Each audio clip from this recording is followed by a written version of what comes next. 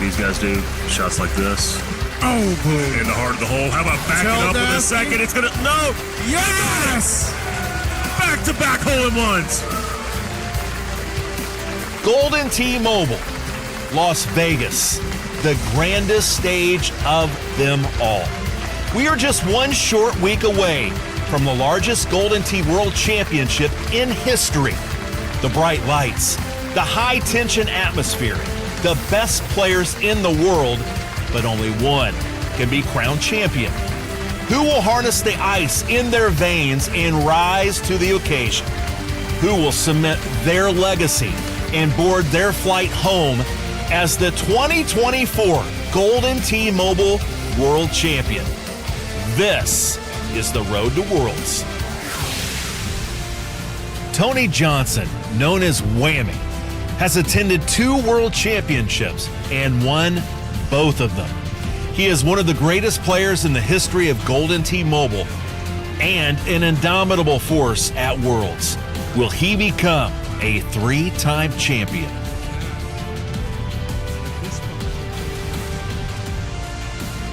On the back for the old 31 under. Jeez. Is he showboating? Yeah. Oh, God. He comes in. He comes in beautifully. What a game. Wow. And with that, and a fist pump from Tony Johnson, he is your first ever Golden T-Mobile World Champion. We'll wait for Benji to finish this up. Good shot. And we'll celebrate him as well. But there he is. There they are. What a finals. What a finals. Hey, And look at confetti. Here it comes, and that's a putt for eagle. Tony, same club choice, same ball choice, rather. And Tony! God, whammy! Has answered the bell, and he has tied this match. Let's see where he ends up hitting this. 61. Bingo! Tony Johnson. 1-stroke lead on that hole out.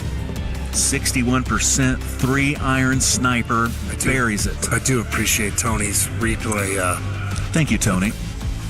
You know, Joe Mama leading the pace and leading, you know, he's controlling it, right? He's up to.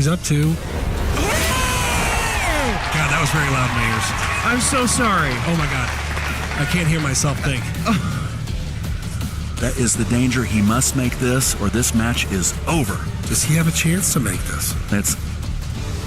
Let's I mean, he's gotten out of a lot of danger, but I don't know how you can possibly make this. He is up against that face. I don't know how you could possibly. You gotta pray this just barely gets out and hops in. He's done it all day. Nope. Tony Johnson, whammy, a 2-time Golden T-Mobile World Champion, defeats Riley Hitchcock on Bonnie Moore, eagling 18, Riley birdies. What a match for the best 2 players walking the planet. Matthew Hansen is a veteran of the Golden T-Mobile world. When he is on top of his game, he is a threat to take down anyone in the bracket. Matthew Hansen is a dark horse who is looking to stampede through the bracket. Barely to the right of the 6 o'clock. Oh, that was a beautiful clutch chip. That is worthy of a good old sip of the old brew. Gubby, Cox's favorite fan, Paco, rooting on his boy Chubby. All right, I was curious what 16 was going to set up like. Oh, look at Matt Hansen. That is a 0-inch putt, I think. No, 1-footer. He swiped that a touch to the right, but it did come back some. Travis almost a 2-stroke lead. Thought he had it. Yep.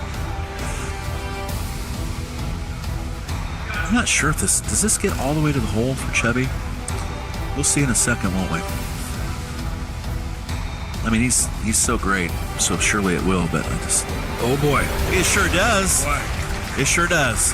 This match is tied up. Chubby Cox, a well-deserved sip of beer.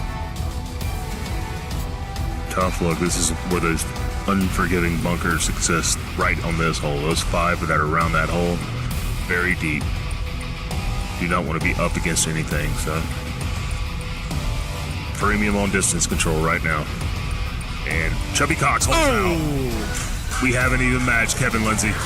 Barrett Detterman is one of the most aggressive players in all of Golden T-Mobile. He is the type of player that will throw down a 3-better because he's going after the hole on literally every single swipe. And another favorite for these guys because hole 1 gives you an opportunity to drop in an eagle chip just like that for Joe Mama. And that is... Oh, that is a great way to start. That is Barrett Detterman 101 right there. All right, so these guys now, we talked about hole 1, a lot of green to work with, really good look. Basically straight wind. Yeah. Oh! Hole out. Joe Mama. There you go. Little hole out sip action. I mean, that's a great look for it.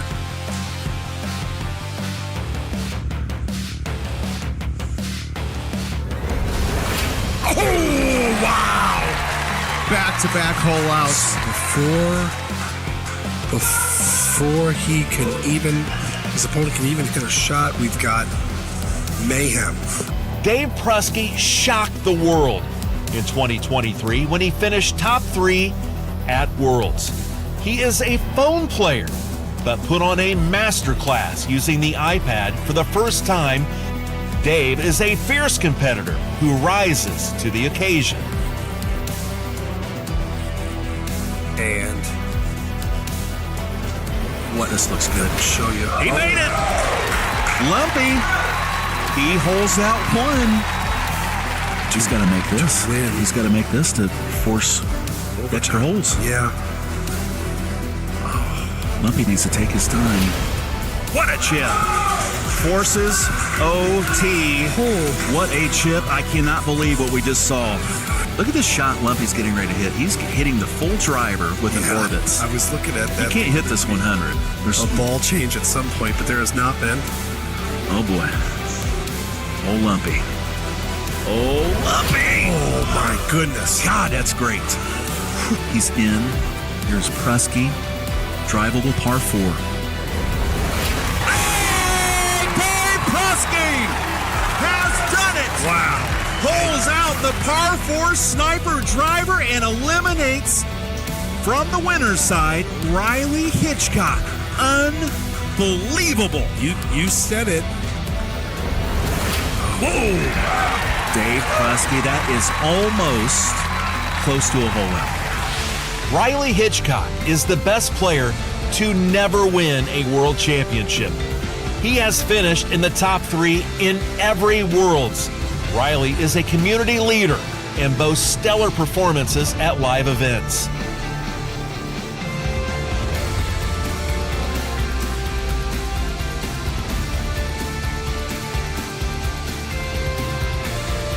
There it goes. It's in.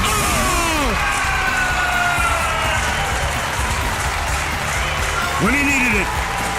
Riley Hitchcock holds out. Lord. Second hole of the third sudden death round. Keeps his tournament alive. 38th hole of Cape Haven action. Big shot came up for Tony. Meanwhile, Tilt trying to hole out. Does he like it? Does he like it? Oh, Tilt, nasty, recovers. We've seen that this weekend.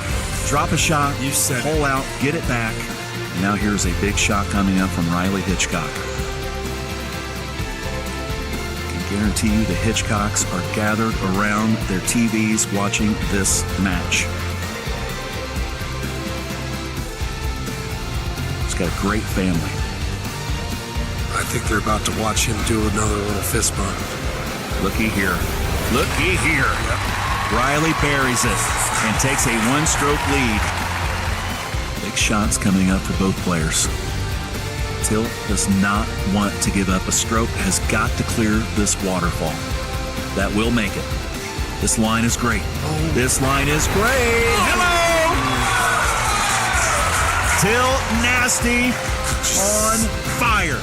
Yeah. 5-iron grabber. Bite. Look at this. Look at this. Oh, my goodness. Tilt Nasty, 2-stroke lead over Tony Johnson. Rick Copperthorne is the 2022 World Champion. He had an insane tournament run where he ended 3 games in a row by holing out. Las Vegas is his home turf, and one thing is for certain. He will be a major threat to make a run in 2024. The key here is hitting that green because you do not want to be in those bunkers in front of the green. This is well done. Rick. Oh, wow. That's a beautiful shot. Well Great deserving shot. of those 22,000 and a half great shot points. So this should be a sealer. Oh, my goodness. Rick Copperthorne closes the show.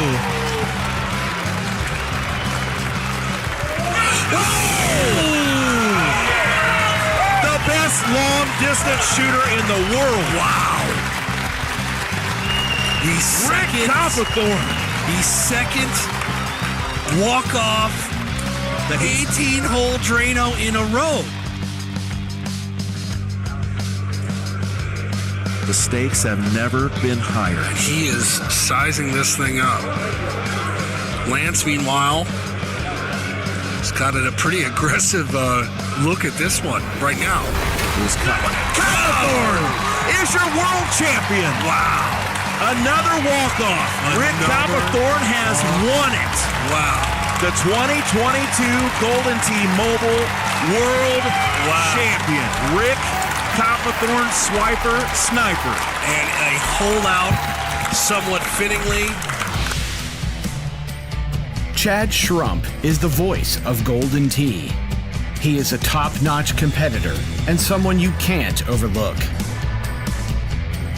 Chad will be doing double duty this year, commentating on the grandest stage of them all, while also trying to make a run in the bracket. So now we got the 1-iron here for Schrump. Is it good? It is. Drano. I promise I have not seen these shots before. I just know how good these guys are. Another wind cutter. 95%. The line looks good. And it is very close as well. GSPs, 12,341. So, looks like unless something goes haywire in an amazing way, we will not have a GSP point time. Trump trying to do the chipper one more time, and he does! He nails it! The second 1-iron. Magnificent trip. I mean, this round is all over the place. Trump with the hole out on 1, the ace on 6. What they're doing, this is it. The 1-iron here from Trump. This looks really good. And it's in! And it's in! He's done it! 8,430 great shot points here. I have not seen these before, but I'm telling you, what we're seeing on hole 1. Sam Hines, duck rubber, one of the original Stinger players in the game. He has made solid runs at World Championships in the past, but has his eyes set on a breakout performance in 2024.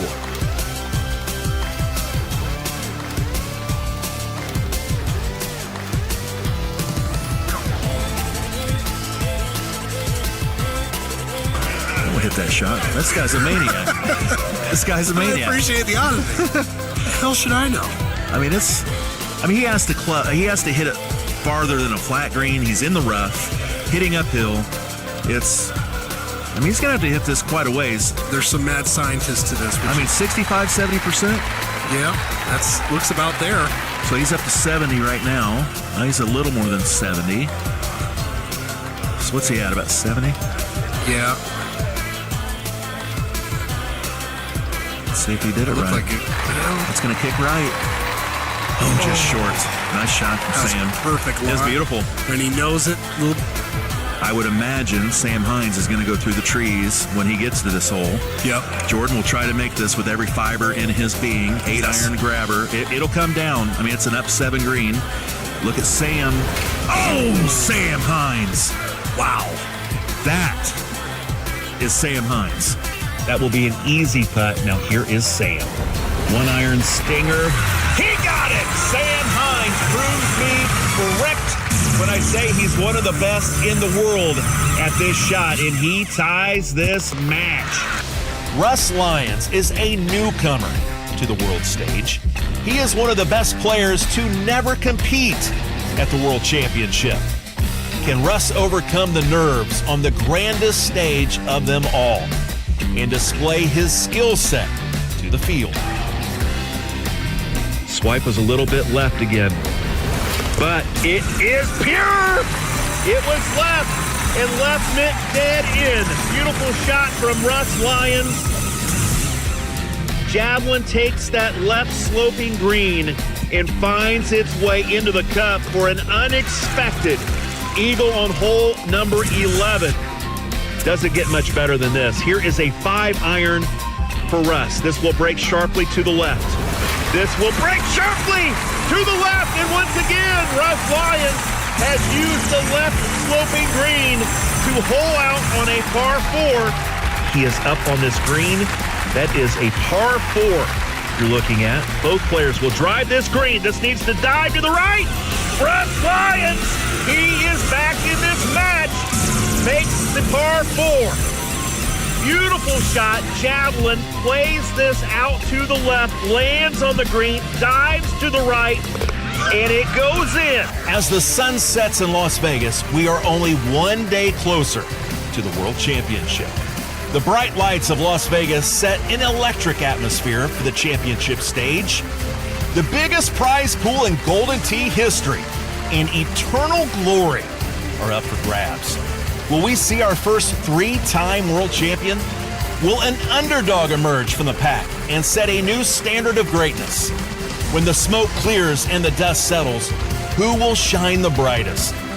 Tune in next week, starting Thursday and all weekend long, to see the best Golden Tee players on the planet battle it out in the pinnacle of competition.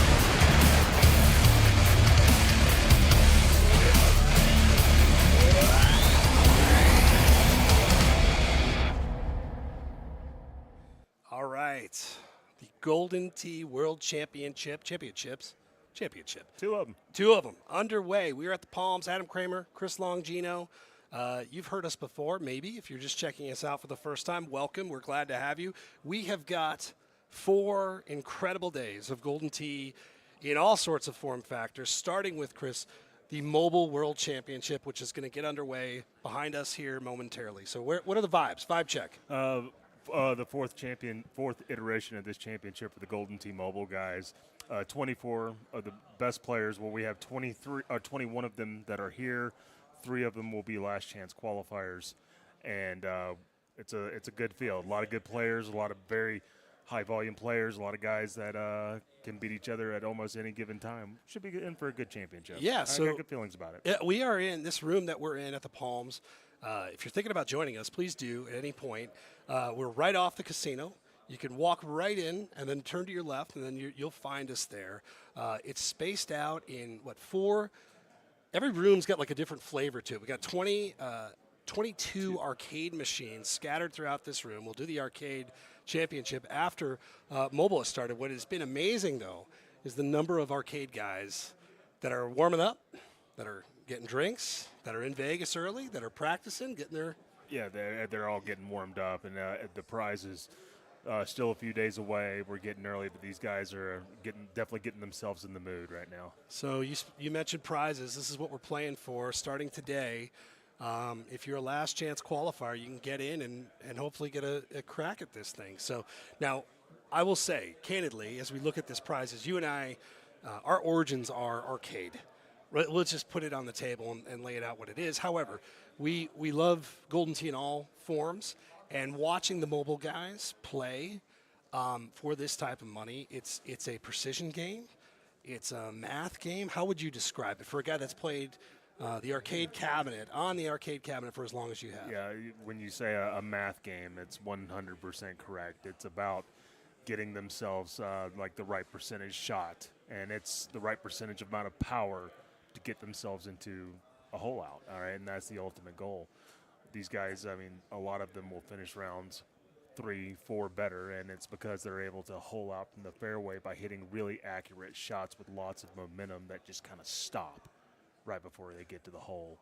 And they call it like a stinger shot, if you will. You'll see even on this first hole, as we have MGT, Mr. Golden Tee, Yep. runner-up of one of the national championships back in the 90s. He is now a Golden Tee mobile mainstay. He Absolutely, is, yes. I would call him one of the ambassadors of the mobile game for sure. So right now we're just qualifying. So if you, first and foremost, if you've never played Golden Tee on a mobile device, go download it, Apple or Android. We have to plug that. Of course. Apologies.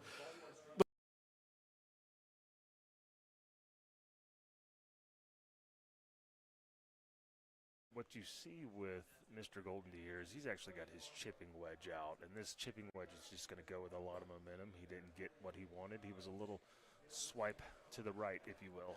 Now that's a shot that many of the mainstays, I like that, I'm going to use that more, expect to make. Yes. So on the arcade, you've got a chip or a chush or whatever you want to call it. Maybe it's more of a 50-50 proposition, depending on the player. It's maybe never 50-50 for some of these guys. Yeah, no. But in mobile, it is because you're pull back. You know, you can control it a lot more. You can dictate it. You can get help along the way in terms of shot guide. I would imagine Adam in Larry's mind after that shot right there, knowing what that is and how I believe easy it is for a lot of these guys, he probably lost a stroke to the field in the qualifier off that first hole. Yeah. At least half, if not 3/4 of the field. That's how easy of a shot it is for a lot of these guys in this room. Well, it brings me back to last year's mobile qualifier, where you could see guys really get into rhythms where it was, you know, consecutive holes with hole outs, right? Like, I mean, guys that really get into a good rhythm. So even though it's a math game, there is that sense of, you know, Golden Tee momentum, right? No, Whether that's a real thing or not, you can tell me I'm full of it, which I might be. I hear what you're saying. No, this is, I mean, it's still a lot of Golden Tee in and of its heart. You know, the courses and all that are the same, and they also hit a lot of the same shots. I mean, a lot of the differences is they pull out a different golf ball to really determine how they want to hit it. Watch him with this 1-iron. He is going to hit this somewhere in probably like an 85% range. Are you trying to get your Shrump on right now? I'm a novice at this, but he is definitely. But watch, he's lining up the right cut. You see a lot of this throughout the next 2 days. Yeah. Just guys trying to find their And line. look at it, he's about at 95%, 97, and he played a cut shot. That's an aggressive everything. That's an aggressive line. Sitting across from Mr. Golden Tee, and he's also getting ready to fire up his device and stream, is the 2-time and the defending world champion this weekend, Whammy, Tony Johnson. Guy that's got arcade roots, obviously, Yeah. where he started, Yeah. but has really found This I mean, he's good at both, quite frankly, but really seen him take his game up to another level. We'll beat this to death over the next few days, but I think his tournament experience is, you know, very close. his- Almost got it back. yeah, his on-cabinet experience, it's all, I think, helped him here, especially as, like, the mobile tournament has really, you know, become a thing. Now guys are getting more, you know, experiences in matches. Yeah, well, when you guys went to I believe it was the Downtown Grand for that first World Yes. Championship, he was head and shoulders over the field better. And now I think he just might be, if he is better, just by that much, just by a little bit. It's not. On our podcast, me and Shrump, we handicap kind of the field like from 1 to 3, where you have the top 3 guys, which is Tony Johnson, Riley Hitchcock, and the 22 world champion and Rick Copperthorne. Yep. Those are your top 3 guys, and then when you get from like 4 to 12, those could interchange weekly. Like Yeah. that's how much variance it is at that level. So And we've seen guys over the last few years kind of come out of, I don't want to say come out of nowhere, but guys in that range string together a good qualifier, you know, get some good fortune and good play in matches, and you know it's like whatever, regardless of the bracket, you get a couple of wins under you, You feel good. We talked about that on our podcast, on your podcast. Like, it is, I think that is a real thing for all the players in the room. Yeah, rhythm, getting it going. It's sometimes I call it the breakfast round. When your first round of the day, it's almost like your first shot off the tee. They always tell you to take 2 off the box, because the first one probably may not strike the fairway. Well, these guys need a couple to warm up as well. Yeah, it's funny. Even before these guys came on, everybody kind of finding their corner in the room and digging in. They are. Yeah. Both, so we've gone to quad screen here, and we've got Whammy going. Well, I want to make notice that I believe the guys in this qualifier have the option to play which courses they want to when they want to, and so Whammy has chosen, I believe, to go to what is the Pelican Back 9 and get that started. So that's just missed again. That is the 10th hole of Pelican, and it looks like Riley has gone that route too, as I see the scoreboard. So yeah, if you like playing this game or you want to learn how to play this game with this setup and this screen with both of these guys, duplicating the shots is a different story entirely. But learning the shots, you're going to see a lot here as they grind away. So the way I've kind of learned from these guys, from talking to them and mostly Chad as well, there's almost 2 types of player. All right, one is a traditional, almost like Tony Johnson. You see Tony Johnson's right here. He's just hitting a 6-iron. That's right where the normal distance is registering. He's going to hit a very accurate shot, probably going to get really close here. Where another player would take out their 2-iron, their 1-iron, hit a 65% shot with that sniper ball. And do you think that his roots with the game have factor into that with the arcade game? I maybe a little bit, but also just his accuracy in this game is almost unmatched, and so it would be hard for him to go just to that kind of style, because those guys, as much as they hole out a lot, they also mess up a lot. Yeah, they do. And the penalty for that is can be severe, and so when you have Tony, they call him T-bill, it's just a safe, almost like the Sobe safe when you used to hear it back in the day. Like, yes. Well, his Sobe safe is 2 feet from the hole, and it's almost all the time. Well, and then the other thing, when he can get aggressive. And there's a hole in one. Speaking of getting Did aggressive. it with an 9-iron. A lot of these guys would have done that with a 3-iron, 50% shot. He does it. That is more of a feel type shot. And that's where he brings in the classic roots of Golden Tee maybe a little bit. That's a classic kind of Golden Tee shot. Well, there you go. First fireworks of the weekend. Going to be a lot more of them. Yeah, Tony Johnson. So now Larry over there, who dropped 2. I see Bogeyman on his scoreboard. He dropped 2 in that first round, so that moves him down. As guys are starting to fill up, they're firing up their devices. I'm seeing some of these guys starting to file in and get it ready. Eric Nelson in the background a little bit. ParanormalGoldenTeeFan.com. Go visit all things Golden Tee. Yeah, if you can look now at the players, so they're both on the stage. Tomorrow and the next few days, this place is going to really fill in. This main room that we're in is going to be, there's going to be a lot of people gathered around here too. And I think the setup, again, you stand in an arcade cabinet, you're moving around, you can walk away, right? Whatever you want to do, post shot, you can watch somebody. You don't have to watch somebody. In the mobile, you're kind of stuck in a chair.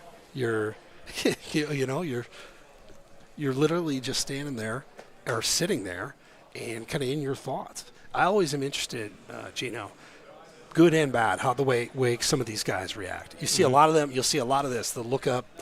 The shake of the head, right? Like it's kind of like resetting their mind and resetting their eyes a little bit. But you can't go anywhere. No. And so I think it's definitely a change of pace. There are no breaks. You just keep going. You'll hear a lot of these guys because there's not really unlike Golden Tee Arcade, where a lot of these machines, not in this room but in the country, have a 30-second timer and they're penalized a stroke after twice. These guys, they basically have a really pressure shot. They may go have a shot of bourbon real quick or something. Yeah. And that was you could see one of those reactions on the left side with Mr. Golden Tee. Yeah. Larry, and you notice the device he has propped up right there. You'll see, I've seen a couple guys. Whammy infamously calls his the tummy table. I've not heard that. Yeah, he's called that the tummy table. That's where he makes the magic happen. I do know that Whammy was enjoying one of my favorite beers already. Vegas beer, Space Dust. Very good. Is that Elysian? It's yes, it is. Wow, pretty impressive. Thank you. All right, so Now this shot right here, I mean, he's probably making this 80% of the time. Yeah. He's just going to drive that chipper right in there. you know, with the way the ball erupts when it hits, sometimes it can be hard. You're just waiting for some sort of notification that it went in, or that nothing happened, and next shot. But that's big. That's a big moment. No. We're seeing now Mr. Golden Tee also choosing to play the Pelican front, and that was a beautiful shot. That was a really nice shot. Yeah. Drew that with one of those high forward spin balls. And if I was, I wish and he missed the putt. Oh, what a good shot, and he missed the payoff. Yeah. You'll see some of these guys wear headphones, some won't. Yeah. And Just like you will in the arcade. And you see Tony just comfortable in his element. Now, 16 right here, this is kind of a helping outward win. This was one of the high variance holes in the Pelican heyday of arcade. Yeah. This right here, I believe he's going to be able to take just some kind of high 8-wood, 9-wood right over the trees, 202, so that's about right. And he's infamously known as a grabber guy, but he's going to use the Maniacs here. Little extra height, little extra oomph, Yeah. but still will sit with an up 10 green. Yeah, and I imagine, get enough power on it to get over everything. It's going to drop onto the green. The green is up 9, so most likely the momentum from the high trajectory is going to make it just come back towards the 9. It just comes on down the hill. Very Sobe safe. And that's kind of what you want right here. It is what you want, especially in the qualifier. The other thing you'll see. Who would have thought, like 2 hours in, or 10 minutes into our broadcast, we've mentioned Sobe twice? He'd be Probably proud. not the last time. He'd be proud. But the people that understand Sobe safe, which is very few, probably appreciate that. Oh, yeah. But it is a mantra. No, he was made every putt known to man. So Tony trying to put the finishing touches here in a really clean. We call it ho-hum, right? Yep. He's actually one better, isn't he? Remember, he holed out. So Yep. This right here, 4-wood, high tee, just let it land on the green. It's up 9, so it's probably going to come back a little bit. Wind's not going to take a lot of it. Well done. I was going to say safe. That thing No, had that some was eyes for it. Mm-hmm. So there you go. Fantastic round. So we'll see. Riley's also in that round. We'll see where he's at. So with the ace, 14 under. Yeah, 14 under, one better. Riley had 13 under. So that's par. So where is Whammy going to choose to play now? As we get to Mr. Golden Tee, MGT. Who right now just kind of looking to get his feet under him. We see this with the qualifiers all the time though, man. And you've played enough of these, you know. You can find it. If you get, your brain has got to kind of recalibrate a little bit, I think. Getting punched in the mouth never feels good. Mm-hmm. And now he's chosen to play the backside of, I guess, Royal Dubai. That's it. Got to make sure I got my courses right. Royal Dubai. It's very interesting also, okay, because you see these guys get unlimited boost for the championship, and off that first hole, Tony has chosen not to boost yet. He's still with the Pyros. See, he hasn't boosted yet. Now, it's an interesting.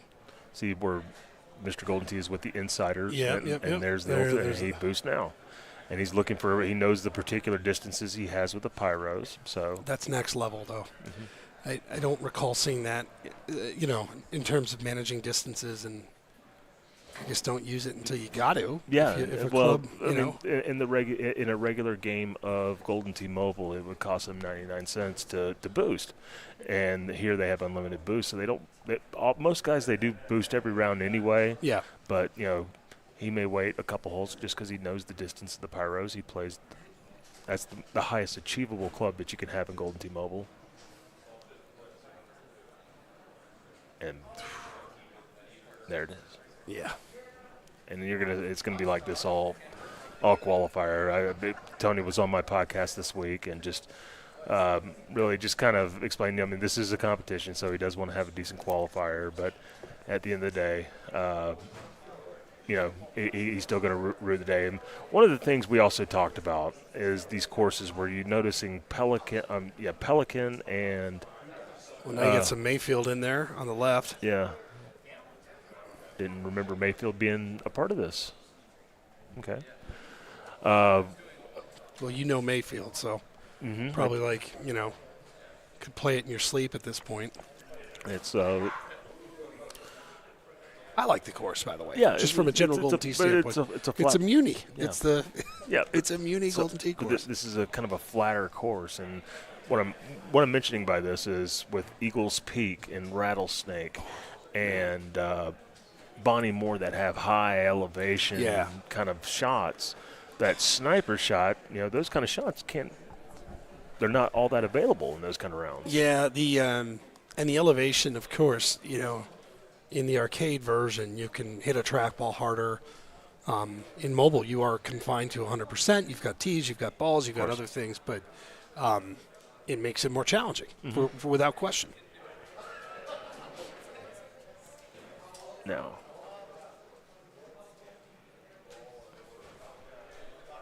Again, if you're just joining us, we're at the Palms in Las Vegas here.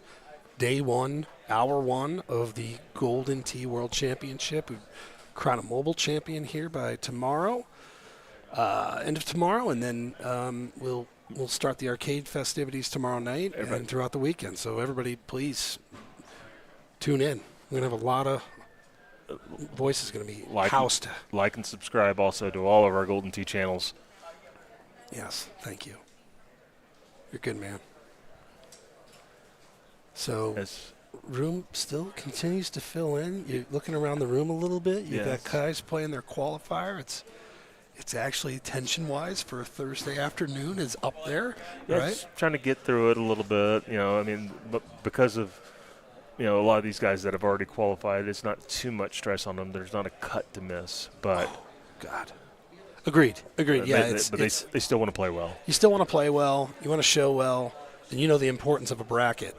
And getting caught into a place where you may have some players around you that are very, very that can beat you. Where there might be another side of the bracket where there's some maybe competition. So I mean, I feel like the better you play here, the less chance you would get caught up in something like that. It's also a good way to kind of loosen up the old nerves. Mm-hmm.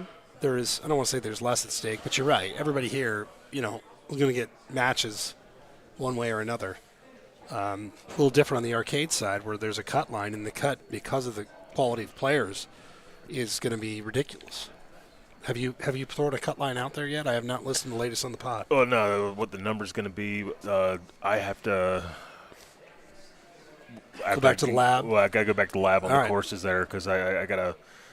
We have a PGA course involved, okay, but the whole golf ball has a lot to do with that. Where there's a very good chance that most guys set that par up as maybe like a 22, 23 under. Somebody's having a 27 or 28 tomorrow. Yeah. I'm going to tell you that right now. Somebody will have some kind of 27, 28. It's the most big scoreable number. PGA Tour course we have, for sure. And we're going to show a lot on how it's just become more scoreable. Like how did these guys really get to the point where they're holing out 4 and 5 times? Well, they got reasons, and we'll get to see more of that on Saturday for sure. Yeah, it's gonna be a lot of fun. Really looking forward to it. Palms has been awesome. Really, really appreciate them. All of it so far, so good, man. Yeah. All right, so both these guys here trying to settle in. I don't think we've seen Tony drop a shot yet, but No. we have been talking. No, I've been keeping my eyes on him. He's still clean, pretty much. Larry has missed a putt. Okay, now we have something interesting here. Yeah, this is. So can he? We call that in the business stymied, but this will shoot out of this pretty hard. So Yeah. So with mobile, I mean, you've got to play the break or. yeah, so most guys they count out how many spots over, and we'll see if he can putt through the fringe here, and he got it. Oh my God. Things that will happen that can't happen in arcade for 1,000, Alex. That ain't happening. So you have to account for the fringe, and throw in maybe a little extra. That was a beautiful It's putt. a right 10 versus a right 9. That's pretty awesome. Very methodical too, by yeah. the way. It looks like he's done this before. Putt wasn't ideal, but got it done. Mr. Golden on the other side doesn't want to drop any more shots. I love this hole 8 on yeah. Mayfield. I think there's, at least in the arcade side, but even here, there's a lot of different ways to play it. Interesting there. And he, I think, laid up. He didn't want no part of it. Well, and it's Tony. I know, and it's interesting too. I remember this last year. You can lay up because these guys have such confidence in their chipping. They have such, it's a layup, but it's an aggressive layup, right? Yes, sir.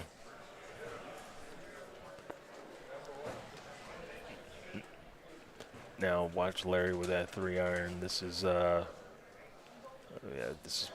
if I did my math, and I've been off on this, but I'm thinking about 28, 29%, 30%, something like that. Chad Schrump, who you'll hear later, is the.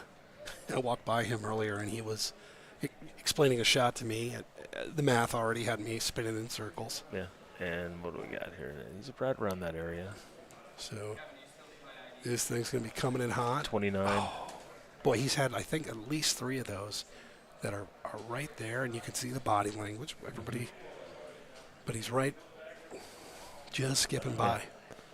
So this a shot that Tony doesn't miss a lot, I wouldn't imagine. I mean, this would be a sick win for anybody else, but for him, I got to imagine this is probably going to be something close. Very safe. It's safe. Middle of the green, 17 feet. And this is a kick-in, basically, for these guys. There you go. So we've yet to see Tony drop a shot. We've seen him come up with an ace. So 1 better through 2. Not too shabby. Not too shabby at all. More moving, guys. Moving through, kind of moving. cranking away.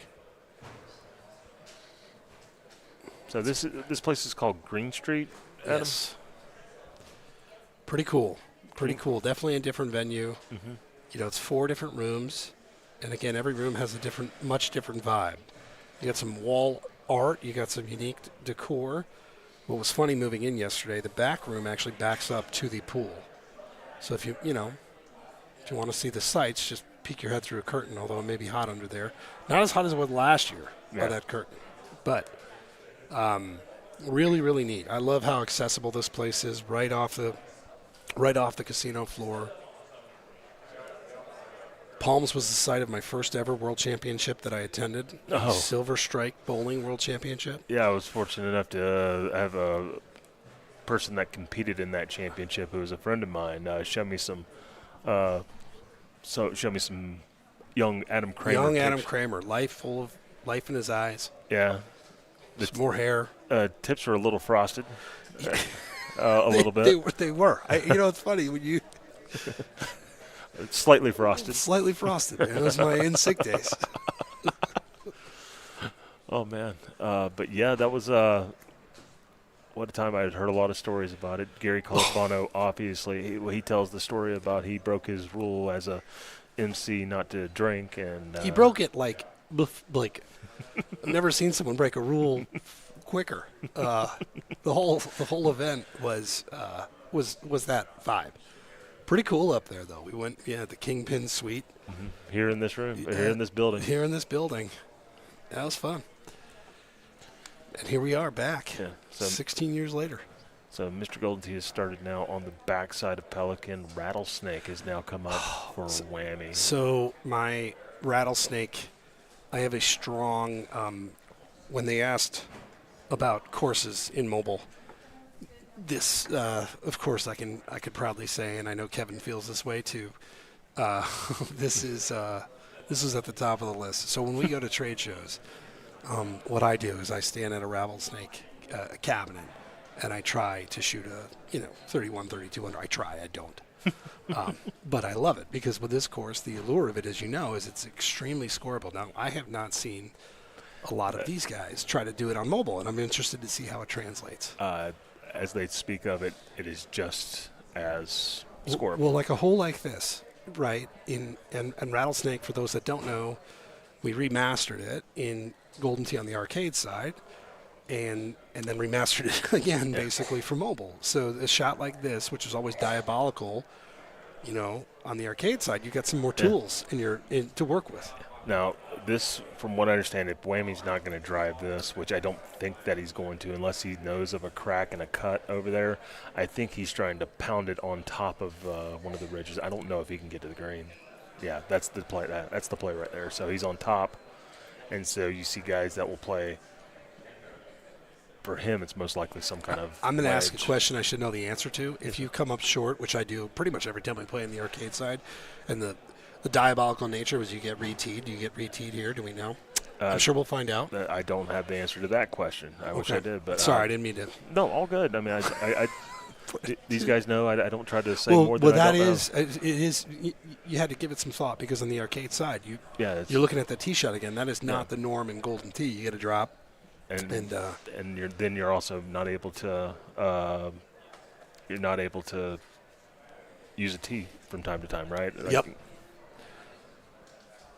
That's normally I quit out before this hole. Normally it doesn't take me that far. But man, I mean, you think about it. One, for these guys, it's going to be very, very. It's uphill, elevated, but 1 through 9, especially the front, you've got holes and opportunities like crazy. Right. So that's one of note right there. That can be a double eagle hole, and it looks like Rasta, who was able to hole out that one. But yeah, most guys are probably going to take eagle on that hole. Yeah, that'll be fun to watch.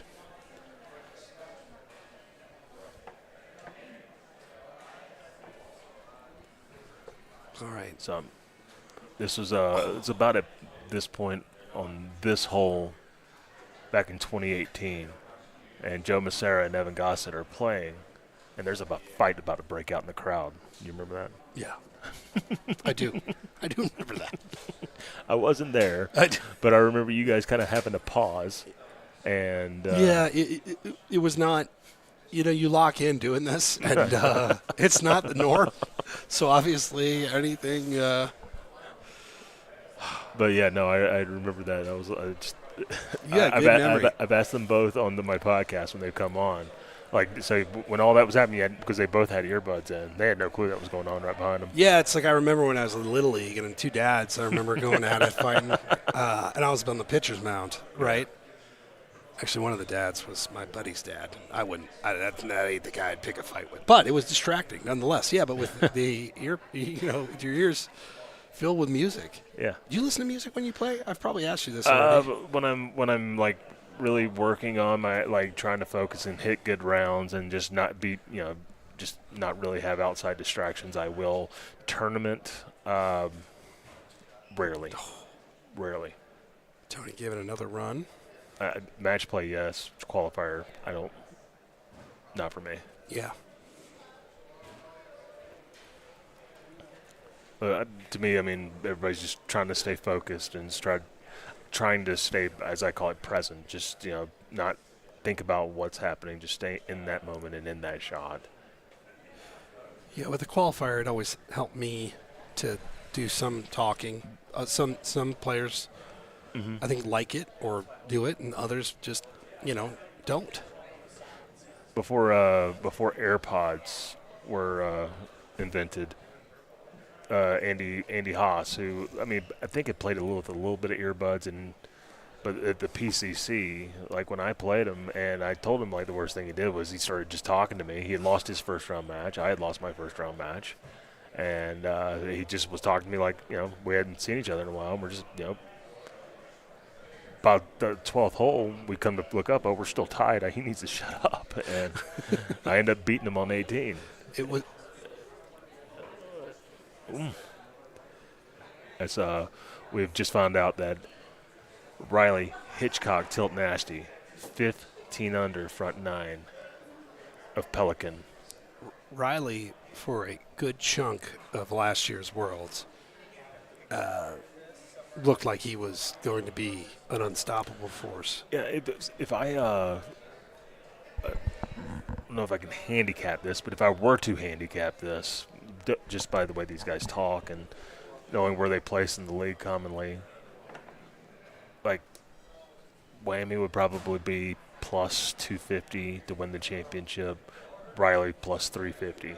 Yeah, and then maybe Copperthorne at plus 500. Yeah, I would agree. I mean, and then there's a drop off, probably plus 800, plus 1,000 for other guys like Detterman and Sam Hines, who's here. Lot of quality players. It's gonna, like last year we saw Lumpy Dave Prusky. Yep. Who was I told him, if no one else tells him, he was the darling of that championship because he wasn't expected to be up there, and he got all the way to King of the Hill, had Riley Hitchcock beat. Yep. And just kind of messed up on the 18th hole. There's going to be somebody like that this weekend we're going to talk about. Riley, good shot there.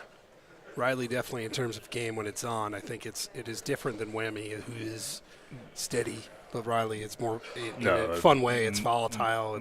There's a lot of things going on. Motivated by pressure. Yeah. Like really, that's where I kind of fall with that. Is like you put him under the circumstance of knowing he has to win. That's when he can thrive. He's got a good mindset for this game. Got a good competitor mindset. He's also a guy that he should take a target rush shot at this tomorrow night, which anybody wants Friday night. Yep. Target rush tournament. This place tomorrow night is going to be jumping. You got two tournaments kind of converging together.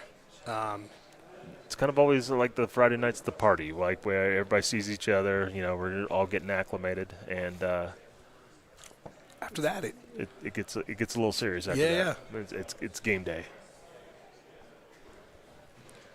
Now let's see if Mr. Golden Tee can get some juice here.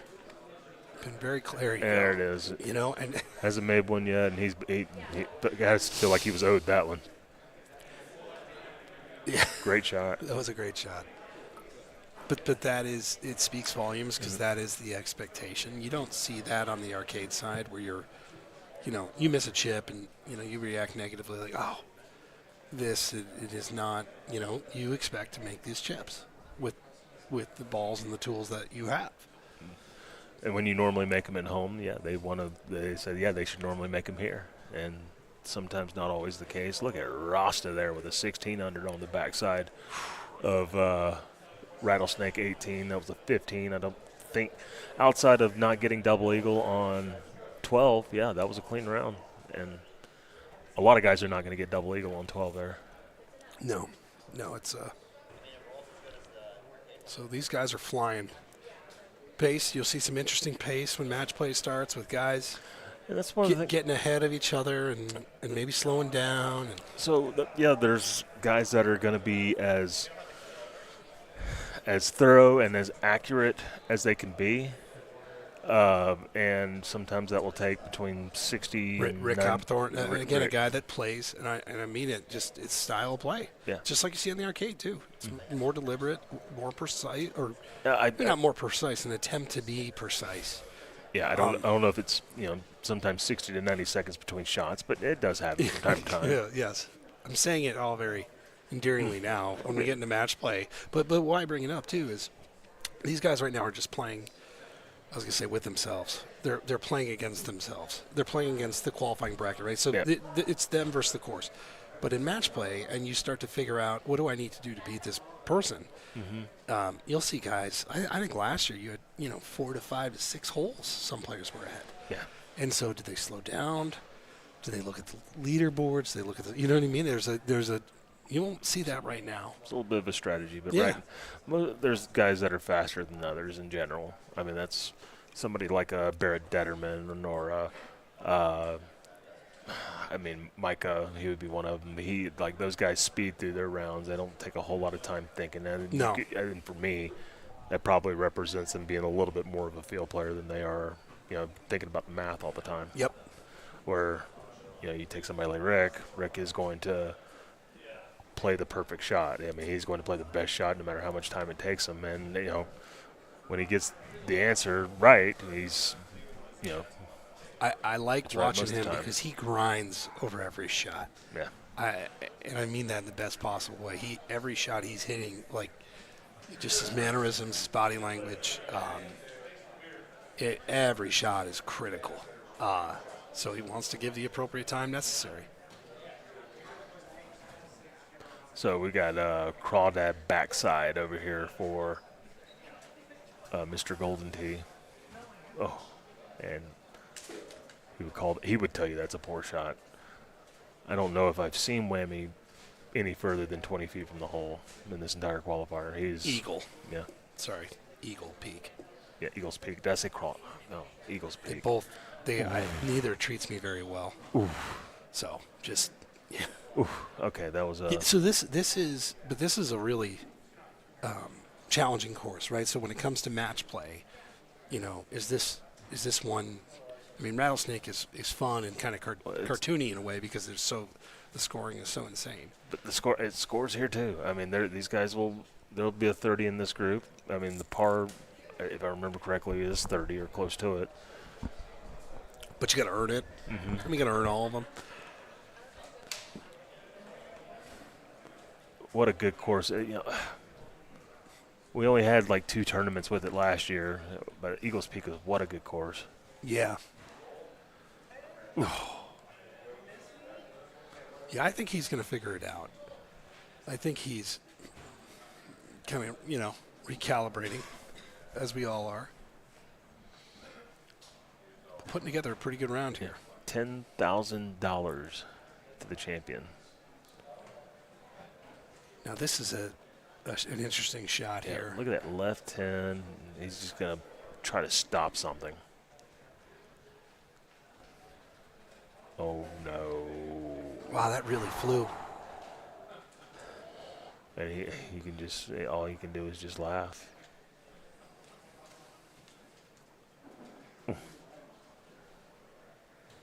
Now, I don't think you'll see that reaction tomorrow or later tonight. Yeah, look at, I mean, he's going to pull out a sandwich, I guess, and just get up there. But Look I at mean, this drop. yeah, no, he's got 2 tiers to go up, and then, one of them comes back down. And that's kind of been his theme already. Yeah, and just A little bit of a head nod, and on you will. He was putting together a clean round. I probably jinxed him a little bit. yeah, he's leaking oil a little bit. He needs to hit a good shot on this last hole. The other interesting thing about this setup is the commentary booth is extremely close to the stage, which is all good. But we will, as a result of that, probably try to, contain, like once it gets Ted's especially, Yeah, we'll diligent with our voice volume, which can be hard, by the way. nobody knows better than me.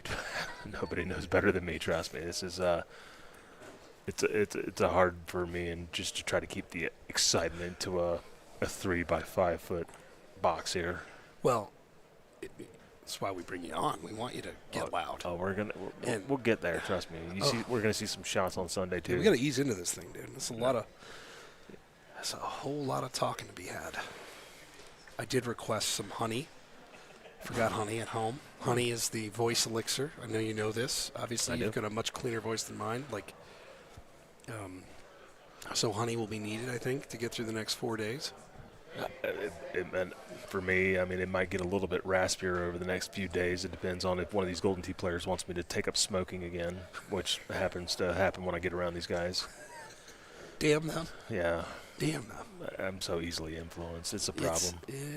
This city is ripe for it. All right, so Rattle. We're getting a look at the front 9 now. Now, you see this. He's got the sniper shot raring to go. Yeah, hole one. That's not the best look at hole one. No. That pin, you'd want a little bit more accessible. But this is fun. We'll be able to walk through now and you get to see. Now this is a rare stinger shot for Tony, but I mean this is a comfort range, a lot of green to work with. That's what when Tony plays a shot like this, it means there's safety involved. If he were to mess this up, then the penalty's not great. So you're going to watch him at. This is going to be probably close to a 40% shot. This is chipping 101 here in the quad boxes, by the way. Let's see if I get that 45%. He's almost to 50 now, so. We're going to set the over-under at That's 50. a half. All right. Are you taking the over with these two chips? One of them That's over dropping? is 54. And, look at that. Beautifully done, Tony.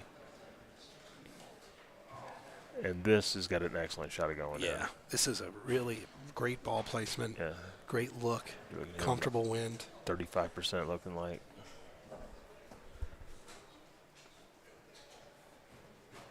And he just drills it. Pretty. I So- think you'll see a lot of that in the qualifier. Yeah, and because that's as good a look as it gets, other than being able to put it on the green. Mm-hmm. And you see a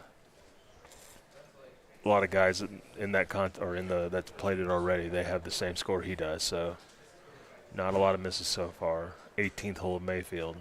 So this is an interesting shot here, hole 3 at Rattlesnake, only because it's, kind of a bunch of different variations of club and ball. I know that bunker very well. Mm-hmm. I've been there quite a bit. The bad news is he's in there. The good news is I think he's got a really good chance to still get this thing down. And Tony Johnson just within a few feet again. Yeah, it's sort of been you get this on a good line. Yeah. No. Fortunate thing for Mr. Golden Tee over here, it's a pretty straight line. So just a little too flew it. much. Just a little too much. That's tough. That's so to elevation, right? You got to go up and down, and again, that was an interesting shot, depending on the wind. Mm-hmm. We'll get another look at it, I'm sure. Yeah. So, as Tony, I think he's like a 5th or 6th game by now. He's rolling. Yeah, these guys. Is it? Oh, jeez. Go ahead and take his boost. He's going to take a sip of the Elysian Space Dust. Oh, it looks like we are rattlesnaking again. Yes, we are. Excellent. So we get to see some. I enjoy this in the qualifiers, both on this and the arcade side, where we get the 2 different heats, and you get to watch 3 people try it. Then you take a little break, and you get to watch them again. So by the end of it, I feel like I've got the shot down. I don't, but What do you see tomorrow, especially with all the people playing all these different golf balls? Adam, get a load of it. I mean, I'm sorry, tomorrow. It's Saturday. But you'll even tomorrow. Like I know you mentioned it when we had you on the pod too, and you're much more in tune with that than I am. I'm excited to see it because it does change the qualifier drastically in terms of shot types. And the one prediction, I'm not in the prediction game when I come in here, but I happen to believe. well, apparently you are.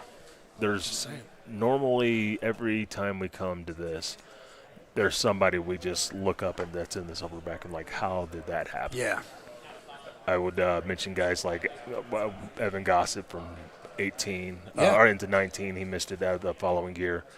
Gervais is a silver bracket champion, and in most worlds he doesn't play in silver anything, and so that was kind of a surprise. Tomorrow there's going to be somebody that we're going to look up and it's like, silver bracket, really?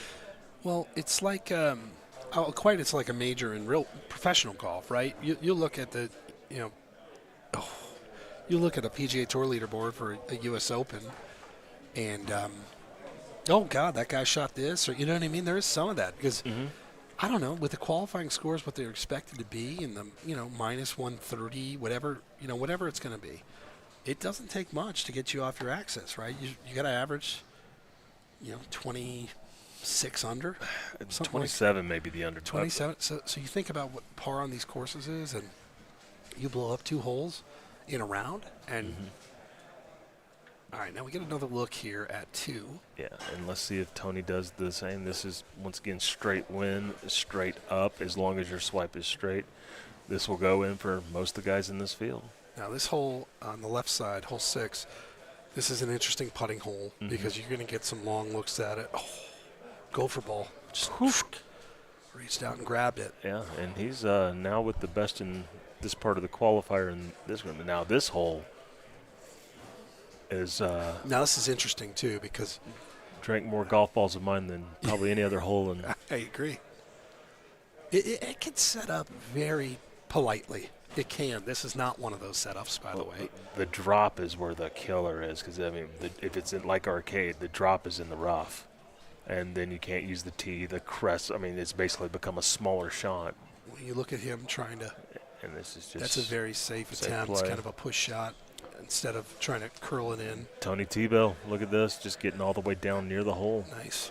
So you notice that Whammy used a Maniacs there. Mr. Golden Tee, I think he had used some kind of spin ball. I don't remember if it was super spin or not, but it was. There was a purple tail to it, so typically there is. So Whammy's 6 under now, and looks like he was the only one to really drive that. Well, wow, interesting. Okay, convert it.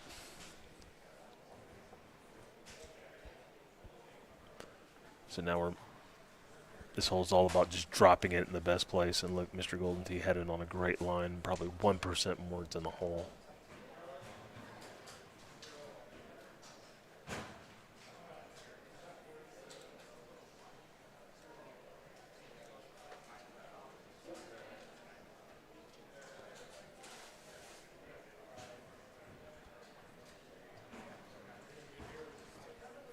I just got a notice that the NBA draft is coming back on. I didn't realize the NBA draft was on until it was like yes, it's a 2-night thing this year. In. 2-night event for the NBA draft this year, not just one. I don't know. I didn't know a lot of the players. If I'm being honest, I don't know what your NBA. I know your college football. I know. It's world class. I don't know about NBA. I dig the NBA draft. I really do, and I have in my life. The way the basketball experts of the world. The Bill Simmons, Golden Tee fan, by the way, himself. Bill, the basketball guy, the way he's kind of explaining it, like this year was any other year, the number one pick would normally be like the 8th or 9th pick of the draft. Like that's where the talent discrepancy was. Anyways. Yeah, sorry. We'll sprinkle in some all sorts of sports talk. Zach Edey, that was the only thing that. Yeah, went top 10. Oh, there you go. Another hole out Zach for Mr. Edey-esque. Golden Tee. So that's look 15 under. That's. Now you're starting to see some. Yeah, that's so with Whammy holing out. That's a second one for him. That 2 and this hole. So Whammy and Mr. Golden Tee could be the top 2 guys going. Oh no, he played spin right there. Interesting. Looks up, thinks about how he missed that one, shakes it off. So this is where I think cabinet feel can help too. Question is how aggressive do you want to be with this because you've got a pin back. Are you going to be well, let's see. A lot of clubs. I think you'd see if you ask the room here of what they'd shoot, I bet you'd get a fair amount of answers, different answers. So this is more traditional from a cabinet sense of. So he's deep in math land. We'll see what happens here. Talking through it. It's like me last night trying to figure out what the tip is. Looking up at this guy, asking the math gods. So now Tony over here still trying to figure out the math for what kind of low bump and run kind of shot he's going to play here. Out of the sand. You've got. Or off a bridge, one of the two. Yeah. Yeah, the question is how much getting the ball to release just right without releasing too much, right? Yeah. That is the, if you're going to go with this, the javelin, you're going to get some friction. And there it is. That's absurd. And keeps this no drop shot streak alive, by the way. I mean, he hadn't. It's the closest he's come.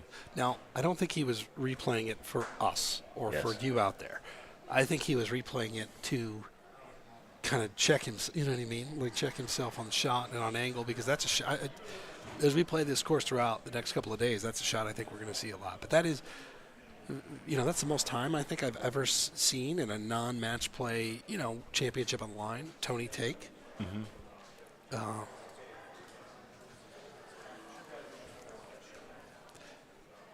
Wow. So Tilt Nasty, we're finding out, has dropped 4 15 unders, which I'd love some historical context of what the best qualifier we've had is, but he's on pace. I can say that pretty convincingly. Yeah, it's because the range of scores and the possibility of what scores you have can vary. It's finding a conclusive answer on that would be hard. Some par is 26 or 27, while Rattlesnake here is 31, 32. I feel confident saying though that it's he's on pace. yeah, he's on pace. Whatever the pace is, we don't know. No, he's on a really good pace. That's really good, though. The one person that's staring right in the barrel is Whammy right now in this Rattlesnake round because he's 11 under with a par 5 and a drivable par 4 to go. I mean, this is right now looking at 16 under. So we get another look here at the 12th as well from Larry. Yeah. Now, remember, Tony couldn't drive it, and look where he's going to aim himself, just get on top of this canyon, and he messed up. And that's the out of bounds, and there's your penalty. All right, so that's much nicer than it is for y'all. Yes, sir. At least this specific drop. Now let's see what Tony does here. So Larry, I mean, that very similar shot, just a little bit of a better line for Tony. And there you go. So Tony is another on-pace situation brewing here.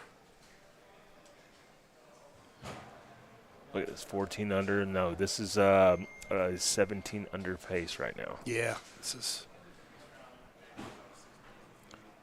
And this is not a bad look. No. Especially with the ability to we saw turn and pick your line and hope it drops, right? Like if you're Tony. He's playing the.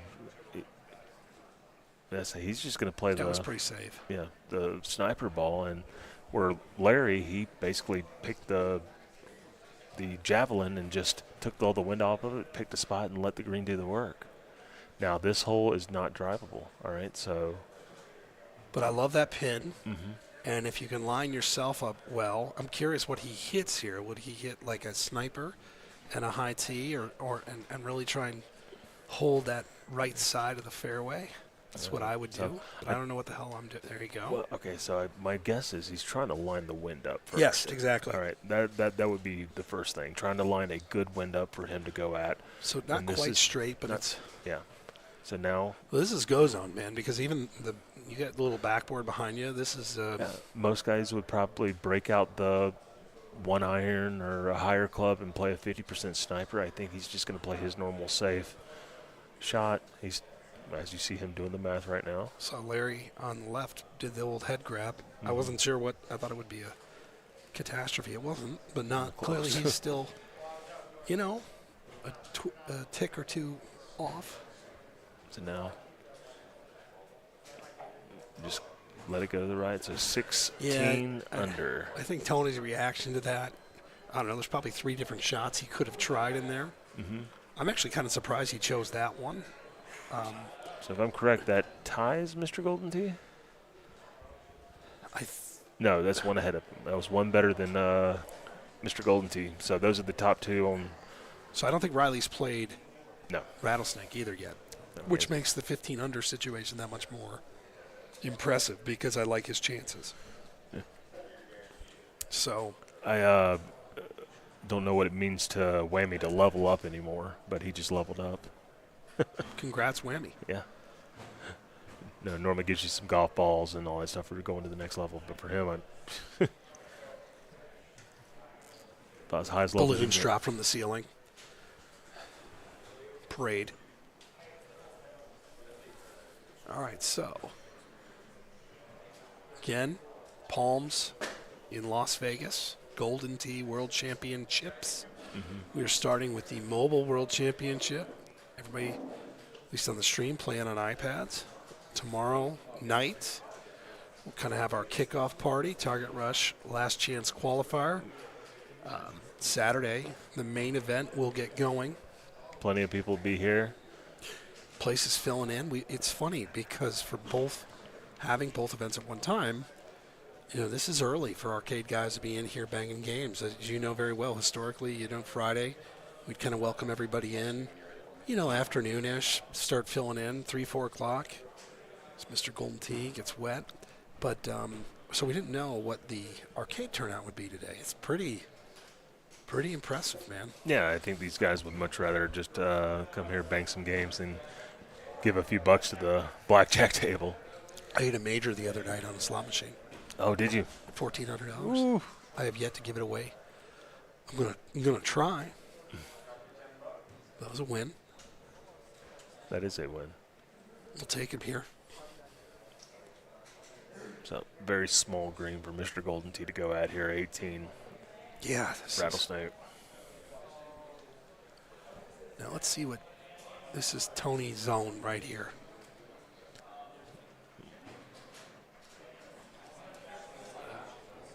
So just passed. Yep.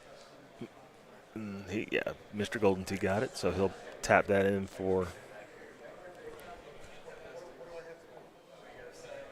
So we saw with this shot with Tony, we saw Larry hit this and I believe go OB on his first shot. Now I don't know this shot, but obviously with this wind, if you're able to execute the shot, the next one's going to be it's going to be pretty favorable. For sure. So now the Eagles Peak number 1. This is typically, especially with this kind of setup, would be an eagle hole. Just noticed Whammy going off a tree there. I don't think that was a high percentage shot for him to go for. That has been.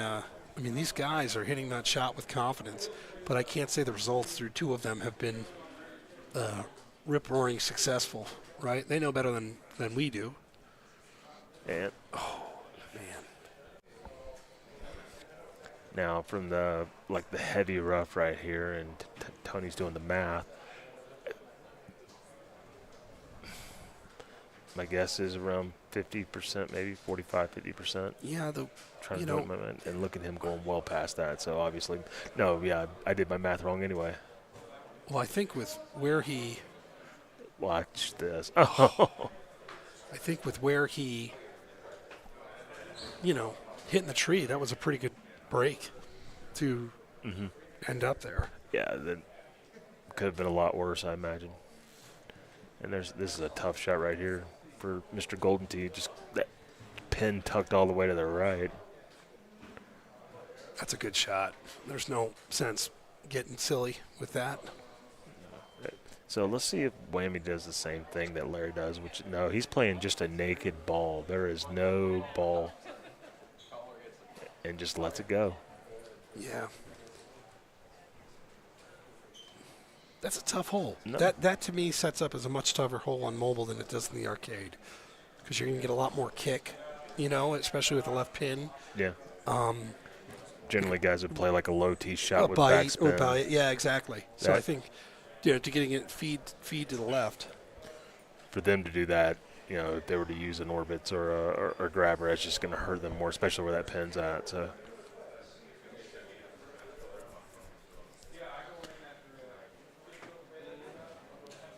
And that's a solid shot by Mr. Golden Tee right there.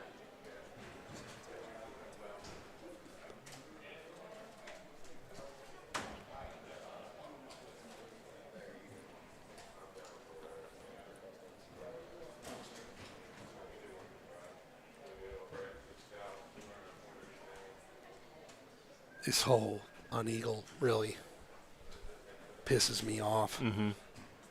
Again, I think in the mobile now, on the other side here with Sniper, it's a much cozier option. Yes, sir. Because it can be hard to stick, at least for me. The Eagle's a really fun course. If you like pain. Yeah. If you like pain, it's really fun. But also, you can score too. Oh yeah. That's the best part. Like if you execute in a round like this, yeah, for sure, you get rewarded. Yeah. It's a classic Golden Tee course. Big number. I know we've got mobile going on right now, and I can't remember if we asked you on the pod, but when it comes to the arcade side, what course are you most excited to see? What's going to give us the most fireworks? Scablands has an opportunity of really especially with variants of golf ball. You'll see a lot of different type of shots played. There's some that with this new 7-degree driver, people are finding ramp shots that they didn't know that were there. And so now Scablands has come to maybe 3 holes that have shots where you can ramp yourself onto the green. Oh, so, my goodness. So you'll see some of that. I want to say Manhattan. Everybody is going to play mostly the stouts on that course just because of there's no benefit to anything else. So, but yeah, like where does my Scablands- beloved kangaroo factor in? I don't know.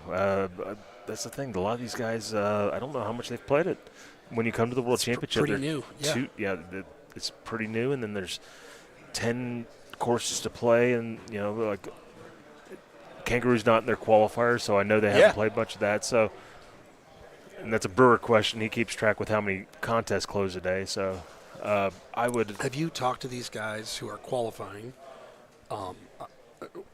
about what their boot camp is for the qualifier? Are they focusing on those courses right now? Yeah, that's basically what you see when they find out where they're going to be playing. Which is different than what we've done in previous years. Yeah, they'll focus in on that. As I've said many times, a tournament really can't be won on Saturday, but it can be lost on Saturday. I like that. And so, making sure that they're proficient on the 5 courses that you have to get through in order to get to play a Sunday, there's a premium on it. But Kangaroo, for a classic Golden Tee player and for guys that have seen that course for a long time, like they're playing a golf ball that can help them get to a couple more greens here and there. So I expect the guys that have been around long enough to really excel at a course like that, where some of the newer guys maybe would prefer a PGA or a course that we play currently. Well, we'll get to see it all starting on Saturday. And then tomorrow night we will have Target Rush. We had Ed Godfrey come in. I don't know if you watched the stream or not, but hung out with Kevin and I got to watch him manipulate with balls and whatnot. Just that mode to try and get as many shots. It was eye-opening. It was pretty unbelievable for a guy that is as – nobody plays more Golden Tee in the world right now than Eddie G. Man. No, he's banging games out, and he's would be one of the 5 or 10 favorites in this room. Yeah, he had a fantastic tournament last year, man. Yeah. I remember some of my fondest memories, calling some of those shots with you, some of the things that we saw. 17 at Hollywood where he holed out, and then 18. It was incredible, that par 3. Yeah, that was awesome. Yeah. And so put him in the map. We're waiting for him. He's been around long enough to break through, and he's once again high volume. He's played a lot of games. He's seen just about any shot that you can see. The Birdies for Better contest, he's he's doing okay at. It's just I'll leave it at that. He's doing okay. It would be he deserves a round before at Sawgrass. Yeah, he's doing all right. But back to mobile. Yeah, so we have Royal Dubai over here on the left for Mr. Golden Tee as he's playing, I believe, the backside. And Whammy's finishing up front 9 Pelican. We'll get a Riley update here for Tilt Nasty.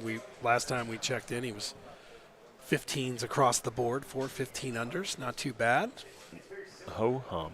2.5 30s under your belt, which really isn't all that shocking. And just points, measly 7,500. See where he stacks up within the group.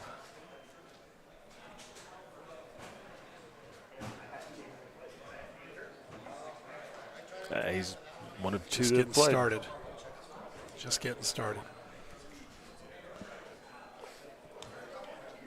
Is that a water you asked for? Mm-hmm. Discipline. We got a long weekend, Adam. Somebody brought me a drink. I don't know who it was. I'm going to assume it was Kevin. Hey, no, Kevin looks out after you. Well, I don't know if this is looking out for me, to be honest. But I do appreciate the sentiment regardless. This is such a fun opening hole here, and the setup, the wind, and everything. It's just a really cool look. So he's got that. It's probably the least used golf ball. You know what I mean? You don't see it. Torpedo, yeah. Torpedo, and a ton of opportunities off the tee, of course, in some cases. This is one of the few. But this is one where it's just high octane. Like, see where you can get it out there. Mr. Goldenty going to try one of these sniper shots once again. Boy, look at this gut shot too, where he's aiming. Get on. There he is. And that's just a great shot for Mr. Goldenty there. I mean, that's basically making the green. Man.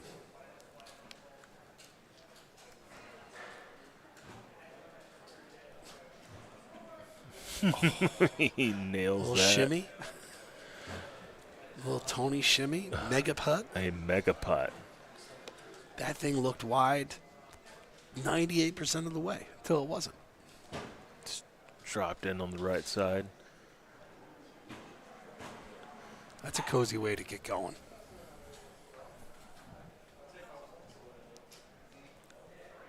These guys are just motoring through this now. It's unbelievable. As we got Whammy on the front side of Eagles Peak.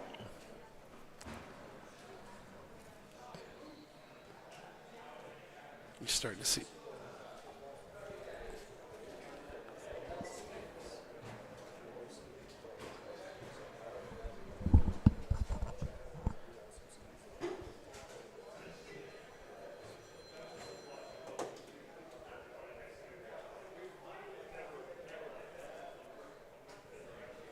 Good shot there. Yep. Whoa. Just the camera view right there. It just don't know what happens until it lands the green. What a putt by Mr. Goldenty. Great shot. As a little teaser for everybody out there, we're watching qualifying now on the Golden Tee Mobile World Championship. When we do take a break, we're going to show some pretty cool shit.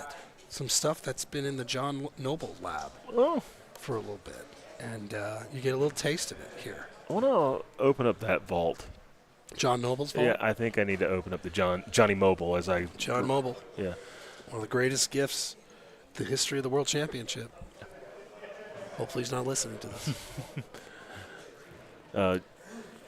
I need to open up that vault a little bit and see what he's got in the... Oh, good luck. It's a big brain vault. Well, if he's got ideas, we want to hear him. I know these guys would love to. The Golden Tee Mobile crowd, it's a smaller community than our arcade crowd, but they're very engaged. Oh, yeah, for sure. Yeah, the thing we'll showcase is, I'd say, really about fun, character. Like, Golden Tee is a game of, this is a very competitive weekend, obviously.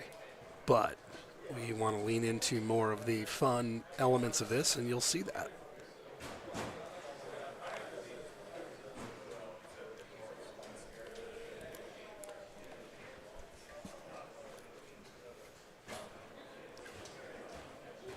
In a little bit, we'll get Chad Schrump on here, who knows his way around these golf courses. Yeah, this is he is in his element right now. This is Golden Tee Mobile time. He's his game's been pretty sharp. He's been looking forward to this. I hope we're going to see maybe a win or two out of him come tomorrow. Yeah, he's man, oh man, he knows his stuff. Yeah, I think you called him a savant one time. He is. He's at I think it's a really interesting and difficult game to articulate. I mean, both of the games have such nuance, but the way he's able to articulate percentages and strategy and shots that, we didn't grow up hitting on the arcade side.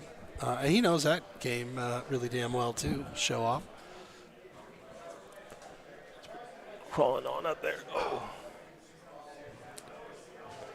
So here's Mr. Golden Tee out with the sniper once again, and you see him play the shot.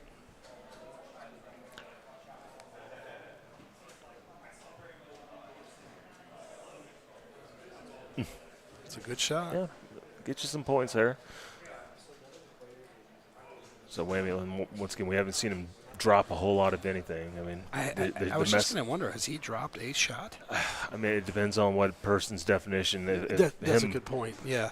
If that hole where he collided with the tree and went out into the fairway, was that supposed to be an eagle hole? No, I don't think so. Because I don't know how many people You had are maybe eagling one or that two hole. of those, literally just one or two, but nothing. But then he's holed out a couple times, and he's also hit some shots a lot of guys aren't hitting in this room. So I want to say he's up there. It's him and Riley right now, without knowing anybody else in the room. What a shot! Jeez, just threw that in like a dart, man. That was absurd.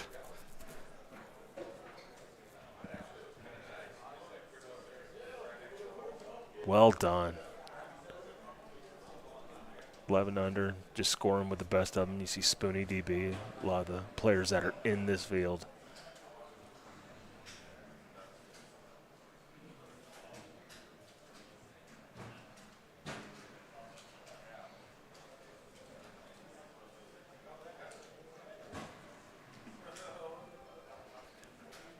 That's what Tony giving some thought over. Mm-hmm. Just being safe. Get himself on the green, get a putt. Nothing he's getting too cute with. No. Oh. Part of me is just thinking Mr. Goldentee's like, we got to get this thing done. Yeah, Okay. no. I totally agree. Like he's hit some shots that are not favorable, but he's also hit a couple good shots, but yeah, he just what and more by the can way, you say? I know that sentiment. Like, Yeah. so do you. Where it's just, nothing. You get by, you did the thing, and then you get ready for match play. Yeah. And you see how that fence just goes away when you get too close. Which I needed a refresher on. I think that's just in mobile. I'm not sure if that's. You have some. I don't think that one disappears.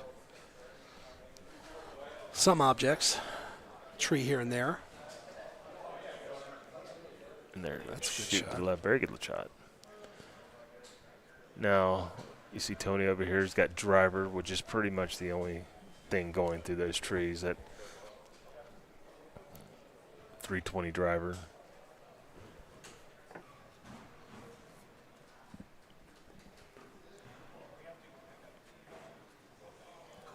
This is another shot. He's really. Yeah, just making sure he doesn't hit a tree. That's what he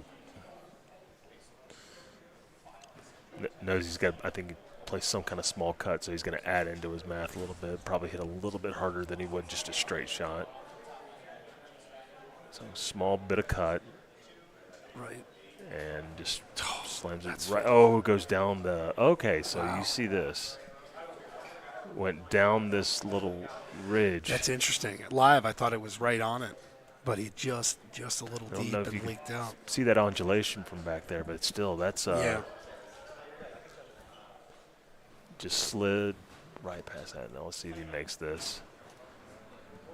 He's unconscious. It's just.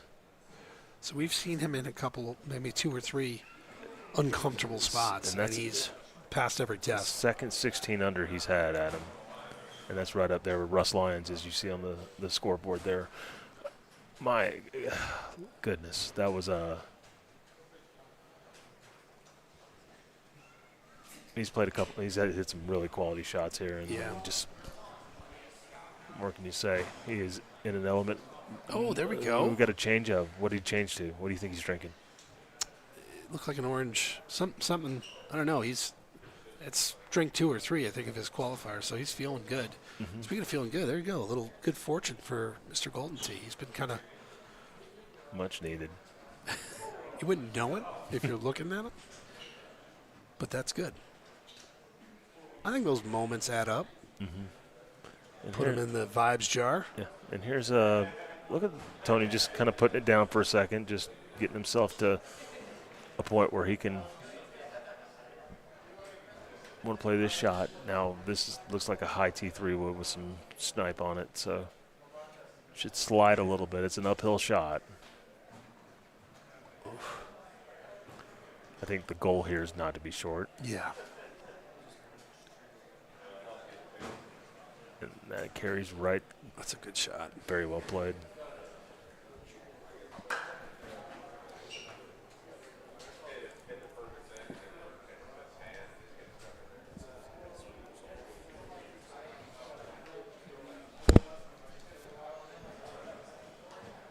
So Mayfield 16,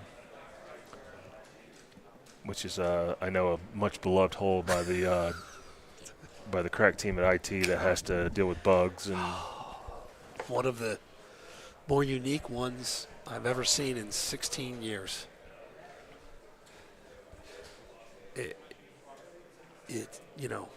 So to articulate on that, in the arcade version of the game,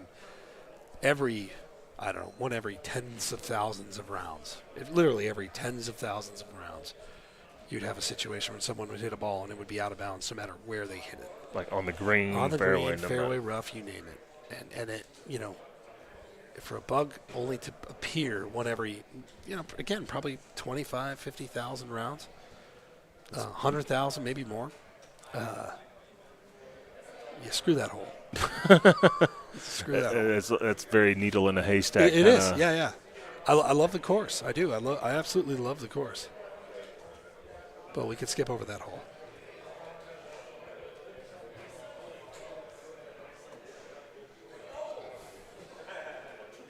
And we saw,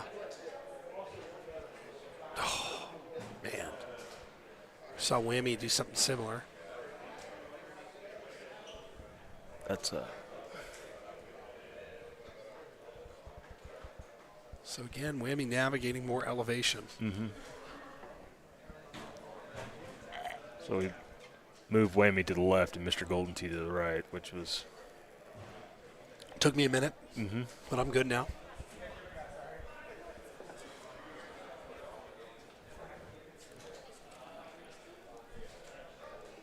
It looks good. Oh, that was a pretty shot. Would have made him feel maybe just a little bit better with that. And he gives a look to the camera too. Would have made him feel a little bit better about this qualifier. That was a beautiful shot. 15 under. So that's You can tell he wanted that one. Right there with Bogeyman and a lot of other players in this that one. would have given him the lead. As is pretty good. We haven't seen a ton of really, approachable holes. This is one for Whammy. We can get after this, and he did.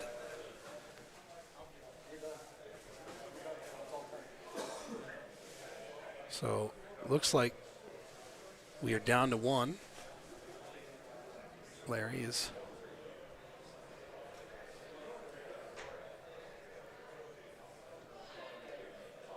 gathering himself. He and Tony having some fun. Yeah. So Larry now second place currently in the qualifier with obviously a lot of rounds still to be played. A lot of holes. He rip-roared through them. And again, just to paint the scene a little bit here, we're at the Palms. Tony, you've got the two players across from each other, which makes it pretty cool. Mm-hmm. Now we got an open seat, and there goes Mr. Golden Tee. Yeah, I believe he is finished with his qualifier. So it's Tony time. Yep. So Tony time here. Currently second. A lot of holes still for these guys to play. A lot of guys just getting started a little while ago. As we see, I'm looking around a little bit. Who has earbuds? A lot of them do. I would say, if not most. Tony doesn't care. Just the elements. Is Not his first rodeo. Riley, I've had this conversation with him. Oh, my goodness. Actually, did that land right Around it? Yeah, I know. Let's see. This is Appreciate Tony. Dish Shoots. That's the name of that beer. Oh, by that's the a way. good. Yeah, just went around the backside of that curled hole. around the hole. That's wild. Good looking scorecard. Not much phase in this guy today. Just ho-hum through this.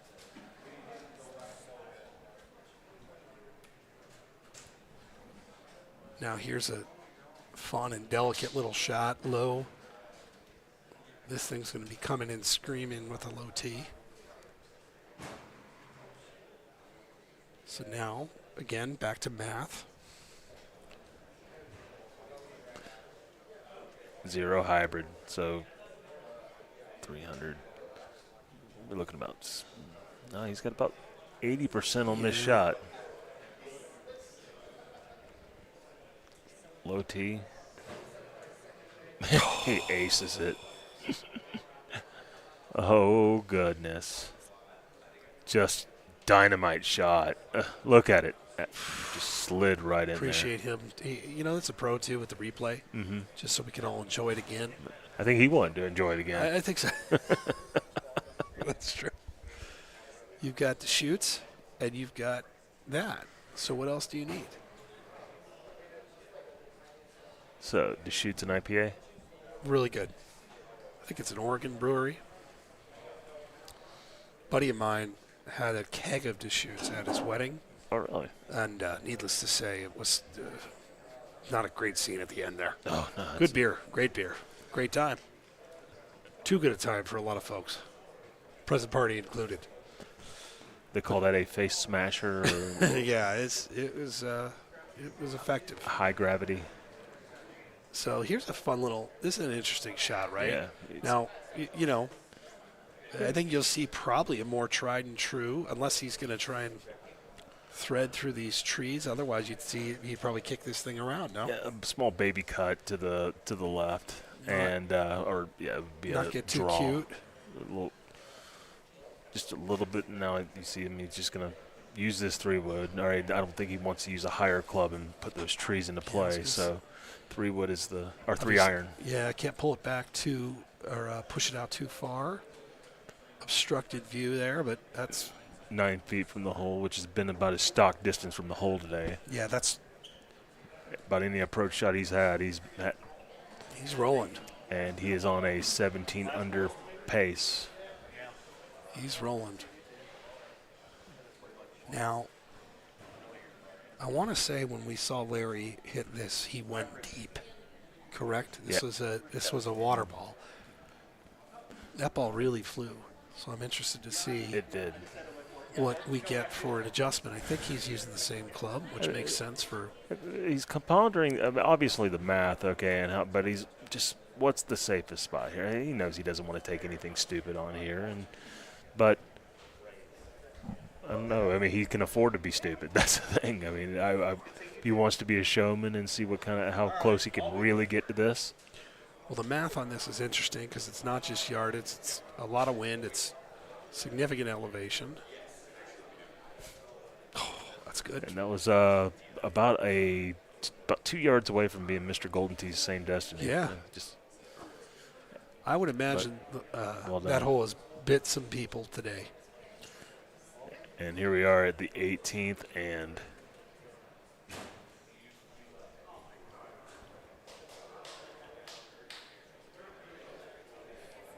just landed on the green and let the green do the work. It's up 7, right 6. So I imagine once the reaction of the green once it hits the green, the reaction is to go immediately right and immediately down the hill. I don't want to say this is an easy shot, but for these guys, this is a pretty comfortable. This is a stock shot. For a whammy.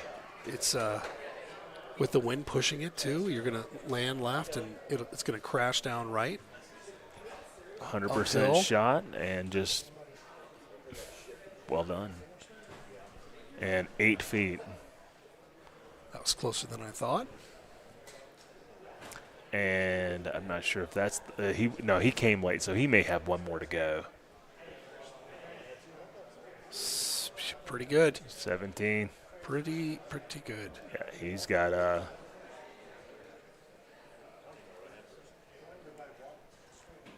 he's played 8 of 10. All right, so he's got 2 more to go.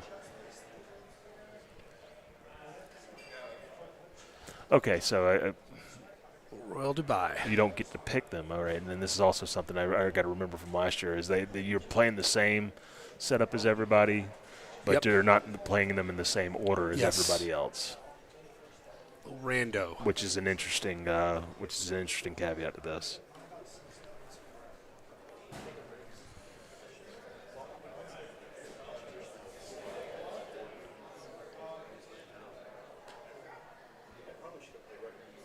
So He'll have a bit of an offset win, right? But he can help that with that. Pin is right squarely in the middle of the green, so you don't have to worry about.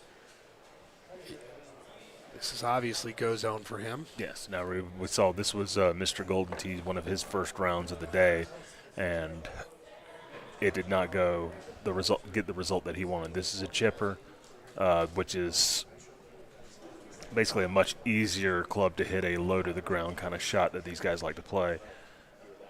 And he's right at a distance that's probably going to require an 80% shot. What's interesting about it, and you see him kind of struggling to find the right, just the right angle, because that wind is so minimal, but so annoyingly minimal, right? It's going to move just a little bit. It's a percentage of a click that he's trying to move. So he's kind of battling himself here, trying to find the right. It's that straight shot, and he nails it. It's very interesting. Body language. He almost looks mad at himself because. And look at all those guys that are 2 under. They've all held it out. That was about half the field right there. Everyone else got about. They took birdie. That's interesting. I mean, yeah, it makes sense with the wind and everything. I would try that and try a stinger shot, get wet, and make par. That's probably what's happening. Yep. That's what happened last year in the qualifier when I qualified on this course.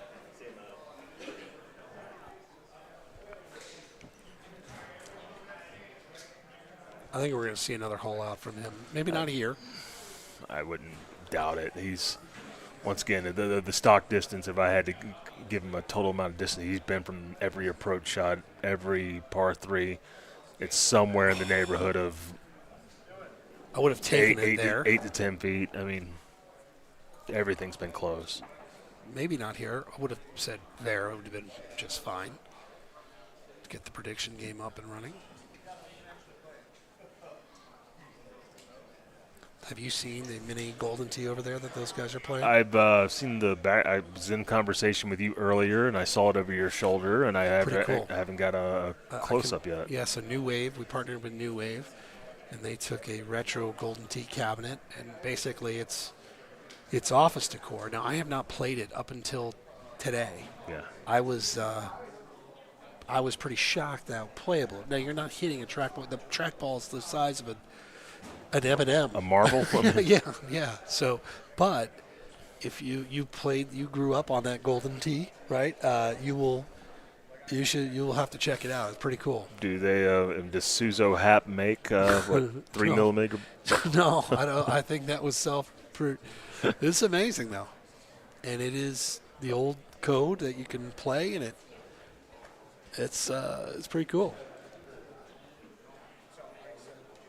I'm not just saying that because they pay me to say that, but it is pretty cool. We'll show it. We'll have it on the stream at some point here in the next few days.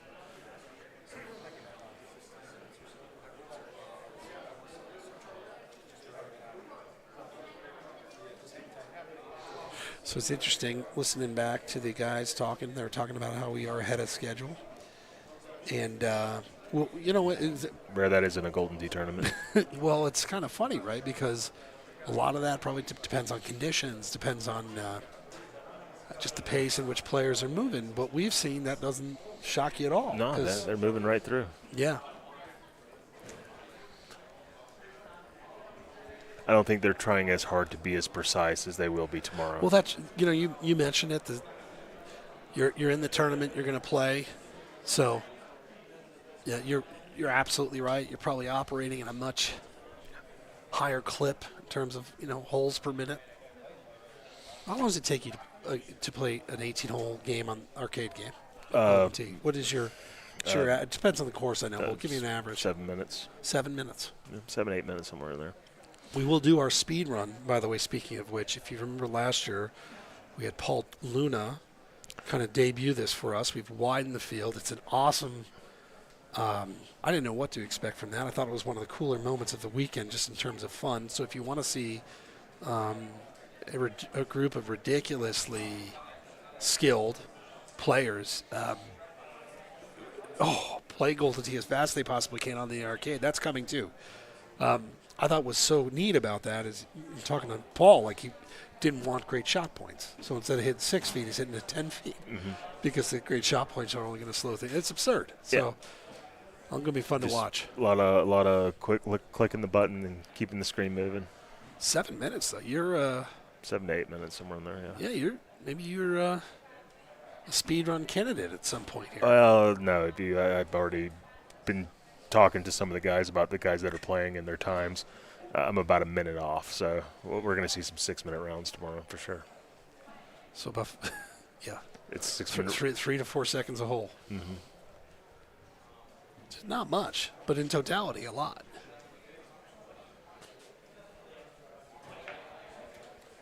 Tony now in the slog, I guess, of qualifiers. It's a long time to be playing straight. He been up here. He's cruising. Yeah.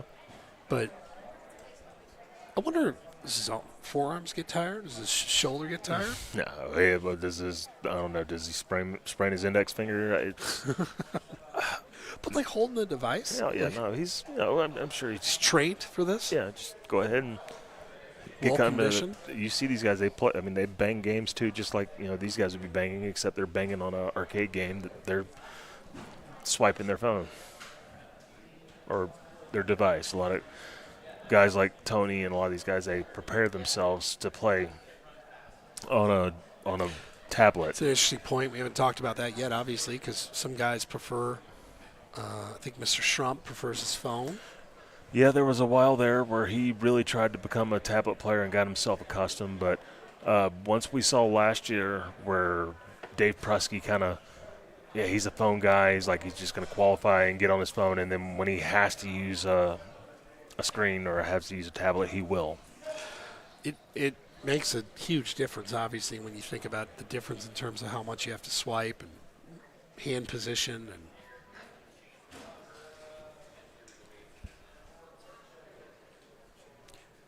now, this is a pretty good look here. Obviously, distance control is huge. You don't want to I have a tendency to undershoot this one in an effort to avoid overshooting it.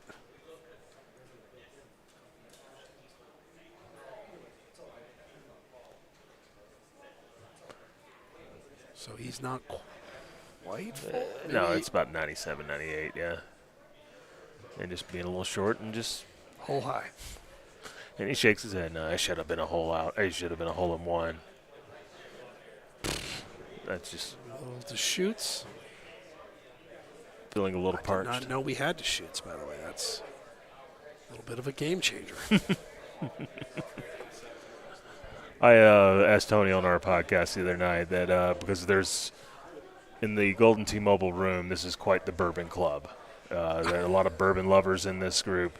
They get together and they talk and drink a lot of bourbon. There is not an IPA club yet. Tony and I are aligned. Yeah, on that. You guys should president that club and Yeah. see who you get. And there's a few out there that would get you. All right.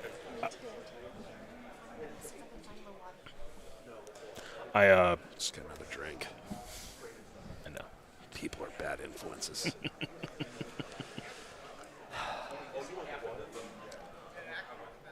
But no, there's not a IPA club. So We could change that. So Tony you and guys I, need to Tony get and an I IPA could club. change that. And I come from a part of the country where there's a lot of breweries and a lot Oh of. my goodness, yes, a lot we of, do. Up in the Asheville, North Carolina, where Yes, there's you just do. popping up everywhere. All right, so I believe this is Tony's last This will be course. Tony. So what I believe after this too, we're going to take just a quick break. Chad Schrump, who's waiting up in the bullpen, is going to come in for me. He's already played his qualifier, by the way, and he mouthed to me, he sucks. Well, he always says that. His sucking is not, on a level I understand in terms of overall gameplay. But it's tough double dutying here too. Yeah, no, he's wanted to have a solid qualifier. He wants to have a good day tomorrow, but we'll see what happens. I can't just from what we've seen, and this has been just for the last hour and a half of me sitting here. This has been quite eye-opening about how solid Tony is in his game right now, and just this is a precursor to what we could see tomorrow. I don't know where Riley is sitting in terms of his games, but that was another one we'll check in on because he was on a roll himself. Now, this is one of the more accessible pins in the entire qualifier, and when he's cut the thing in half. When he's making those shots at him, I don't know if he's that beatable. I mean, it's just. Well, that's the element of Riley's game is Yeah. shot making, but Tony is more of just continuous relentlessness. But that was pretty. Yeah. And that was Pure. dead center. Pure. So, as they call it in the business, HLD, high loft driver. That's what these guys call it. And just, you saw Mr. Goldie do the same thing. Yep. Let the pavement just get him out there to a shot. And as much as this game is about math, positioning is very important in this game as well. It is, because it helps your math. It makes for easier math. Mm-hmm. And this, you got and tough, not a tough pin, but, you don't want to overcook with the left three. And with this ball and this setup, this is another one I think he could get really close. Just kind of let the ball push over. I think this could be. I think we got points coming up here. Oh. We got points. Yeah. Boy, I'm going to go back later, and if I've got just time, I need to get one of my stats and research people that help me on Golden Tee on my podcast. But I want to mine through all of these holes he's played. I just want to see every approach and how close he's been, because it's been probably averaging close to 8 to 10 feet every single shot. Well, and this setup, now that we're really getting the zero in, this has been just a beautiful first 3 holes in terms of looks. This is another one. This would be like almost stunning to me if he didn't point this. Yeah, agreed. It's, again, very cozy wind setup. Yeah, it's just distance control. Let the green do the work. It's academic. I got to get the thesaurus out just to come up with more words, man. I can't. So what are we at shot points wise? 50,000. 50,000. I mean, may have a $500,000 through the whole one. It's 50,000 through 3.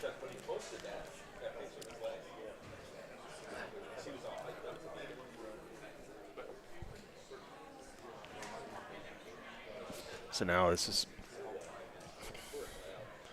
not going to be hard for him at all, but he's using that beautiful Orbits ball that I'm a big fan of. Me too. I just think for these guys it's a little tougher to control. But for him, he's going to just scoot it on back. It is violent. For down slope greens, obviously, it's really helpful because it's a ball that will give you at least a little bit of run up. Mm-hmm. In the arcade version, I mean, obviously backspin, roll, you'll see aggressiveness on all sides. But in this, you rarely see backspin holeouts in mobile, I will say. Most of your holeouts are coming, you're either on top of the pin or you're releasing, you know what I mean? You're not seeing a lot of Orbits holeouts. You'll see them, don't get me wrong. You may see one from him, but you really want this thing, like a shot like this, which, in arcade, you're going to push it left to right, you're going to hit some backspin, and you're going to try and kick it here. Here, it's just you're going to ride the wave of the wind and land it maybe on top of the pin.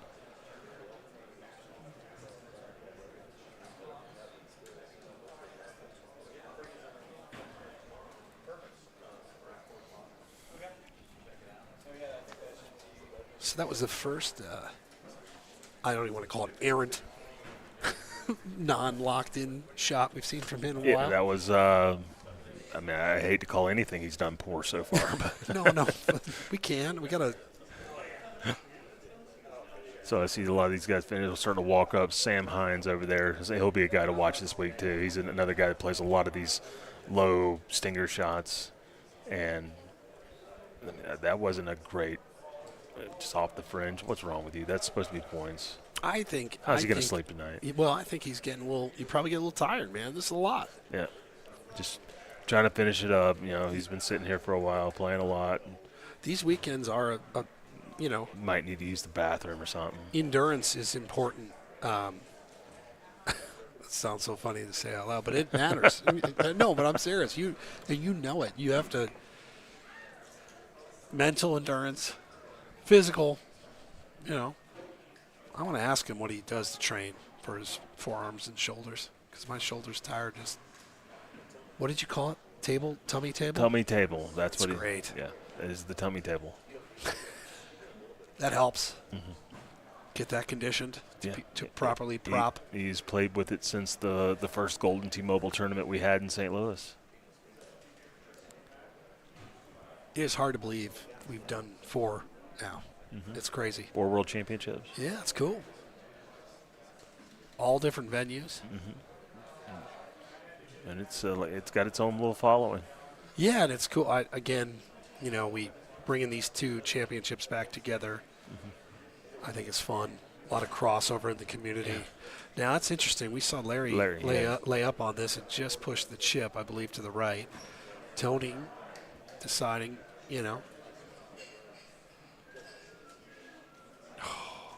And that is unusual. Unusual. The first dropped shot, 2 holes left to go. And that is the first one. Yeah, so we've watched 10 9-hole rounds. And that is his first missed putt. So in terms of, again, we'll find out where Riley is. But that could be big for seeding. We're not. We'll see.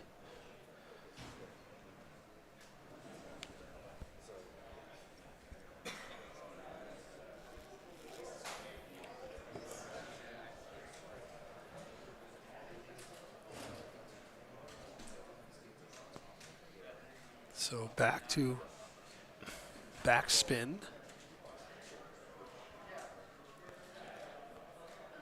It's an interesting little bit of math here in terms of how hard you want to hit this. Yeah. The strong outwind. 96, and that's great. It's a really good shot. Is that a grabber? Yeah, just like a. There you go. And just So, Tony wraps up. Nice little Deschutes ad, essentially. Yeah, just a little victory sip after that one. That was a excellent round as we're kind of walking through the room here at the, we called this Green Street. At the Palms, yeah. Green Street at the yeah, Palms. Little look at the layout here. So, all right, before we start to wrap, any observations? Obviously, a lot to take in here with 2 guys we've seen play. Yeah, for Larry, it was, just try to play some solid rounds, and he had some hiccups. Yeah. He finished his about the second place. We'll see where he ends up. That was last couple hours from Tony Johnson. That was really eye-opening. That was his dialed in. All right, he's very close to the hole, and if it's gonna be like that this weekend, then he's gonna be a hard person to beat. Yeah, it's gonna be a hard person to beat. All right, so what we're gonna do here, I'm gonna step out. Mr. Chad Schrump is gonna step in, I believe, with you, and start to educate some folks. I think a little bit more, so no offense to you or me, but the guy is just a machine, and you get to see some of the cool stuff that we have been working on behind the scenes. Again, we are at the Palms for the Golden T World Championship, and we'll be right back.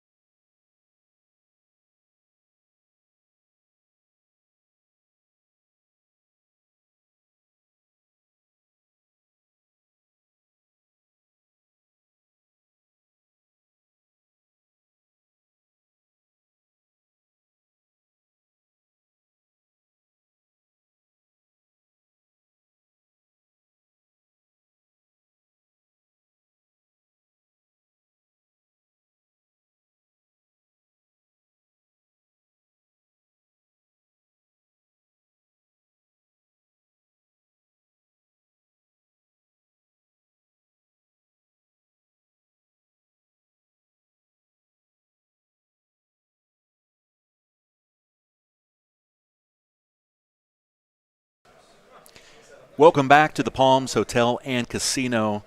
I'm Chad Schrump. This is Chris Longino, and we are here for a record-setting Golden Tee World Championship weekend, mobile Thursday and Friday, and then the biggest prize pool in the history of Golden Tee, Saturday and Sunday, the arcade. This is going to be a historic weekend, 35 years of Golden Tee. But we're here right now for Golden Tee Mobile, and we have two excellent players getting ready to take the stage, and that will be one former world champion, Rick Coppathorn, and I am extremely excited to see him play, Chris. All three of the world championships and their champions have been represented in the qualifier. We saw Tony Johnson in what I thought was going to be the top qualifier, and then I saw what Riley shot. Just a couple incredible 10 rounds of Golden Tee. It was an eye-opening thing, without a doubt. The favorite, but the creme de la creme, right? I mean, we've talked about this. I mean, they are two of the three best players in the world, and they both played like it. I know Tony missed that putt on 8 on Royal Dubai, but finishing up his qualifying rounds kind of upset him a little bit. But that's the exact same putt I missed too. And I don't know. Tony played really well, and now we're getting ready to see Rick take on Mark Duchesne. Two really good players here. They're not going to be playing the same courses, so you'll be seeing, obviously, two different setups as we go. Right now, Mark is playing the back 9 of Rattlesnake. This was a 3-wood jab, by the way, all day long, and landed pin high. And Dubai, I thought, for Rick, he might do really well here. I thought Royal Dubai set up very fairly, and quite frankly, I thought it was a real opportunity to score very highly. 3-wood jab on Mark's. You're looking at that right there. Yeah, it looks. Is he wanting to lay up? Is he nervous about that and thinks, you know what, I don't want to give up a stroke early, or is he just figuring out what he wants to do? That's the question here. That's a good question. But it was a high tee left box, 3-wood, and just bend it right around that rock formation, right around that cliff, and it lands right by that cup. So as you see, the classic stinger shot, we've been talking about the differences between guys, where Tony more of a just classic hitting a full Golden Tee shot with, maybe a jab or a whatever the case may be, but he also can pull out the sniper game as well. Oh, he has it. Oh, he absolutely has it. No, he showed a lot of it there in that last round too. Yep. And here's Rick with the 1-iron stinger sniper. I think I hit that too. I think I pointed this one. It's just Royal really sets up nicely. So I'm curious if we're having a connection issue, because Mark's screen is not moving, and it looks like he's able to play. So we're going to focus on Rick here. And that's a good catch, Gino. I thought he had been maybe thinking about some math or. No, he's been tapping his screen the whole time. So we'll see what that is. Okay. Rick, who is going to go through his now. He is. He's already played a few rounds of his qualifier, hasn't he? Yeah, he has. Okay, so he is finishing, or say finishing. I don't know what round he is on. Obviously, we play 10 9-holers, and not sure where he is at. Don't know if we can go to just Rick's screen here in a minute. Check him out. I thought this was this is an interesting look. I mean, you could be very safe here if you want and just hit a 5-wood over everything with the jab, or you can be a little more aggressive and try to bring this grabber back that Rick's looking at. We know Rick's not going to rush into this shot. No, he's not. He's going to make sure he gets it right. Although with this qualifier and this, everything, I don't think he's going to take nearly the time he's going to take tomorrow in regards to match play. And we talked about that last year with Rick. Well, he and I had a side discussion, and he is really working on trying to improve pace of play, because he understands it's kind of an issue. I'm going to tell the waitress what I want to drink. I would love to have a Tito's and Red Bull. Thank you. Yep, regular. Got to keep the vocal cords nice and hydrated for 4 days of Golden Tee talk. I was going to bring it up with you. I was privileged enough to be on Gino's Golden Tee podcast, and we were talking about all the players earlier this week, and I wanted to bring up, because we did mention the speed of play from Rick, and I should have brought up that we have had that discussion where he understands that, from an aesthetic standpoint, it looks better the faster you play. I mean, it just for the viewers' appreciation of what we're trying to do. And Mark's back, right? I don't know how long he's been back. But Yeah, he's got his everything going well with the tablet. He's got this interesting posture that he has where he I've seen him where he normally puts like one leg over the other and goes at it. Now he's got just kind of one leg up, but a mix of him and right across what we've called the tummy table, or is what Tony calls his tummy table. So Mark is hitting a sniper. That is a really fun shot here on 14 on the back. Mm-hmm. Just let that javelin run. Just land it just on the front of that green. And how? Look at that one from Rick. Hops right over the cup with a Maniacs. This was a very long setup, what Mark's on right now, hole 15. Sometimes you can go left, get into that sand, and you're left. Ooh, I don't think Mark meant to do that. That's an unforced error there. Now you're on a downhill lie in the sand. Probably going to have to club way up, put some kind of a sniper on there, and hope it makes it. I don't know that this makes it. I don't know that makes it. It doesn't. No. You needed to club up probably to a 7 wood. It's a great call there, Chad. That was an unforced error for Mark. So I've seen a couple different ways this hole on the right's been played for swiper, sniper, and good try, almost Mark. made for Mark. But the safest play is just to get up on that top tier. I saw Mr. Golden Tee try to take a lower stinger shot in there, and he was able to slide himself up to the top tier on the right side of the fringe, basically give himself a putt. I think all I tried to do there, I hit it to that top of that fairway. I just hit a 9 or 7 wood sniper and just played for almost twice the wind you normally would. Let that thing bring it all the way back. But quite frankly, I didn't qualify very well, so I don't know. I'm trying to tell these guys how to hit these shots. Yeah. Oh, sit down. That's a good shot for Mark. That leaves you a right 4. Tell me what you think of this Golden Tee Mobile idea. Like if John Mobile could do this. Tell me. Yeah, right. You give a player an option to play with a timer, and it's the option of 15 second, 30 seconds, 60 seconds. And, I mean, basically it puts a timer right on the screen for you to see, all right, and it counts down. And if you don't, then it either, one, warns you, or secondly, costs you a stroke. Let me tell you what I've been thinking about, and then we'll talk about that. Okay. What if you bank time? What if, you've got these 20-second timers or whatever we decide to do, and you've been very quick throughout the match. Say you hit your shot within 10 seconds before your timer goes off, and every time you do that, you bank 2 seconds.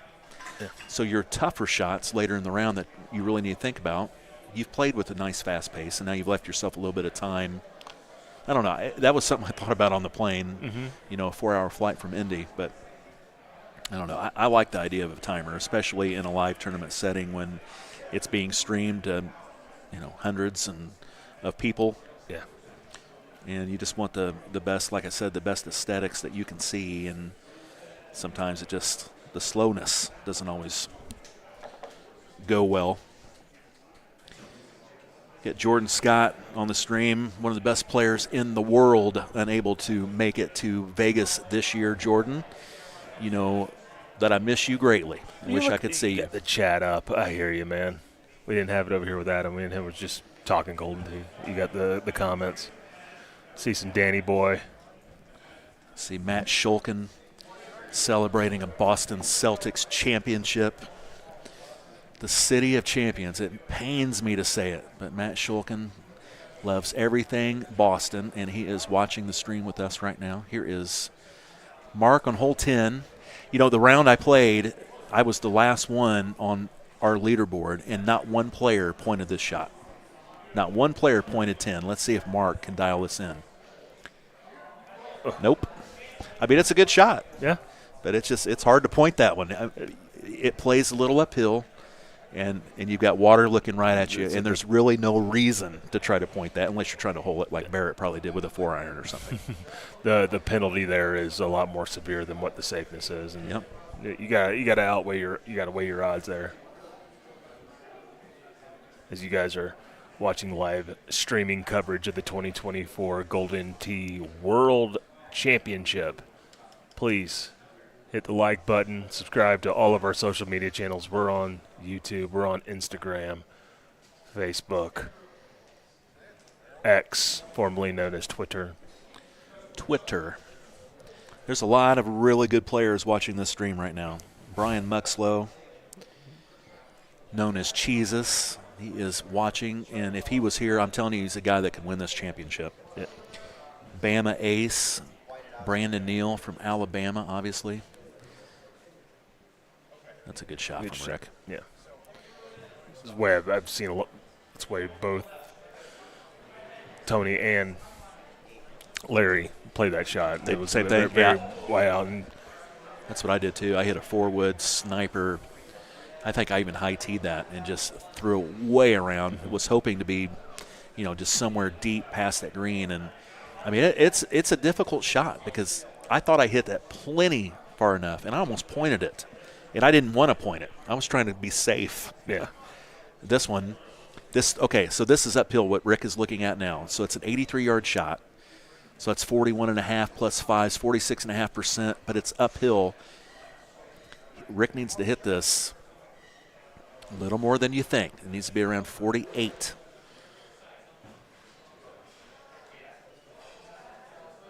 Oh, Mark. That's Mark. trouble. Yeah, that's trouble. 48%, Rick, and you might make this. What did he hit it? I didn't even see what percentage he hit that. Oh, but Mr. Duchesne has found himself in a little bit of jail right now. And he settled down. Now he's going to chip. There is no Ranger putting this, Brian Muxlow, as he's watching again from Michigan. He likes the Ranger, one of his favorite shots. The Ranger putt. I got to save that one. I'm going to save it. I kind of that way I've started setting to myself. I've kind of channeled my inner Chris Berman with that. How he Yeah. It's the Raiders. It's the Yeah, oh, that Rain- sounds like it. Yeah, you got to get the Ranger putt. Tell you what, man. You might have a little side hustle on doing some Chris Berman cameos. What do they call those? Well, like impressions? Yeah, but I mean, where people pay for that. Oh, well, I don't know if they pay for random dudes to do their voice. I think they actually pay Chris Berman for it. You're not getting what I'm saying. I guess I'm not. Oh, get in there, Mark. Get a stroke back. All right, But Rick. Cameo is the cameo is the answer to that. Okay. All right. I think there was like an app you could. I think that was the app, Cameo. Yeah. Pay somebody $20 and they'll send you a little 15-second deal. Think it's still a thing? I think so. Okay. I wanted to do it.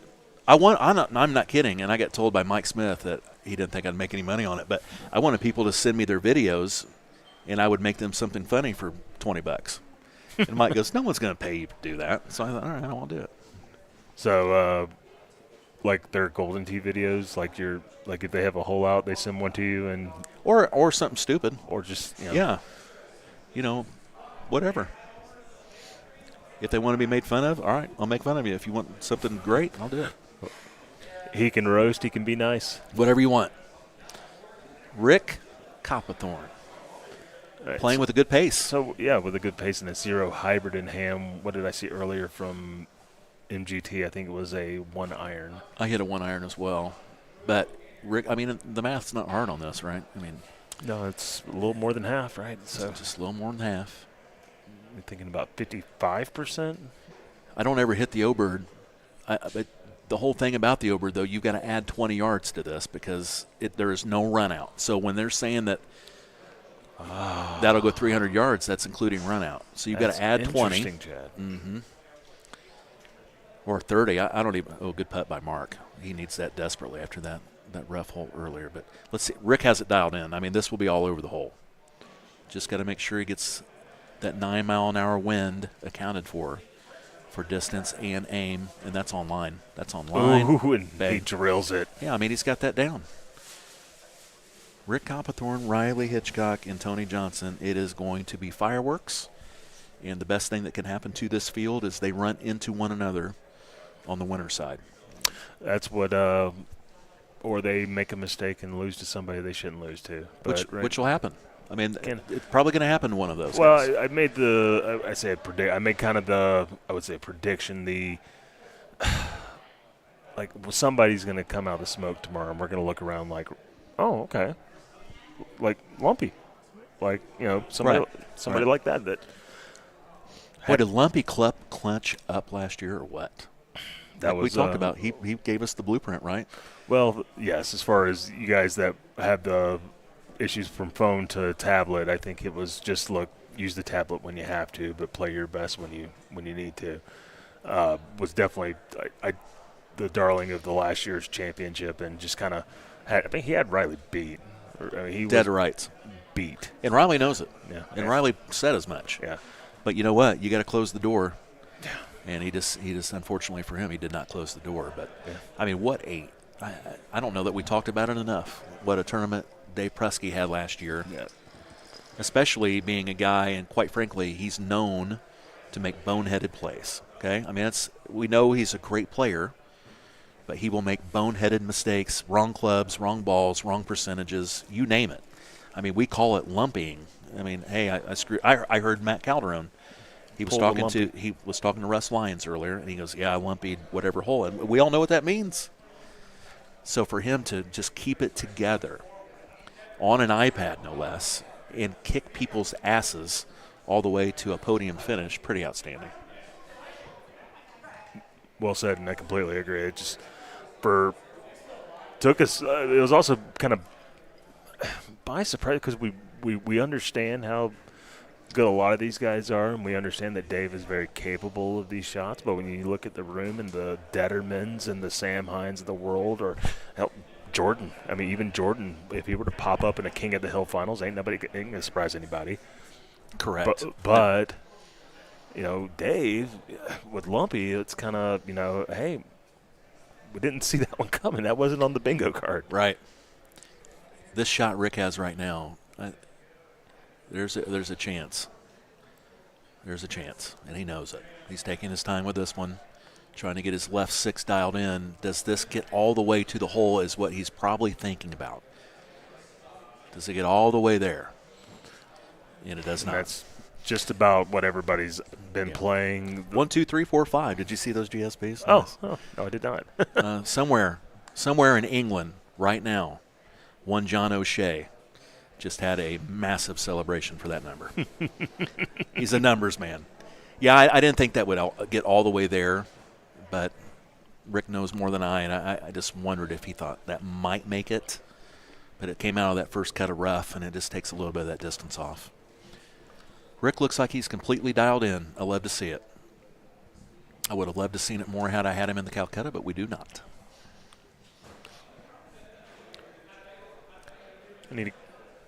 Looks like Mark settled down as well. Another thing, if anybody hasn't heard, I lost my phone over the weekend, over this last few hours. But one of some of my notes was the Calcutta notes I have for the mobile and the. And that just really sucks, man. Like it.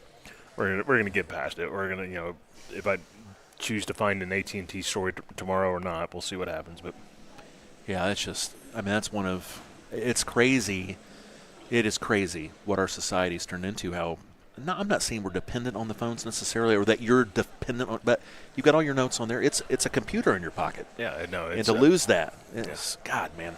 But also in a town like this, where your access is getting around is kind of, Uber is helpful. It's a little bit helpful. The cab system here, that's. Oh, look at that shot from Mark. Yeah, that's a great shot from Mr. Duchesne. I will say, since Uber's really taking a real strong footing in this city, the cab fares have come down. Like we took a cab from Mandalay Bay here, and it was $17. The Uber we looked at was $16. Oh. I didn't have to wait. Didn't have to walk to some little pad 70 acres away. We just went right out the front door, and we're there. And so it's, I don't know. At least you'll have taxis. Oh, Mark, that's going to be a tough putt. Well, that's that'll be there. But I think last year I got off the plane. Oh, go ahead. I just think we're looking at a potential hole out for Rick. Yeah, he's taking his time with this one. Yeah, just getting it right. Oh, he just passed it. Just passed it. So Mark made a hell of a putt there. Hell of a putt for Mark. So, I mean, he's as equipped with the sniper as just about anybody in the game, which swiper sniper is kind of a. Mm-hmm. Say hi to a few more people. Danny Boy on the stream checking it out. Zach Oberender. He'll be my here good buddy. tomorrow. Yeah. Is Danny Boy here in town yet, or does he fly in tomorrow? I don't know if he'll fly in tomorrow or not. I don't know if he's in town yet. He is expected to play the championship, though. One of my best friends on this planet, Greg Kinsler, watching the stream. Stephen Booth here with us. Space France. Hi, Josh. Josh Carlson, good buddy. Dirtbags. He fooled us. He fooled us today, Chris. Sent a big group of us a picture of his legs on an airplane. And we thought, we had just talked about this on your podcast, too, did. of who might show up. And I said I wouldn't be surprised to see Dirtbag Josh Carlson pop in, but he's actually going to Arizona. So he did not make it. Say what's up to Lance for us. Yeah. Yep. No Dose. Jason Smith watching. Matt Smith's watching. Former Matt Smith. Both of those guys make world championships before? I know, obviously, No Dose has. No Dose has, yeah. Who the other one, who were you asking? Matt Smith? No, he is not. He is not. Who's a good guy? Steve Sobel. What's up, Mr. Sobel? Watches. He's probably in town right now. So I would anticipate seeing him tonight, as there is in our room, if you could see where we are right now, and if you've been watching the stream all day, we have had camera shots of the different rooms and how they're set up. There is open arcade play in the other rooms, and I would not be surprised to see one Mr. Steve Sobel show up. I'd like to say hi to my buddy. Now, that's one thing about when I quit playing arcade, but about the time he came around to start running these tournaments, I was already gone from the game, and that's one of my regrets I've talked about with people about. I didn't get a chance to be, friends with him. Not, and same with Jason Luciavo. Yeah, that's another one I talk to every tournament I see him at, and I just think he's such a good dude. I think we could have been really good friends. Oh, yeah, no, he made it a point. He goes, let me make sure I go say hi to Chad before I came over here. And his wife's just such a great person. I mean, that whole deal. That's some of the stuff. I don't know very many people. Oh, get it! Look at that shot from Rick. Boy, that's the thing about him. We talk about two guys, and then he's just right there. Oh, he's right there. Yeah. I mean, we talked about this too. If you told me Rick beat Tilt Nasty to win a championship, what would you say? Oh, yeah, okay. So. All right, that's expected. I mean, like, you're not surprised by that. He would be the underdog, but not a huge underdog. Well, I think he barely. I don't know. It's close to being even money. Yeah. But they're just so good. I think those three are better than all of the rest of this crowd, significantly, to be honest. But it doesn't mean that you're always going to win it. Although Rick's won one and Tony's won two. Now I looked at this, Mark. If you hit this shot, you have bigger than I do. I didn't see a single bit of Riley's qualifier, but if there's one person that went for this shot, it would be him. But that's just I mean, it's just qualifying. It's just qualifying. But so that was ill-advised. That wasn't. The odds. The odds of that going in are what? Getting on that green with that shot. That much wind, that much cut. A Maniacs, which is an explosive golf ball when it hits the green. The initial bounce is wild. But a great hole out to recover. So he takes birdie. Birdie the hard there's way. Your birdie.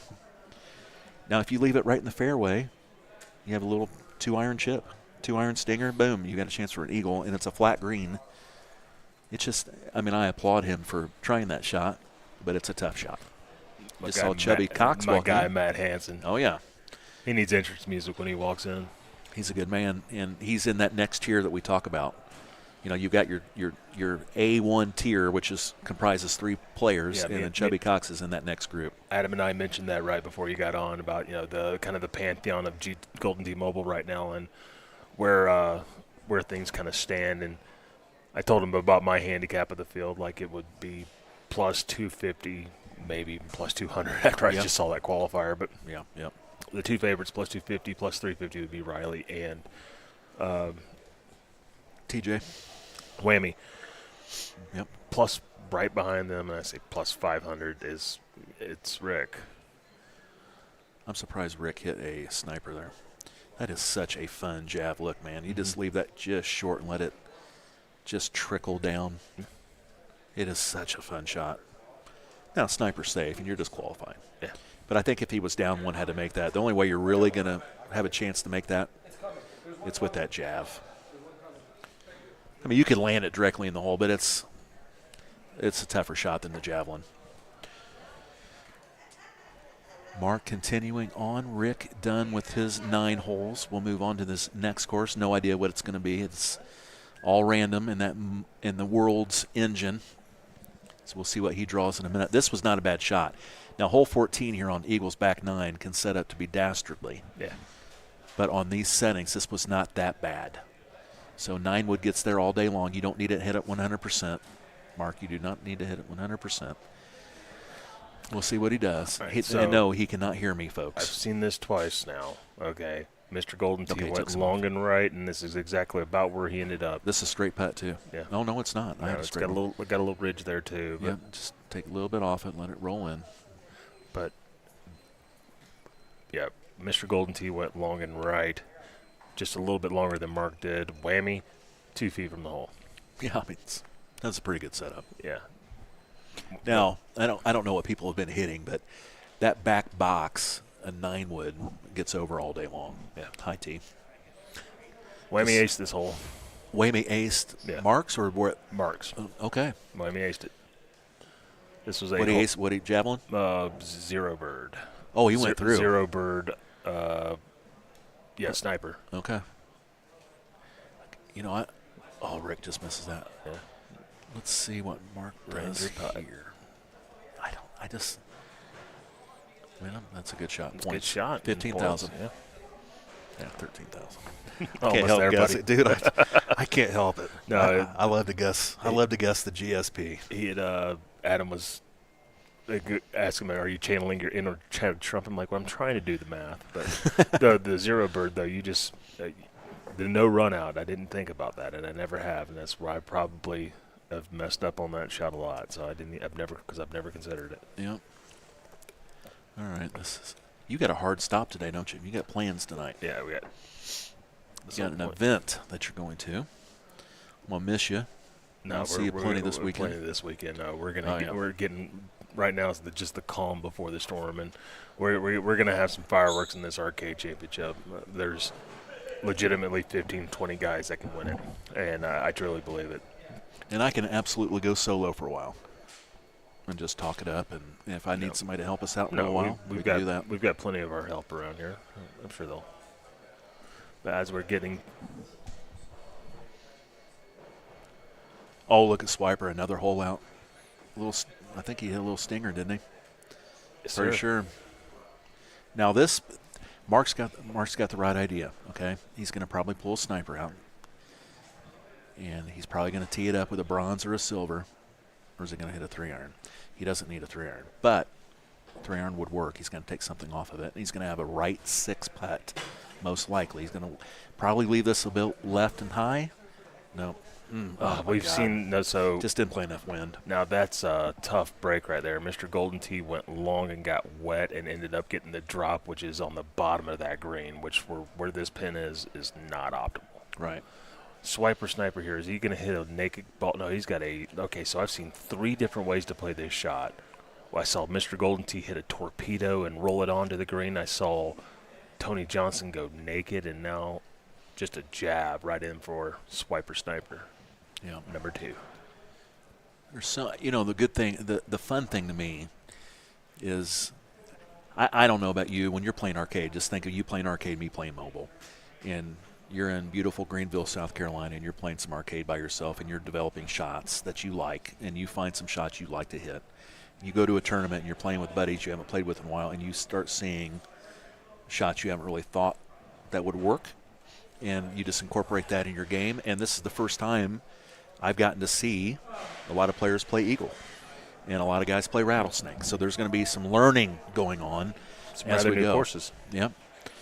So I'll tell you one thing I got to do, Chris. Okay. If I want to have any future of trying to compete in these, I've got to get the O-Bird down, because that's just a game-changing club, and it's quite apparent to me that we've talked, and Tony calls them hole-out merchants. The Barretts and the duck rubbers, and but I'm telling you flat out right now, Rick Coppathorne is doing the same identical shots they are. Same thing, and he is being extremely aggressive with that O-bird and with this. And right now he's going to hit this 1-iron, and that slides too. That's down 4. You got to get your distance right, or that will slide too far. And don't think for a minute he doesn't want the number 1 qualifying. So see how that slid? But he's safe. Safe and on the green.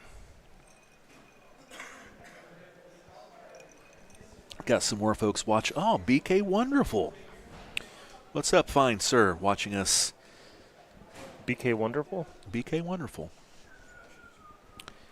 He said, favorite commentator, Smile Maker. Sobel said, we are friends. Yeah, I know we're friends. I'm just saying it could have been better friends. All right. Okay, so this is...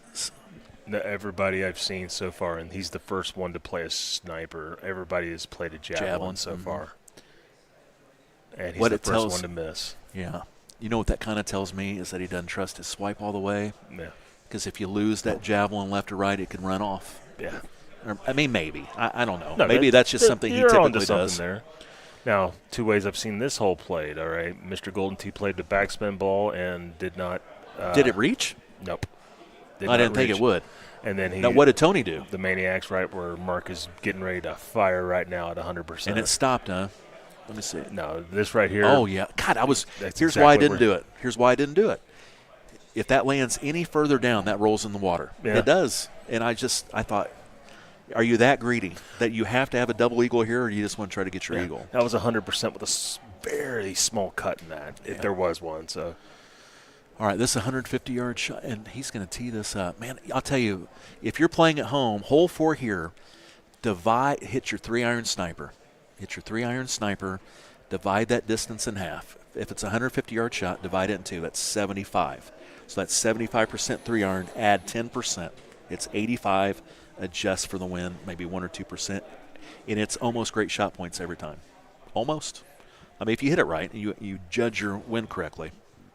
For those playing at home, I hope you kept that in the bag. And if it's just one of those. That's one of the holes where it's kind of funny. I feel like I ace that so often just with that 3-iron. But Mark hit a hell of a shot. I mean, it's a nice, safe javelin.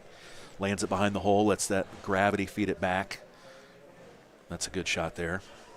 I guarantee you, people have watered this.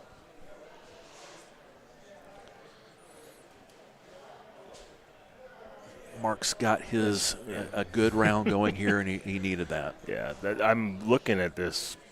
I mean, there's not a lot of green to work with here, and he's got 1 iron in hand. The swiper sniper. Scott Boyer making an appearance in the stream, in the chat. Boy, it was a heartbreaking news when I heard this morning he wasn't going to be here. I'll tell you what, there's a lot of guys glad he didn't show, not because they don't think he's great and want to hang with him, because he's a legitimate player that could win this championship. And Mark just off the cactus and then on the green. Yeah. I saved my shot when I hit here. I hit the left cactus arm with a grabber, and it kicked me dead left. Then I missed my chip, so I birdied this. Yeah, it's not the hardest setup. Does he have a sniper again? Oh, he loves that sniper. I don't understand that. It's just a little javelin. Just let gravity feed it right in. But he's better than I am, so that's fine. Yeah. All right, so now. This was an easy setup. Yeah, what Mark's looking at. Everybody's pretty much been on. Yeah, this is easy. It's a 3-iron. I mean a 3-wood. Now this is, for this hole here that Swiper's playing, O-bird sniper, low T, it's about 96%. And I think he is going to be all over it. It's all about the swipe. Oh, he's going to hit 100%. That goes past, doesn't it? Yeah. Well, 96 probably would have been short, so he's probably somewhere around 97-ish because it slides quite a bit. Mark, nothing to be cute here. Just hit it straight, land it on the green, and make your putt. That's what he's going to do. So good shot for Mark. What's the penalty if you get wet on that hole? Is it back in the rough like it is in Cabinet? And it's a tough shot in this because you can't overpower the shot. Yeah. You can't overpower it mobile. So it's, I mean, there are guys that will stroke out on this one. Mark Duchesne looking at a 9-iron. And this is one where it is a violent kick to the right. Watch this. Good shot from Mark, judged very well. So, Chad, it's getting close to my time to be up here. First off, I get you a little bit of engagement as I say, what is the ASL of Golden Tee? If anybody remembers their America Online, I say this is the ASL. What are you drinking? Where are you from? What's the weather like? Let me know what's let us know in the comment section. Remember, like all of our stuff, we'll be streaming all weekend here at the 2024 Golden Tee World Championship, guys. I'll see you later on. Gino, we will have a lot of time together this weekend. Have a good time tonight. All right. I'm going to go solo for a little bit. There is Mark, throws that in on not drivable. Sometimes, very rarely, but sometimes you can get onto the green here on the 9th hole of Rattlesnake. Not that time, so he had a shot in with a lofted club instead of a chipper. Here's our stage. Walter Alberto Flores walking and disappears. Mark gathering his items. I don't know if Mark's done or not. Looks like he's readjusting his AirPods now. We'll just go to a solo shot of former world champion, swiper, sniper. Double eagle opportunity here. And he is going from the fairway with an O-bird. 2 ways to play this hole. Go to the fairway and hit a sniper in, or go way to that right. Just right, you see the hole in the tree cluster past that water. Just land it there and have a 3-iron sniper in. So it looks like Mark Duchesne is done with his 10 qualifying rounds. Not sure where Mark ended up, but he finished strong. Swiper trying to get a double eagle here would put him at 14 under par for this 9 holes. O-bird.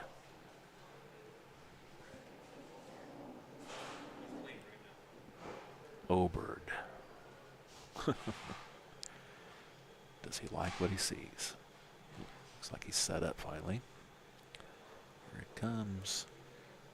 Look at him go, Rick Copperthorne. Double eagle. The O-bird, I just talked about it. Barrett and Duck Rubber are widely regarded the best sniper players in the world, but not so fast, my friends. I really think that Rick is really starting to get that shot down pat. Clearly. Might be the understatement of the day. Acts like he's surprised it went in, or he might just be relieved. So he will move on, and we are now on Mayfield. Front 9 of the Mayfield Country Club. Was a pretty mundane setup, quite frankly. Rick's going to try to hit this as far as he can in the fairway to leave himself the shortest sniper in. But that pin is in the middle of the green, so I would not be surprised if Rick uses a javelin this time. Let's see. Looks like he does have the jav. 2-iron. And that's damn near 51, 52%. Just straight in. Just going to move it 1 or 2 clicks left. Brian Muxlow, what are you doing? 2 clicks left or 1? I'm saying 1.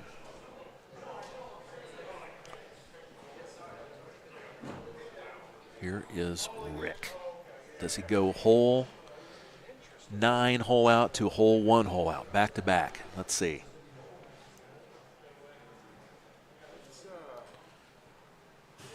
Oh, what is he hitting this so far?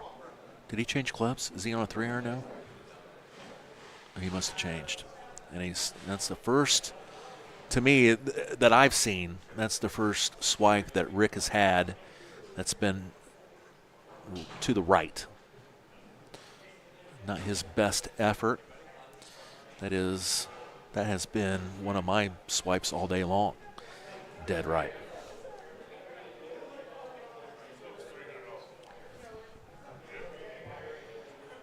Caleb DeRuse, Kansas City, giving us a watch.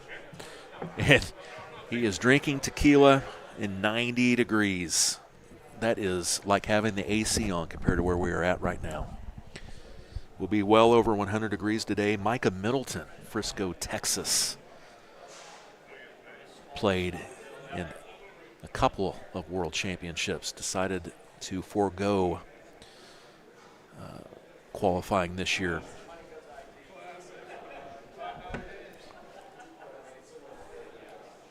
Who can ever forget the shot on hole number 8? Punching his ticket with a 98% 3-wood. My God, Micah Middleton. All right, here is Rick going with the sniper again and just runs it past the cup. Golden Tee Mobile World Championship qualifying here at the Palms Hotel and Casino. We are here all weekend long. Mobile, Thursday and Friday. We will conclude qualifying soon. We will play head-to-head matches tonight. If you win a match, you play another. If you lose a match, you're done for the night and you come back tomorrow. And then we will conclude our championship tomorrow afternoon into the evening. And then just buckle up, because Saturday, Sunday, the biggest prize purse in the history of Golden Tee, $35,000 to the champion. Who's it going to be? Here is Rick. That is left, and that's fine. Shakes his head, not pleased with that effort.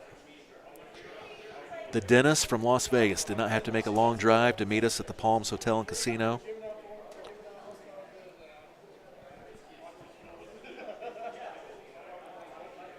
I hear we've got new skins coming up. Is it in the mobile game or the arcade game?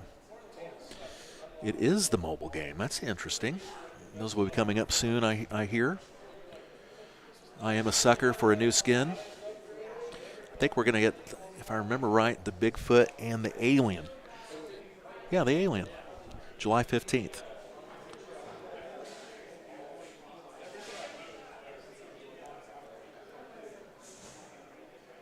The devs did a great job on that one. Good shot from Rick. Great shot points. Absolutely. There they are. Bigfoot. That looks like Tyler Caskey. And the guy on the right, that might be Booyer. Sorry, Scott, you're not here. You are fair game. You're fair game. Might have been Russ Lyons. I'm not sure. Onwards. Rick Coppathorne, Mayfield, front 9. Playing very well, hole 5, playing with good pace too. If anyone complains about how he's playing right now, then you did not see him several years ago. This is much faster, easy to watch. Takes his time dialing in these sniper shots, and you can see why. He's made several on this stream today. O'Bird City. Right now he does have the 1 iron. The O'Bird tends to want to run out into that water. If you hit it a little bit too far, it ramps right in there. Let's watch Rick swipe. Just using the tip of his finger until it finally catches. And there it goes. Ooh, and it runs. Now the O'Bird even runs farther than that. Here is the Ranger hopped. The Ranger hopped. Rick looking at a hole-out opportunity. Instead, drops a stroke to GT par with a par. The Ranger jumped out of that fringe. First cut of rough almost. Was clearly elevated, and he hit it just a tad too far. See how that affects his qualifying. Rick Coppathorne, the last qualifier of the day. Would be nice if Andy and his crew, Andy Coleman, producing this fine stream, could maybe show us in between shots how the qualifiers are stacking up at the moment, kind of see where everyone's at. Once Rick hits a shot, probably do it right now if you wanted. Here we go. Right now, Tilt Nasty, 15-1. Goodness gracious. There's the rest of the crew. Mr. Golden Tee, 12-8. You can see everyone. Joe Mama, 13-1. And we have several still finishing from the looks of it. But I think this will be our last qualifier on stream. We're going to take a break. When we come back, when Rick's done, we will have some head-to-head action. Not sure what time we're going to be back. We're going to come back at 6 p.m. Pacific time. So if you're on the East Coast, 9 p.m. we will be back. 8 p.m. in Chicago, 8 p.m. in Frisco, Texas. So you better be back. I do not know who will open this broadcast up. Probably Adam, I would imagine, with Kevin and Adam will be here. And once I win my match and then I win my next one, I'll come in here to finish up. All right, I missed this putt, so I shouldn't be talking. I missed this one left, and Rick buries it. And I did see Whammy miss that one, which really pissed him off, quite frankly. Ryan Sparks on the stream. Hi, buddy. Scott Boyer, he said that alien fits him fine. He's 15 minutes from being on Mars, and by God, believe me when I tell you, I know exactly what he's talking about. All right, Rick, how are we going to finish Mayfield front 9? He looks like he's going to plant this just past the cup and be safe. Oh, no way he hits this. I guarantee you he does not hit a 5-wood orbit. No chance. No chance. No chance. No chance. Is there a chance? He is. Doesn't this come back in the water? Does it not?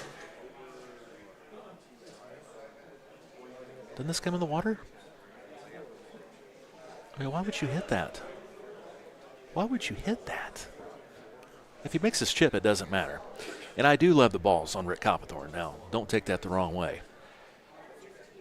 But Rick is not afraid of very many things. Now, does he make this lob wedge and it doesn't even matter? Is he that confident in his game? We'll see. I thought the sniper was the play. Get your eagle and get on down the road. But Rick tried to hold that out with the orbit. I commend the guts. I don't think that ever had a chance of staying on that green. Unless you hold it. And he misses the chip and he loses the stroke. So that's a birdie. No reason to get a birdie there. There was none. So 12 under on the front 9 of Mayfield. I think Rick looks like he still has another to play.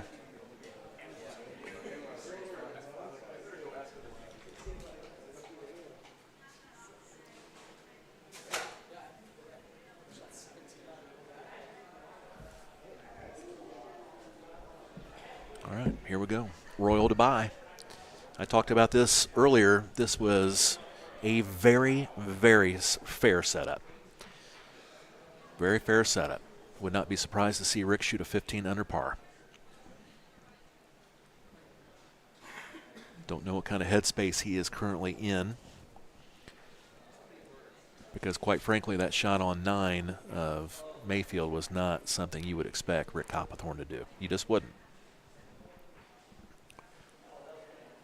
And chip is money. That chip is money. So that's a good start for the dentist from right around the corner.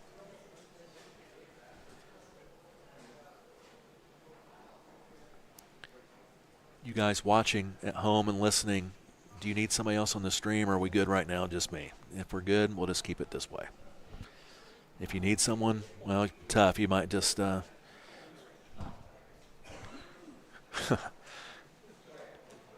I hate when the producers make me laugh, because boy, did they just do it. All right, Rick, what we got?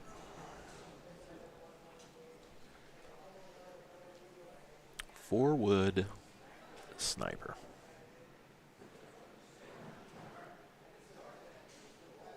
Getting quiet in this room. Most players are done qualifying. We've got a few stragglers left. I saw Dave Prusky, Lumpy, still qualifying. Chubby Cox, Matt Hansen, still qualifying. We might go to that leaderboard again here in a minute and try to see where they're at. I wouldn't do it yet because this is a tough shot here for Rick. I anticipate him being completely fine here, but it is a difficult bender. He will put a little time into this one. Make sure he can secure his eagle on this drivable par 4.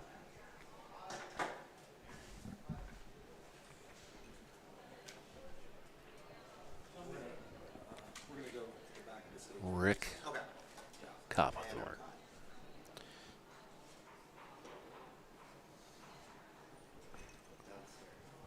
See the repairman, Stephen Campos, checking us out from near San Antonio, Texas. You see Mr. Andy Coleman. Ooh, good shot from Rick. See Andy Coleman right behind Rick and his production crew, bringing in a load of production cable. And here we go. Thank you very much. And that is not sorted, is it? That's not sorted. Let's sort that in just a minute by the average. There we go. Nope. There we go. These are sorted by completed rounds. We're not really missing much here with Rick, so let's go through that. It went back. It reverted back. Let's sort it by rank. All right. There we go. That's from bottom to the top. So we'll just look at it that way. So Tilton Ast, you see the bottom there. First place, 15-1. Whammy, Muntz beats Nelson Wade. It was a big Calcutta price. Finished at 14 under. Lumpy is done. 13-8 in the house. He is the 5th qualifier right now. Sniper should overtake him, I would imagine, from the looks of it. Apollo Fury finished strong, 13-6. Russ Lyons, a 14. Mark, even with his rough round on Eagles, still finished 13-5. Spoonie, look at that. Look at that. Mr. Dave Brown makes his first live tournament appearance from Baltimore, Maryland. Finishes 13-5, very respectable. Conky B, solid. I played right next to him. He had several hole outs. Bogeyman, Shankopotamus, Joe Mama, myself, and then he had Sammy, Rasta, and others. So I don't see Walter Alberto Flores anywhere. Did he not play? We'll see. All right. That's good there. Thank you very much. That is where we stand.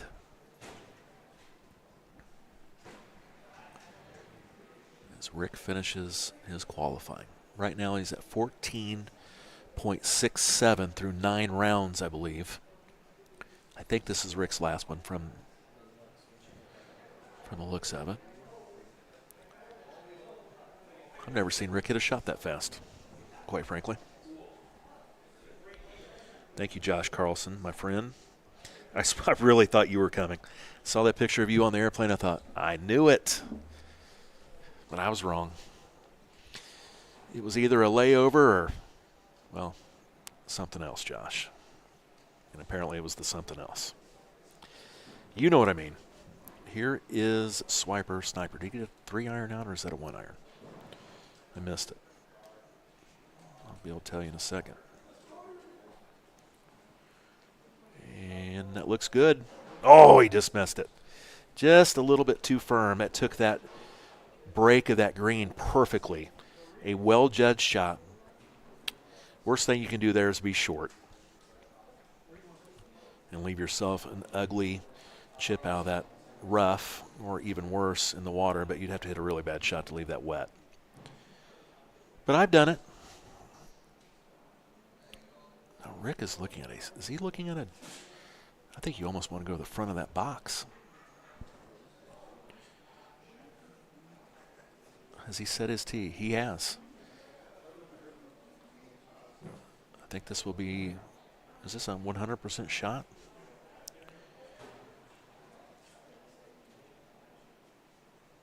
See Dave Prusky walking behind one Rick Copperthorne just a moment ago. Had the Cinderella finish last year. We've talked about that extensively. Here is Swiper Sniper. Lets it fly. This will bounce to the right a little. And that is short, which is what I thought. And we are moving on to hole number 8. Pretty easy look. I would not be surprised whatsoever if Rick points this. I'm not going to say he's going to make it, but would not be shocked at all if he points it.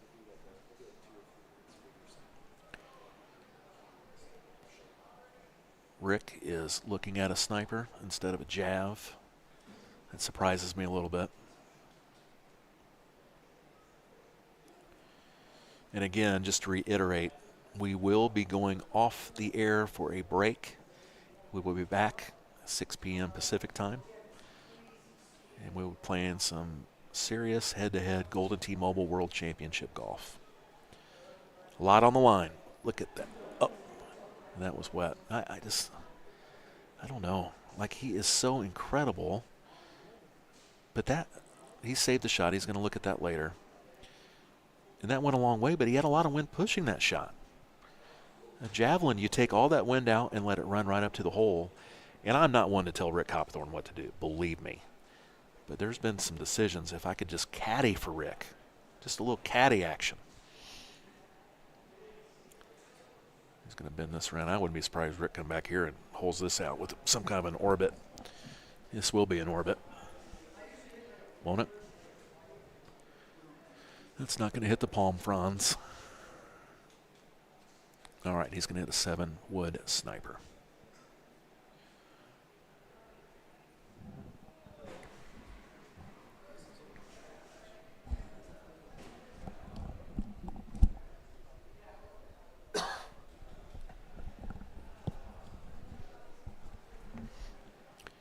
Good safe shot from Rick. He will clean that up, and that is an eagle on hole number 9, and he's going to come back and look at that hole 8 again. Excellent round from Rick Hopthorne. One mistake on hole number 8, but he cleaned it up with a Ranger from the little cart path. Still gets his birdie. As you watch him get ready to walk off the stage.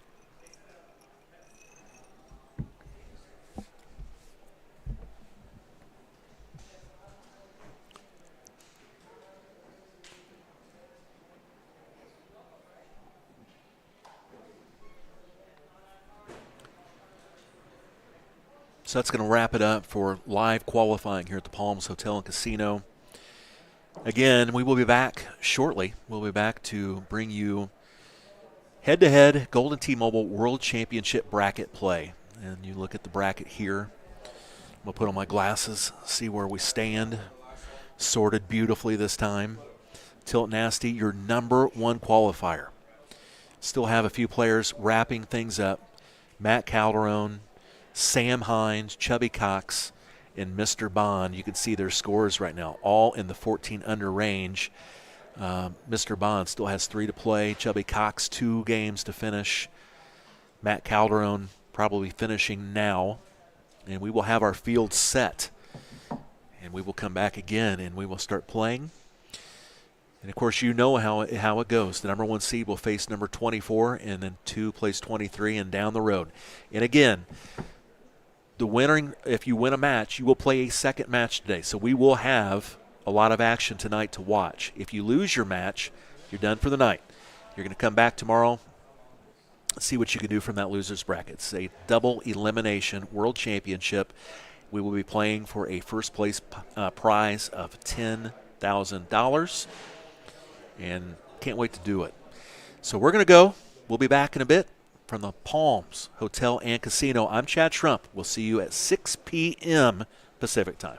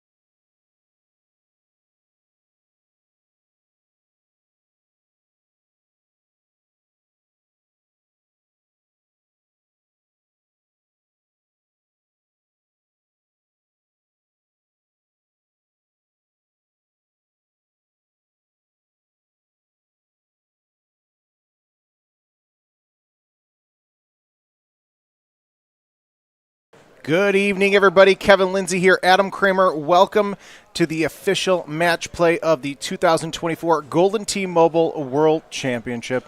Adam, how you doing, my friend? I'm good. It was fun.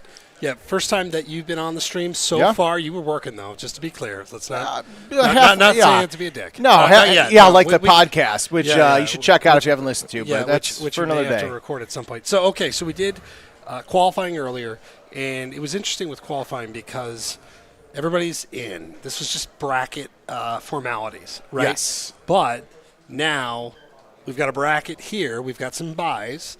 And that qualifier really sets the tone. Well, it does. What tonight and tomorrow is going to look like. And so tonight we're going to work our way through 3 rounds of the winner's side of the bracket. And by that point, you really start to get the meat of it, and we'll crown a champion, our first champion of the weekend for tomorrow. Again, we are at the Palms. We're crowning 2 Golden T World Champions this weekend. We've got 22 arcade games in here as well, and we'll get to that. First things first, we've got our game, and I think a pretty exciting first round match in Shankopotamus, a guy that when I go back to the origin of Golden T-Mobile has been around a while. Those new pictures, by the way, are stellar. We're paying Richard King good money to churn and look at burn, that. baby. The editing, that is beautiful. And you look at that 33 under, it, for a Golden T-Mobile round, is astounding. Those are the numbers that to the average Joe you see on the arcade game and go, that's not real. Well, you see these guys do it on mobile, and it's even crazier. Yeah, another OG in Joe Mama. So 33. Under. How about 36? So only 713 million GSPs.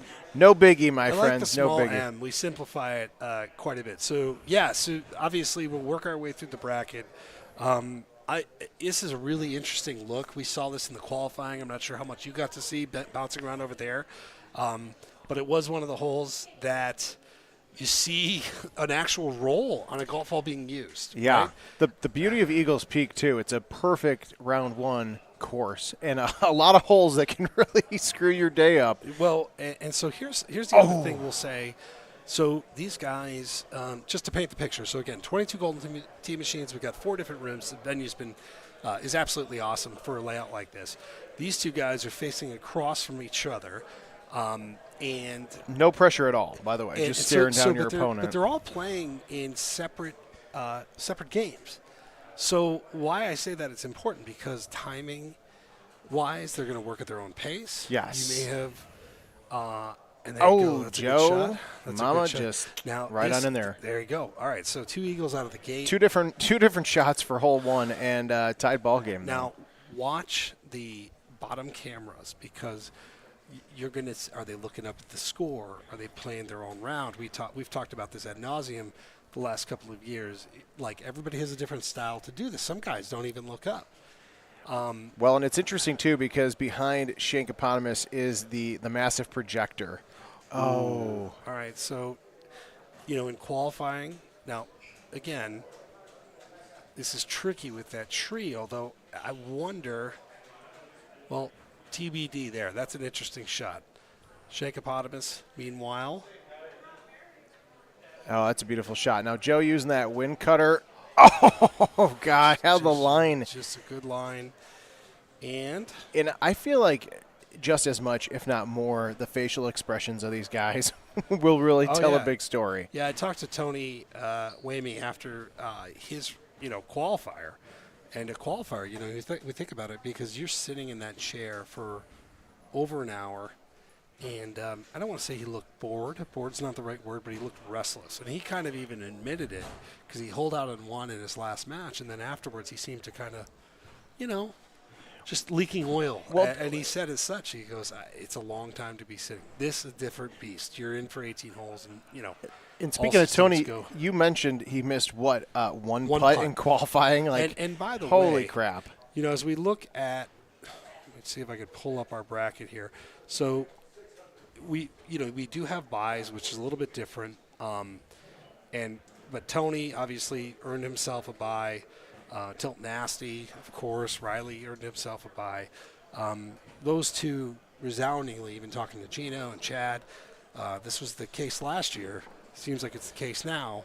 I think if you're going to want to win this tournament, you're going to have to conquer those 2 guys. That seems like the case. However, these 2, more than capable in a game setup to take these guys down.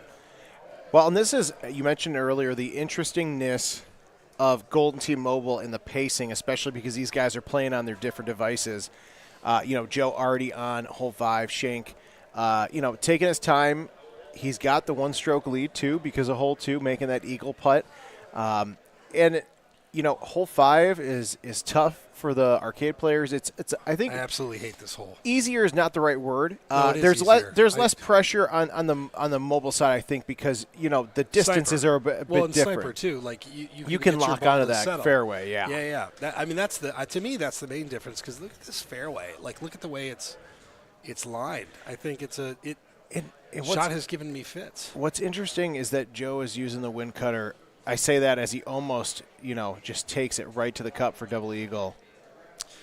Yeah, I every time we do this, because I'm not following closely with the league and everything. It's amazing to see what new areas of improvement these guys have to, manipulate the golf ball and try to make themselves better. This course is on the arcade and on the mobile side is the pinnacle of shot creativity. There's a good score to be had. There's a bad score to be had. I know that because I shoot a lot of bad scores. But, that's fantastic.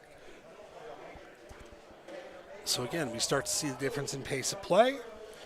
Will Joe slow down? Will he keep pace? Will he pause after 9? And, again, I said it before, but I'll say it again. Joe can see that projector screen behind Shinkopotamus, so he can kind of see – he's watching some form of the stream on there, so he can see what hole he's at.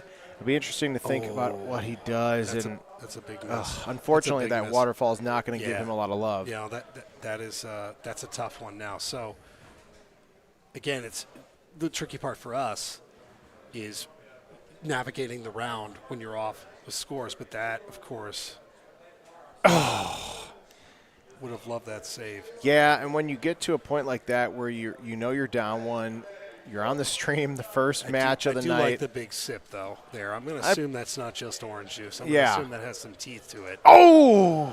Good shot. That As the bottle rattles around. I'm going to assume that was John Noble. If he's not tripping, we should play that GIF at some point. Yeah, we will.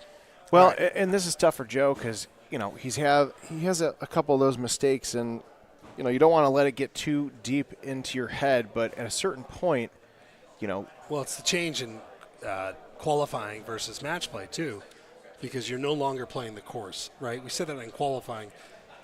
We saw Larry Foster have a couple of really odd miscues, and, but even his frustration, he started laughing, right? And because, you got to beat everybody. Now, you want to put yourself in a good position in terms of the bracket. Well, and it's like what Gino said to us on the Golden Blad podcast. Qualifying is a different beast compared to match play. Like, you can't, you can lose. Don't lose. Yeah, you can lose on Saturday. You don't lose on Sunday. Traditional arcade. And he mentioned that again too, because it's like these guys actually all are in a position to still win, regardless. But you get to match play, man, and it becomes a much different beast. All right, so here you go. Here was the question. Does he stop at 9? And he is. He's taking a breather. He's looking up. He's going to take a nice, delicious sip of the quote-unquote orange juice. Yes. Orange juice with probably... I love the shot Shank just hit. I couldn't tell you where it went until now, but... See, now I like this strategy. We allow players to... There's no official rules on what you can do. Like, you do you. And... you don't want to get too far ahead. You had a shot not terribly long ago that didn't go your way. You got to see where you stand. Unfortunately for Joe right now, we got some work to be done. Well, and the other thing too, the back 9 for Eagles is just as damn tough as the front 9. Oh man. Can we just put that on the stream really quick? We're going to take a quick selfie. I'm not much of a selfieer. I'm taking a selfie at the booth. You're definitely not a selfieer. Why, is that bad form? It's bad. There's like 18 inches that's how of olds do it? Yeah. And there's like 18 inches of empty space ahead, but that's all right. Well, I am old.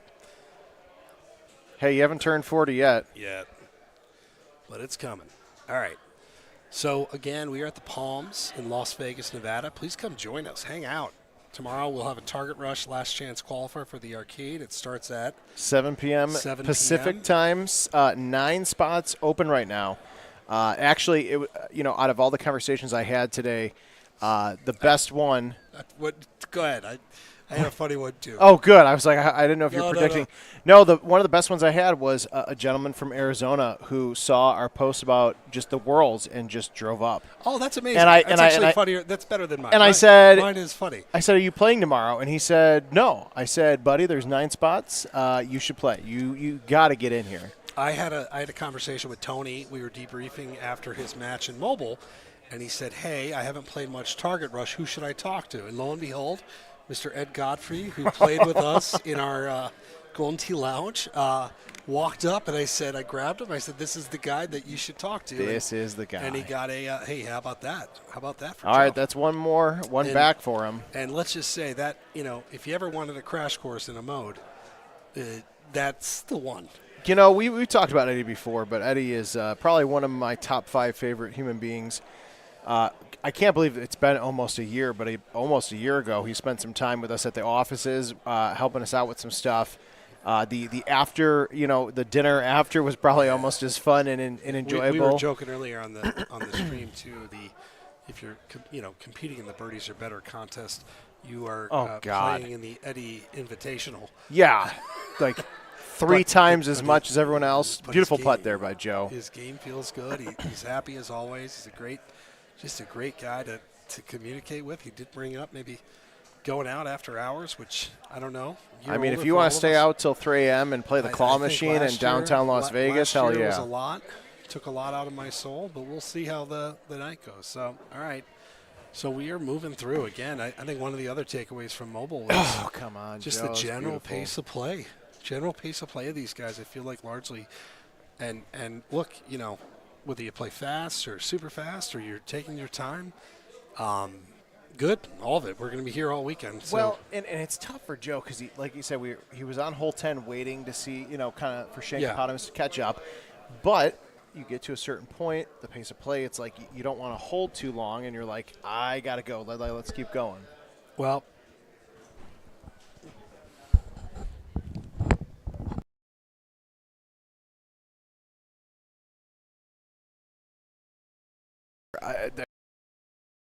this is our stream, so I can say it. This is a son of a bitch of a hole. Playing Golden Tee Arcade, much less mobile, and when it comes to the World Championship implications. It's also a hole where you could use like 3 or 4 different golf balls. Yes. You're going to see a ton of different shots from these guys over the next day or two. This is a gnarly chip, too. Right 8, sniper, you've got to be aware behind you. And the slope, the multi-slope green has not helped these guys' case at all. No, that.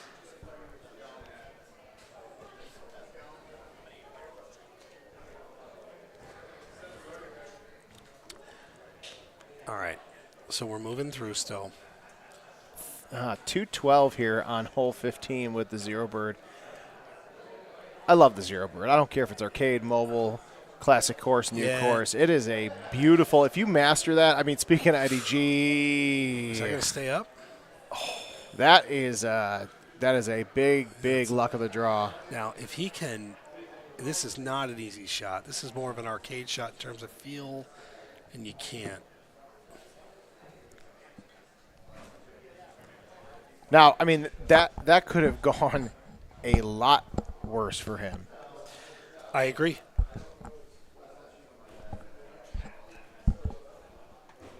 All right, hole 16 here as Shankopotamus gets on hole 10. Again, you talk about the different pacing and things like that. Now, this par 5, hole 16, not bad at all. As Shank goes for the drivable par 4, taking a few seconds to kind of get his shot down the line. Beautiful shot, very close. Take that eagle putt. And it's tough for Joe because he is so close on the mark, but he's he's just a little short on a lot of these shots. And you're going to see that over the next 24 hours of match play tonight and tomorrow. These guys are just so spot on.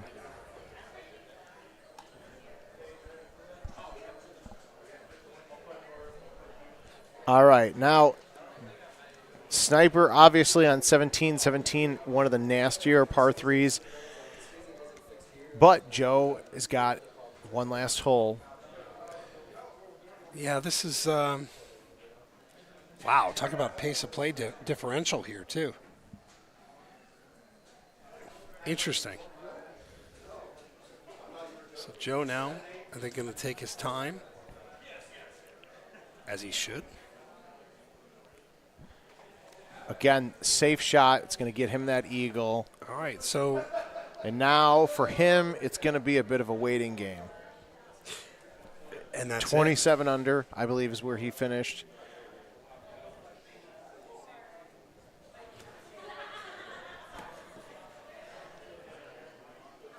This is a painful waiting game, right? It's not, and I don't mean that in like a bad way because he finished early, but no, because you're no longer in control. Well, and especially for him where he had that bad shot on number 2, he's got a couple of, steps up before, since then, but so your opponent's on hole 12 and you've got some time to finish. The other thing, you're going to watch your lead. You're just going to watch your lead slowly dissipate. Which one's which? And that's the tricky part.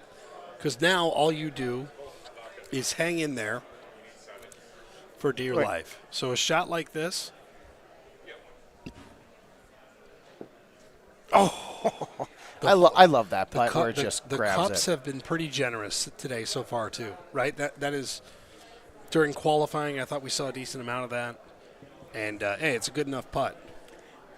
Our bartender made a mistake, so sorry. You have 2 drinks waiting for you, sir. Boy.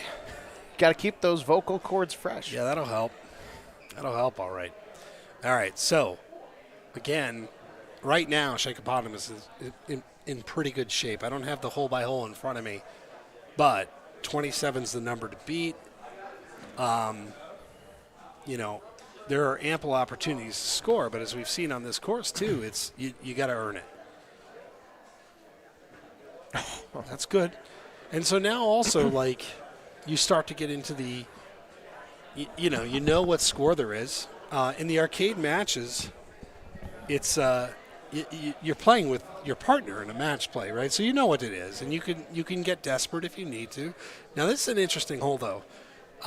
We saw Joe hit a Maniacs, right, go around left to right, hit a Maniacs, and but this is a tough one. These elevation changes in mobile are always tricky. This is a shot he's probably going to think about. Yeah, so, with the Maniacs being the Powerball, you want to get as much as you can, especially having to do that big A1 on this hole. Yes. But, having the, the grabber or the orbit with that backspin power could make a difference. Now, this is probably more in my type of comfort shot, but getting it there and getting it in, that's the problem. You leave it out to dry. That is too wide. Look, we're not going to yell loud because we're right by, but that's a big miss. You're playing now. Here's the other thing.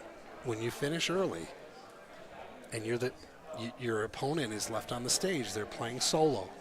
They're no longer just watching 2 players compete. They're watching 1 person play. Plus, you have everybody around that's watching the action on the stage. If that's bothering him, but it would bother me. And it's a big change. So now, let's see what he can do with this flop wedge. Up 4, left 7, wind cutters. Oh, yeah. Well, that just cut back a lot. Yeah. So all right. So that changes it quite a bit. And now the question is, you get yourself up off the mat. You're reeling a little bit. Now, and this isn't exactly, for me, not playing it much, this is exactly the hole I'd want to see when I'm tilting. Yeah. I mean, the look is pretty straightforward. I mean, this is probably as generous of a look as you can see here. Oh, and we saw the shot earlier. Like, you can thread it, but and this is the tough thing about having this wide open is that where the pin's at, there's not a lot of green. And for Shane, or for Joe, we saw him kind of get lucky with that sniper and stick right up there, and saved himself a par or worse. Now for Shane Eponymous, I don't think he was able to see that shot, so he's got to make a decision. I just watered the last par 4 that was drivable. Do I potentially do it again, or do I blow past the green and try to chip it in? Well, this is where I think him taking his time is a good thing. It's almost beautiful. Honestly, for these guys, for him, you just use a Ranger, and in theory, should just putt this one right in. That's a good shot. Now I'm going to ask the question that everyone wants to ask: when's the Ranger ball with that, those qualities coming to Golden Tee Arcade? When the Moon Course does. Well, there are forms of it in terms of how it operates. Again, in the way it's used in mobile, it's interesting because it sort of defies physics a little bit more than the arcade game does. It's just the nature of the platform. So there are traces of it on certain golf I just balls, have to give you but a shit, not that. And actually, that shot is really interesting because on the arcade, for me and for there's more of a question of, is it going to get there when you putt from the fringe or beyond? And we'll see it this week, but soon. Yeah, how about that? I appreciate it. All right, so now 27 again is the number, correct? Yes. All right, so 27 the number you have to get to, and now it becomes, this is a pretty crucial hole here. Par 5. And this becomes a little bit of a gut check putt. It's pretty flat, right? But I mean, just like in arcade, sometimes those tiny breaks to the left or right can really make a big difference. All right, so now in terms of pace, this becomes another very, very important shot. It's a really good match, actually, to get things going. Yeah, because theoretically, Shank puts us in for birdie. All he needs is an eagle to win this match, but you say all he needs. And, 17, it's tough. With snipers, you probably make it a little bit easier. But also 18, as we saw with, with Joe, it is not a gimme by any means. No, this is an annoying shot if you are in this position.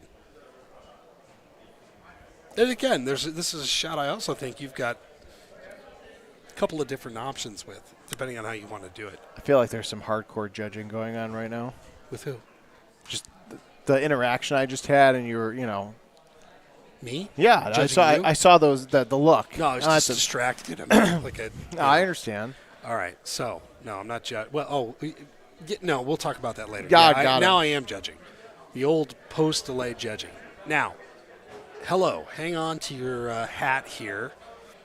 You're in a position to potentially win this match, but you've got to sink a down 7, left 7 on a really tricky hole. And this is – now the advantage is, hey, I can turn to the right. And that was beautiful. Really nicely done. Really nicely done. All right, so now how aggressive do you want to get? Although I will say from a look standpoint for these guys, you'll take this. Yeah. Not easy by any means, especially under these circumstances, but and that's where Joe kind of made that mistake. Is you've got that 11 mile an hour wind blowing to the right. All it takes is just one tiny click to the left too far, and you're in the water. Yeah, and the other thing about it, and I think it's a theme for this course, is like shot selection, shot creativity. How far? What is the shot here? A bronze tee making a cameo. Love it. Oh, now a silver. Yeah, sorry, bronze. Get out of here. Bye, buddy. So, sniper is where I would go. Pick your line. Stick it, and then sniper make is the safest bet. Yeah. But, not that this green is massive, but if you undercut that, okay. Right, so that's a nice uphill. Yeah, that's a pretty big gimme. All right, so if he makes this, Shake Eponymous will win. And that's a tough loss for Joe Mama in the first stream match of the evening. Well, he had his chance. Both these guys had a couple of issues here and there. You will on that course, and there you go. You get a look at our stage. And here's the thing: whether you play arcade, whether you play mobile, or no matter what, everybody has that competitive nature. And for Joe, you think about, okay, I had hole 2. Okay, Yeah. I had hole 18. You start to, even the best competitors, they start to second guess, like, oh, damn it. Well, I should have done this better. And how can I translate that into the next match? Yeah, and now what do you do in your next match, right? Because you know this. We've played in tournaments. It is a wild ride.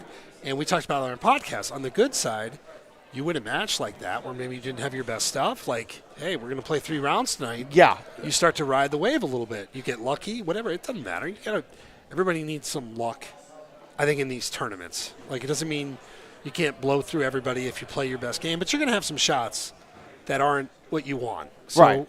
You talk about it, whether you're touching a trackball or touching the touch screen of your phone or an iPad, comfort is different when you're at your home, when you're qualifying on one of these chairs, and versus being on that stage back there. It really can change the way some people play.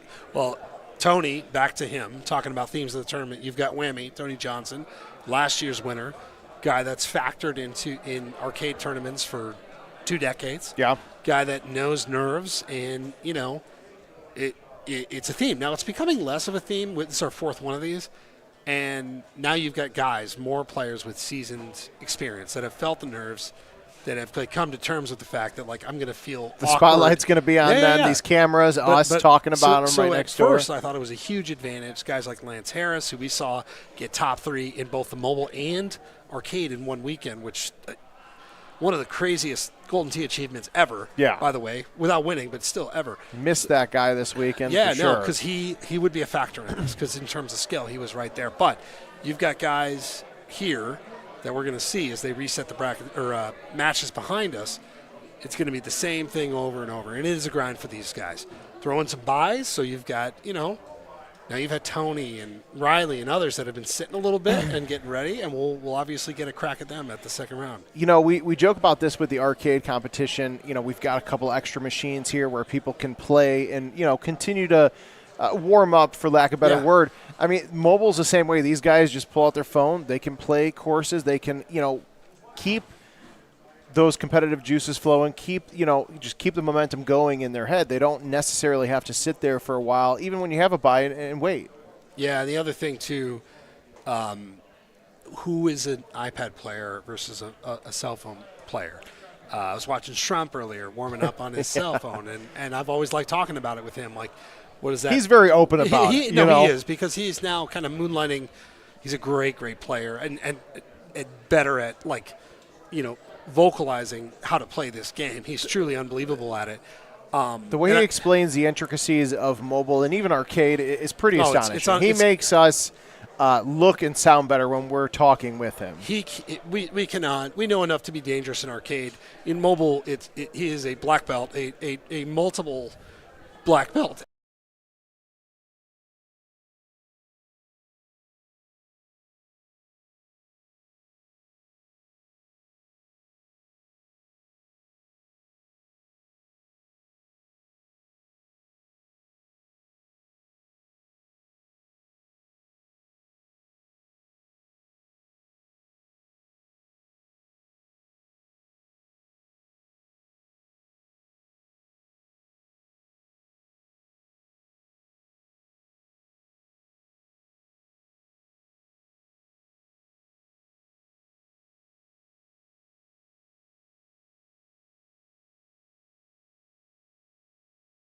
Voice-overs for if the, you're in Chicago and you happen to hear an ad for Golden Tee, that is the sweet, sweet sounds of Mr. Chad Schrum. And we were talking about it before because we had to speed up his voice because he likes to lean into all of his He has vocals. that emphasis. It's almost like when Gino was on the podcast the first time and we couldn't tell if he was just frozen in time or if he was just thinking about what he was going to say because he had so much going on there. It was a bad internet or pontificating, and I think the answer was both. Yeah, 50, just right down. No, 50-50. So, no, I think I'm interested to see how Chad does. I saw him walking around, had his headphones in. Didn't look thrilled, but it's another guy that has played in these tournaments a really long time, and I don't think he's necessarily happy when he wants to compete. Again, they are all competitors. We all want to win. And these guys are playing for some serious cash. Yeah, $30,000 prize pool, $10,000 top prize, which most places $10,000 would be great. But when you're in Vegas, that $10,000 can do you a lot of good, or a lot of something. I don't know. Some a lot of huff and even more puff. Yes. God bless that game. So, all right. So we're getting ready to fire up our next match here. You're looking inside the room of the Palms. You look in the back area. We got, 5 games set up in the back?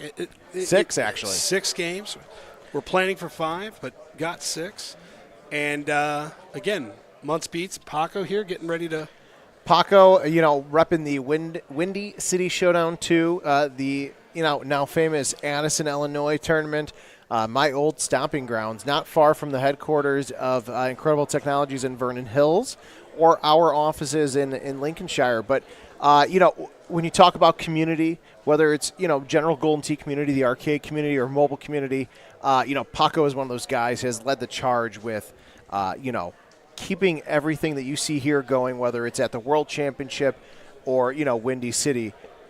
So he's the guy Paco won that keeps things his going. first match, by the way. And so this is a round 2 match. Muntz Beats, who had a bye, now gets going here. That's a good-looking shirt. Almost as good as our 2024 World Championship T-shirts, which you can buy at the venue for $20.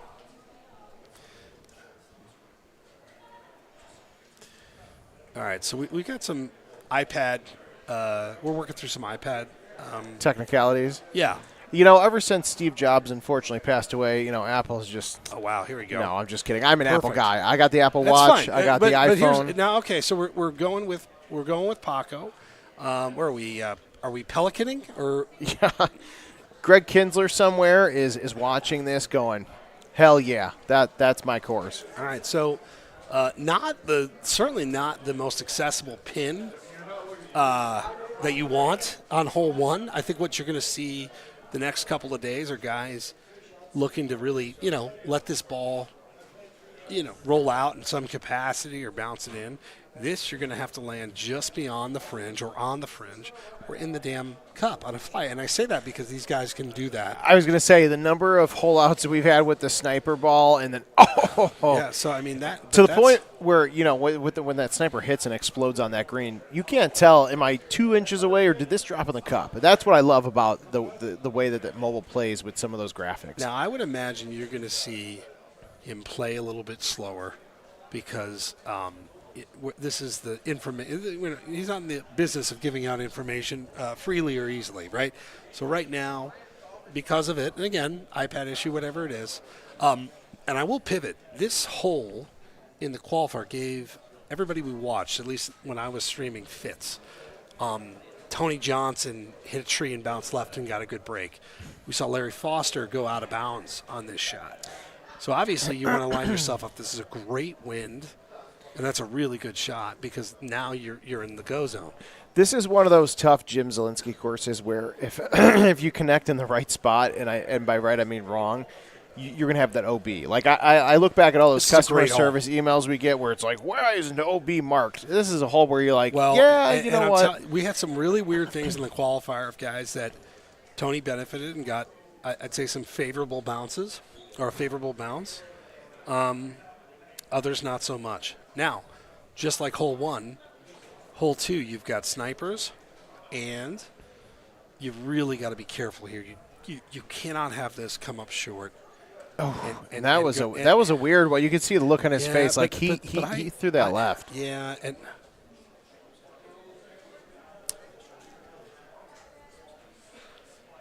all right, so he's not happy with that shot. His shot on hole 1 had a little curvature on it as well. Yeah, but That's all good. Here's the thing. Those are not 2 holes you expect your opponent to eagle, by the way. Exactly. I was just going to say, hole 2 especially, I mean, that is such a tough, even with the lowest of low tees, that is so hard to connect that into. So this was a hole in our qualifier. I'm not sure if you saw the pin was pushed way left, and this is actually a lot better. Like, this is a much better look. Yeah, I got to say, this hole in general, And I'm going to shout out Sean Rangel and Travis Tressler on the marketing team. Like, we got to put this hole in more Freaky Friday courses on both mobile and arcade. It's like a You sleeper. got to Like shout out, or are you going to make demands? both, a little bit of both. It's too early, to make demands. Trying to be nice here, but this is like one of those sleeper holes where back in the day, that hole was a lot tougher than it is now. But what, like you said, with It's all qualifier, it's pin placement. dependent. I thought the pin and the qualifier. Oh, now this is beautiful here. So again, I think you'd want the pin maybe up a little bit so you could, have a little bit more grace behind you. So the question is, how far are you going to take this thing? It's not going to be 100%, 94%. And this is where the wind cutter just is so beautiful. But that is the problem with that pin, in that you want to be protective of it. And also just, again, back to what we mentioned before, for different reasons, you've got, Paco right now kind of looking across, trying to gauge where his opponent is. And, onwards we go. This is a fun course. I'm a big fan of this course. There's nothing. It's straightforward in terms of like just obstacles, right? Yeah. But I feel like there's some really unique shot making opportunities throughout, and we've seen a couple of them already. I'm just going to throw this out there. If we were ever to go back and kind of tweak or add some new things to like old school courses in the future, this is one where I think you have enough ground to cover where, with the mind of Jim Z as crazy in a good way that he's gotten, I agree. You could do some fun stuff with some of these par fives and, make them drivable or, it's also unique tees on a par four. It's also like there's, again, I don't know, when you think of the most memorable courses, I don't want to say that this isn't one of them. When we pick courses for mobile, we go through a process and we think about, frankly, we pick what do we like to play. That's the process. We talked about that with Rattlesnake. Just don't get red sands, Well, no, hell yeah, more red sands. And you like variety, and again, this is an interesting course because it's not quite tropical. It's not quite like foresty. It's just like a very professional, inland Florida golf course. I mean, I look back at some of the I love this hole on the arcade. You can see some wild ass shots. I'm just thinking about like some of the greatest YouTube shots we've had in arcade history have been on this course. Like, yeah, in the first six holes, you got two of them, right? Was it hole two? Hole or three? two and this one, and then hole 10, I believe, is the next. Hole 10, the drivable par 4. So I'm not going to say that this has been a hard setup this far, but it's certainly not giving a lot of opportunities to get aggressive. These pins are really, really tucked. Again, they're kind of front or back. So here, how aggressive do you want to be?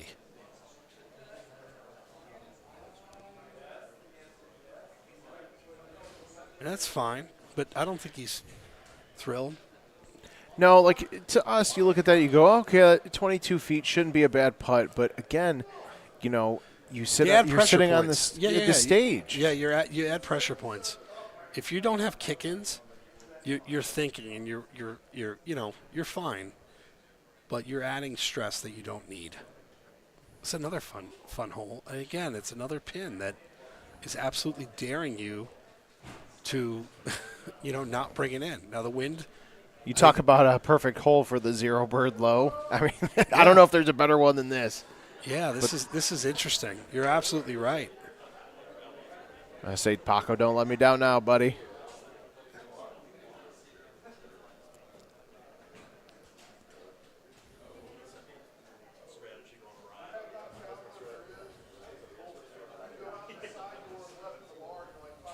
Pick your line and commit.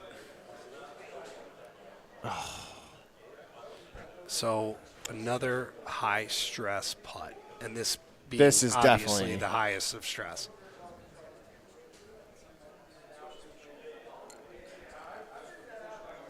So we got word that Muntz beats. Again, we'll get the stream for everybody fired up. Was down a stroke after 8 holes.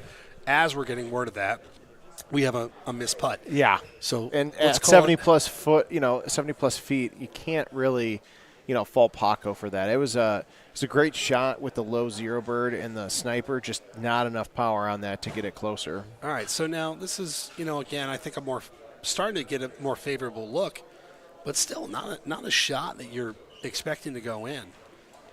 Which sounds weird, but I'm telling you, the mobile mentality is just so different. That's a good-looking line. That's what I worry about. We saw it a few times in the qualifier, too. You expect the wind is going to carry you. And not that these greens on these par threes are massive, but you get that back pin like we saw in the previous par three, and you have such a nice chance at just rolling that baby in for GSPs or even for a hole out. Now, how aggressive? You got to pop this thing up. You're not using the flop wedge at least, but are you going to get it there? Because more oftentimes than not, you're worried about leaving it, and so that's a rough 2 holes. That's a rough stretch. There's no other way to. Now again, this is an 18-hole contest, so you've got 10 more holes, or including this one. But especially when you can't see what your opponents are doing, you don't know what they're doing. It makes it more difficult. And I guess that at least goes both ways, in that both these guys now are kind of playing blind. So in some respects, they can play their game, but I think unless there's signaling. No, and like Muntz has the monitor behind him, but he's not. I mean, his chiropractor's probably like, man, his neck is low. But again, these guys get in their comfort spots when they're playing on these devices, and they'll get into, like, some people just sit with the iPad in their lap. Other guys will, just play with it sitting. That's a big holding shot. it up. Oh. All right, so he's had a couple of those, and everyone has been deep. And again, 26 feet. That's not where he wants to be. That's where you see a lot of the sniper usage, is because you want to try the shots like that. I'm telling you this as someone on the arcade that was always putting from farther than they wanted to be, because when you and me both, my friend. When you get into a rhythm and you're just everything's a kick in. First off, more oftentimes than not, one will fall. Right, like when you're in that mode, like we saw with Tony and others. And by the way, this hole is another he's fascinating hole, and playing that safe. Well, and the only thing I'll say versus an arcade layup is a layup, and if it goes in, you're like, wow, that was awesome. These guys, even though this pin is kind of cruel, they expect to kind of make their layups. They're positioning themselves for like a high percentage next shot. I don't think this is a high percentage next shot, not because of him, but because, again, these pins are brutal. And he's got that 3-iron, so he's going in for, he's using a 213 club for an 82-yard shot. Like, he knows that he is coming in hot, and he's trying to grab that cup. So he's down 2 strokes, we're told. So you got to get one of those to fall. All right. A lot of match still to be played. Yeah, just confirming that is after hole 10. Paco is down 2. So those 2 shots that we saw the missed putt that was really a product of not a great shot into the green, and then we saw the that par 3 approach. Oh, hold on to your butt, and he did. Again, another hole where you've got a little bit of love on the wind side, but, man, you are, for somebody who, and he doesn't know this now, but just from some of the mistakes he's made, he knows, hey, I got to catch up on some strokes. For sure. Again, still 7 holes to go. I don't know, like, the level of skill is so high that I think all these guys, if they miss, whether they know it or not, are just assuming that somebody's taking advantage. No, honestly, that's a great point. And that's the way to play, by the way. I think. Oh, I like that. Come on. Oh, good shot. That was more of like the shot style and just the general trajectory, even where it landed. Right, he's been landing it at or beyond the cup, and it's been rolling out. Let's see if he can build off of that. Now, here's the thing. That obviously didn't go in, but, you have a couple bad shots and you start to hit something like that, it really can bring your rhythm up and it can kind of pump you up for the next couple of holes. I will tell you this: there have not been a lot of. I'll just keep saying the same going. damn thing because it's true. But there's not a lot of places where you can. There's not a lot of love that's on a these good looking pins. line too. Yeah, that's a great shot. No, that's a really good shot. I was always short on this hole on the arcade. It never played like I never saw a line on this hole ever. No, and you get that rough, like you hit that rough at a certain angle and you're kicking back probably exactly. Jag City. Yeah, so it's. This is a fun one. I always love to hate this hole because, you think, oh, I'm just going to blow it right down the middle, and you pull that trackball a tiny hair left or right, just like these guys. You pull, your finger back on the screen, and you're ended up in that sand, and that par 5 becomes a par 4 in terms of possible score. I would imagine. Well, let's see where that pin is. It looks up again, but I would imagine you'll see more javelin, but we'll see. All right, so he's going 3-wood.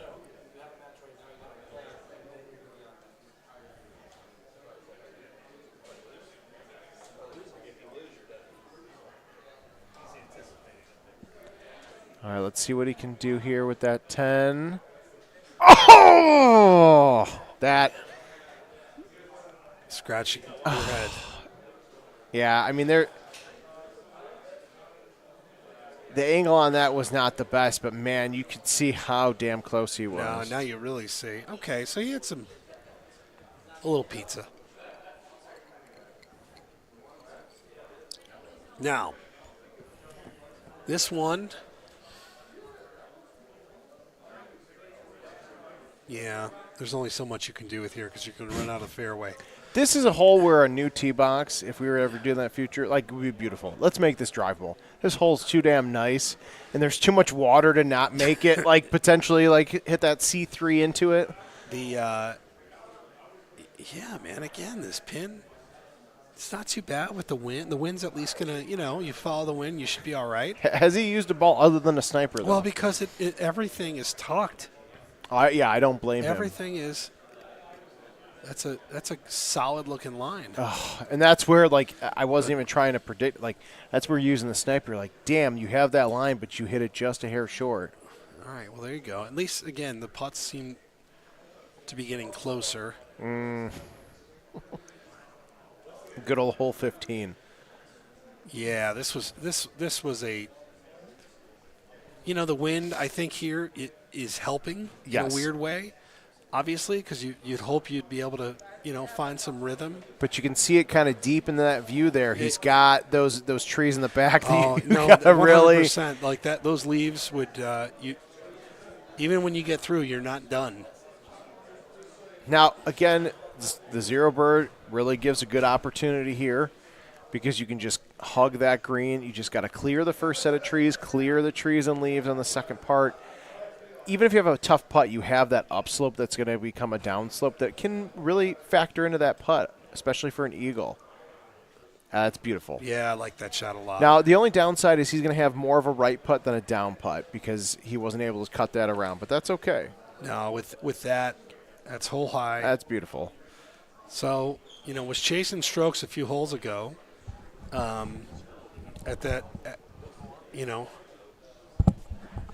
At this point, I think we have to assume he's going to make things happen. Now, finally, this is a look I think Up 10 there, you can't. All right, so no. Down 2, that's got to go. Oh, okay. Oh, my God. That's and we just got word with Paco being down 2. I mean, the fact that he got an extremely favorable bounce there to not drop in the water. Now you got to make this. He's going to chase on the par 5 in that nasty drivable. 18. That is not going to help him, though. That's trouble. Now is probably a good time to just chug that beer. Well, I think that swig had purpose. Yeah. That was a great swig. It was like a impressive. Cartoonish swig of beer. If there was ever a time. This is another hole that, frankly, hole hole 17 1, Adam 0 over the course of time. Is it really 1-0, or is it more like well, 55 and like 1 maybe? now that facial expression I think says a lot. Yeah, especially when you're down, and he doesn't know that, but And so you can assume. This is tough. This is tough. You see him going back and forth on the ball selection here because it's like, what do you do? You unfortunately. Now I don't know this hole well enough to know what a Ranger was going to look like. The problem with that is because it pulls all those qualities away, the all-terrain ball, like you could easily send that through into the water, and that's the last thing he needs. But at this point, too, you have to know that you're chasing. And this is the weird balance. You'll see it throughout the weekend of, and because he doesn't, I don't know. Like that's a tricky one. He is using the Maniacs here. Got to get over those trees. It's a good-looking line. It's a beautiful bounce. Come on back, baby. And again, this is where the competition in mobile and arcade, or not even the competition, but just the actual competition is so different because you don't know, has my opponent finished his game yet? You could sometimes tell by body language, but not always. Versus on the arcade, you're playing up against them literally. You both dictate the pace. We have a camera on down here, and I don't know. It looks like it's hard to tell. We'll know soon here what the status is, but I think having this thing go in would be very positive. All right, so it sounds like Muntz has 25 under after 18. Oh, well, yeah. So hole in one equals -7, right? Yes. Yeah. That sounds like some shit I would say at a tournament and be like, hey, buddy, if I hit this hole in one, we're going to go into extras, right? Yeah. Actually, I did that. Actually, no shit. I did that against Lance. Gary Sheldon once at a tournament. I lost a tournament on a hole in one on Falcon Sands. Oh. It was awesome. I mean, it was cool. You can't. You can't be mad at that. You're like, it was shocking. Game over. True walk-off. All right, and then just so you guys know, as Paco chips this in a short minute, as he puts this in, we are going to take a brief break. We're going to do a little bit of a pitching rotation change here. We're going to take a look at our iPads, get some things ready to go. So Muntz beating Paco, and we're going to get things resituated here. Get you guys some updates on the bracket when we return. I believe, Adam, I'm subbing out. You're subbing out. You have been working hard all day. It's all good. And we're going to get one of our favorite people in the booth here to replace you. Not even replace. That sounds negative. No, that's fine. But, that's true. He can replace me. Yeah. Don't fire me over that. Yeah, it's fine. No, but we're going to take a short break here. Kevin Lindsay, Adam Kramer will be back at the 2024 Golden T-Mobile World Championship.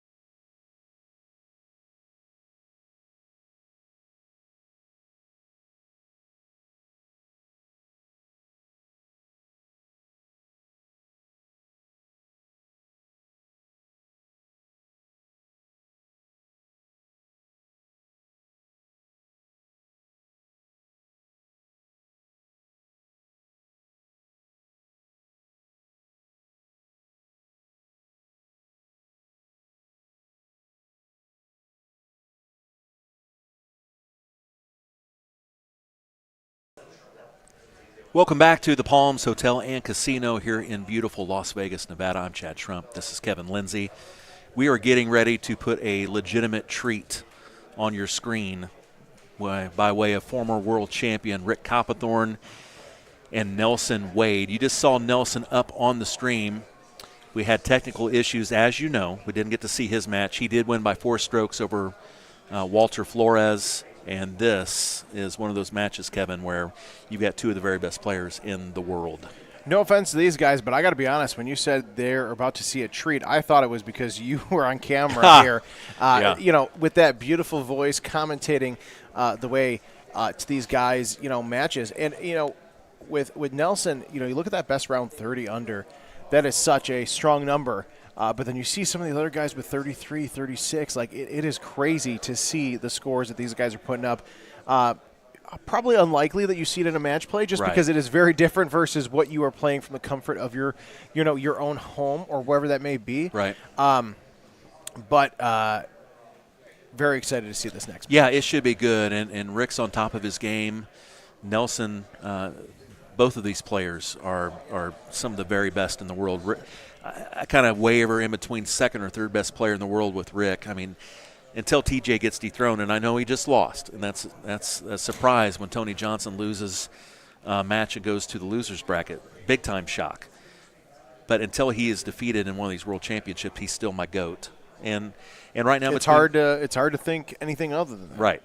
In between Riley Hitchcock and Rick Copperthorne, those 2 players in our mobile game are 2 of the very best. And on any given Sunday, as they say, either one of those guys can beat each other. Now, the biggest question right now, will Sniper Mr. Rick Copperthorne hit his 2,800th hole-in-one in this match? That's a lot. That is a lot. I think we're off and running. I think this is the course we're going to play.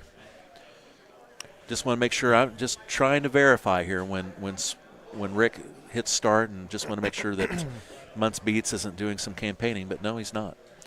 So this is the real deal, Pelican Grove. Here is the front 9, and both players are still on the winner's side. Muntz Beats has an early stinger. This will be a javelin. That is a straight shot. You hit it straight, you make this shot, and he makes it. So great start for Nelson Wade, Muntz Beats. That was a perfect win if you can hit it straight. So I fully anticipate Rick to match. Let's look at the shot. He's probably going to pull out a 2-iron. He's going to go with the 1. I like the 2 to clear a little bit better, and he's always hitting this. I mean, I guess it doesn't matter with that straight wind, but I would think the javelin would be your play. But as we've talked about, Rick is still one of the best stinger players in all of the land. Instead of hitting the jav, he's going to go with the 1-iron stinger, getting his math down now. Meanwhile, Muntz trying to haul out hole number 2. We talked about Rick's pace of play. In the qualifier, it seemed to be better. Let's see how he does in match play settings. Here is his shot. Bang! Matching hole outs here on hole 1. You saw the stinger jab. You saw the stinger sniper. 2 ways to skin a cat. Both players hole out hole number 1. Muntz just misses the sniper on 2. And now Rick will check this thing out, leave this in the fairway, and he will try his own version of a stinger sniper, I would imagine. So both players hole out 1. I saw that in the background. I stepped out for a quick second, but do you expect anything less from these guys? Now, it was, I don't want to say it's an easy shot because of the pressure, but if these guys are on their couches or they're, playing relaxed somewhere, it's almost a guarantee they're going to make those 2 shots. But to do it in this environment, that's another nice shot by Muntz Beats. Well, and one of the things Adam and I were talking in the last match on this course was the setups were not good. I mean, the pins were hugging the fringe. So for these guys to have that runway on hole 1, boom, hole out. I mean, even right here, look at that. That's a tough hole out for Rick. I mean, Muntz is just going right at it with that, with the wind cutter because you have that green to work with. So Muntz trying to knock out about a Rick almost made that one. That looked good. That looked like that was in. Rick pulls out the jab, and he is going to try to just land this short of the hole, let it run down. Needs to probably 2 to 3, maybe 4 clicks left. Let that wind bring it back. Meanwhile, Rick is 1 full hole behind. It looks like Muntz is taking his time. He doesn't want to get too far ahead so that Swiper Sniper doesn't know where he's at in this match. Doesn't want to get too far ahead, and Rick can play conservative if he needs to. So here is That's a good shot there. That is one of my favorites. Just hit a javelin, let it run up on that green. Now walk me through this when it comes to that. Walk me through as a Golden Tee Mobile competitor, much more than I am. Like, obviously on the arcade, you're playing on that machine at the pace that both of you dictate. Mobile, very different. In the first couple matches we saw, there was almost a 7-8 hole difference when it comes. Like, how does that factor into your mind, especially if you're in the spot of like Muntz where you can see that video in the background? Not that he's looking at it particularly. He is very focused down as he was before. But, again, it's very easy to get in your own head when it comes to competitive Golden Tee. Yeah, it's something we talk about a lot, Kevin. It's potentially for a live event is putting some time of a timer in place. If you don't hit your shot within such and such seconds, then you could conceivably get a penalty stroke. But to let a player get 7 or 8 holes ahead of you really allows the player that's trailing to know exactly what he needs to do on every hole versus, you're playing shot for shot like on cabinet. And it's, if a player like, Rick in this situation, that's good. That's a good one. You just can't be too aggressive here. That will go back in the water. But, Rick would love Muntz beats to get way ahead where he knows exactly where he's at. You can just reel him right in or know what holes he should go for and what he doesn't need to. And that's why you saw Muntz wait as long as he did on that par 3 that he hit the 4-iron, because he doesn't want to get 2 or 3 holes up on Rick and let him have an advantage. Oh, that's excellent. That's exactly, I'm sorry, I'm trying to see what Muntz is going to do here because it's a really good opportunity with that 8 wind. Yeah, so he's probably going to hit this, I don't know, if I were to guess, somewhere around 59-60%, and try to factor in that wind and bring it right to the cup. You can't leave it short. If you leave it short, it's an ugly chip. So let's see. I think it's 53. I think I might have read that wrong or can add at this point. A little bit of both, maybe. Well, it's Las Vegas. There has been, Kevin, let's be quite honest. There's been a lot of drinks today. What, in Las Vegas at a Golden Tee tournament as we're sitting here sipping some cold, delicious drinks? Well, and, if you know, Michigan Lab Tested has also been involved today. And like I said, if you know, you know. So here we go. I didn't know, but I know. We had this conversation. Well, I know you know. It's a really good match early. Both players, I think, are tied. Rick is behind on 1 hole, so Muntz taking his time. Muntz has a tough shot. I was going to say the setup. He's looking for a gap. When you get a beautiful gap, this hole is so fun. But when you have something like this, especially with that 10 to left, you're going, oh, what the hell do I do here? As precise as these guys are, this is match play at the World Championship. And, even if you use the wind cutter, you still have a lot of trees to factor in with your decision making there. Yeah, he's just going to try to find, I think, a safe spot. He's got a 5-wood out right now because I don't know if he knows. Okay, he knows. Is there a shot other than the zero bird? Are guys using the low driver at all, or is it always just zero bird because of the distance? I think the low driver actually clips leaves on this one. That's what I thought. Yep. All right. So this is a test of the nerves, and he goes right through. Beautiful. Okay. Yeah, that's beautiful. Perfect. You take that all-terrain ball and put that sucker in. Ranger for Mr. Muntz beats money. Now I got a question. I got a personal question to ask you. Well, not personal, but like, what happened to Swiper Sniper number 1? So he went to a different name. He went to his now I'm going to mess the number up because I always do. But when he first played as Swiper Sniper, he kind of quit for a while. When he came back, he played as his original name when you first sign up for an account. He was Golfer 5480. So he kept playing as that, and we were all convinced you cannot play as golfer 5480. Yeah, yeah. You can't do that. You're a former world champ. So he went to swiper, sniper, deuce. I love that. That's hilarious. Yeah. That is beautiful. This is a pretty good look here for this par 3, hole 8. He's going to try to land that shot just short of that green, and it's a down 4 or 5. What's that say? 4? Down 4. Again, those back slide. pins make a big friggin' difference. That's right. So I would expect this to be close, and he's very cautious, which I don't blame him. But that three iron really doesn't slide far enough to worry about water unless you grossly mishit it. Well, and here's the thing, too. It's hole 8. You're almost halfway through. It's different than if you're on 16, 17, 18, and you got to go for it. Because, again, one bad swipe, and you're putting that in the water. That's right. That's exactly right. Muntz is going to go with a 3-iron sniper here. I like to guess yardages. It's fun for me. So that's 87 yards. If he goes with a 3-iron, oh, he doesn't do that? Sure he does. Come on down here. There we go. 3-iron sniper. Let's just say 88. You divide that in half. That's 44. Add 10 because it's out of the rough. That's 54. A little bit of hurting wind. He's probably going to want to hit this around 52%. You know that part in The Hangover where there are all these numbers going on? Yeah. That is me talking with you, and that is because you are so 52. Let's see. damn smart, and this. The percentages are the crazier parts. How did that only? Okay, I need to consult with Brian Muxlow right now because I am very, very off with my distances. I'm going to quit doing the distances. I mean, hell, it sounded good to me. Well, you didn't have to follow up, and everyone would have believed you.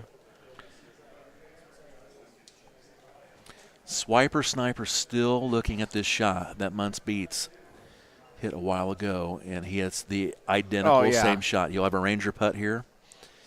And this will be up and in. I'm sure Rick is happy to get this one out of the way. Muntz beats, meanwhile, on hole 10, trying to decide if he wants to hit a Maniacs, the Powerball. I mean, the green Powerball. Is it worth it on a hole like this? It's hole 10. Again, this is the creativity and the genius of Jim Zielinski. Putting a hole like this that can, arcade mobile, no matter what, can break a match when it comes to high stakes like this. And again, that's why you see a lot of people there are going to do this, because unless you've got a short setup or favorable wind, you have a better chance, most likely, of breaking through with a chip here. See a lot of my good cabinet friends converging on the palms. Lots and lots. How many arcade machines do we have in here today? 22. 22 machines. Open play tonight. Got to spend a lot of time with Andy Haas and Paul Luna and Clint Grover, Ryan McCook, really good friends of mine, as they warm up for their World Championship Saturday and Sunday, playing for a historic purse. $190,000 in prizes, $35,000 to the winner. There we go. Muntz beats. He is so subtle. It's just a little fist bump. That is a monster shot for Muntz beats. He is playing one of the best players walking this planet. And literally going to call it, just say it because it's very rare that I call something like that. I mean, perfect shot from the fairway for that eagle, not even needing to take that risk. It was a beauty. And now Swiper Sniper knows he is down by a stroke, and he knows what he needs to do because he is several holes behind. So Rick loves to play from this side, and he'll throw like an Obert sniper at this green. I love the set. I mean, with where that pin's at, even though that 10-mile-an-hour wind's blowing in your face and less right, I love the opportunity he's got there. Do not be shocked if Muntz Beats doesn't make this one as well. Muntz Beats a chance to go back-to-back, 10 and 11. Meanwhile, Rick's got a great look at this. He's got all the green in the world to work out. Let's see if we can get a bang-bang scenario and make Andy Coleman's life great. Here is Muntz. Looks like he's going to swipe first.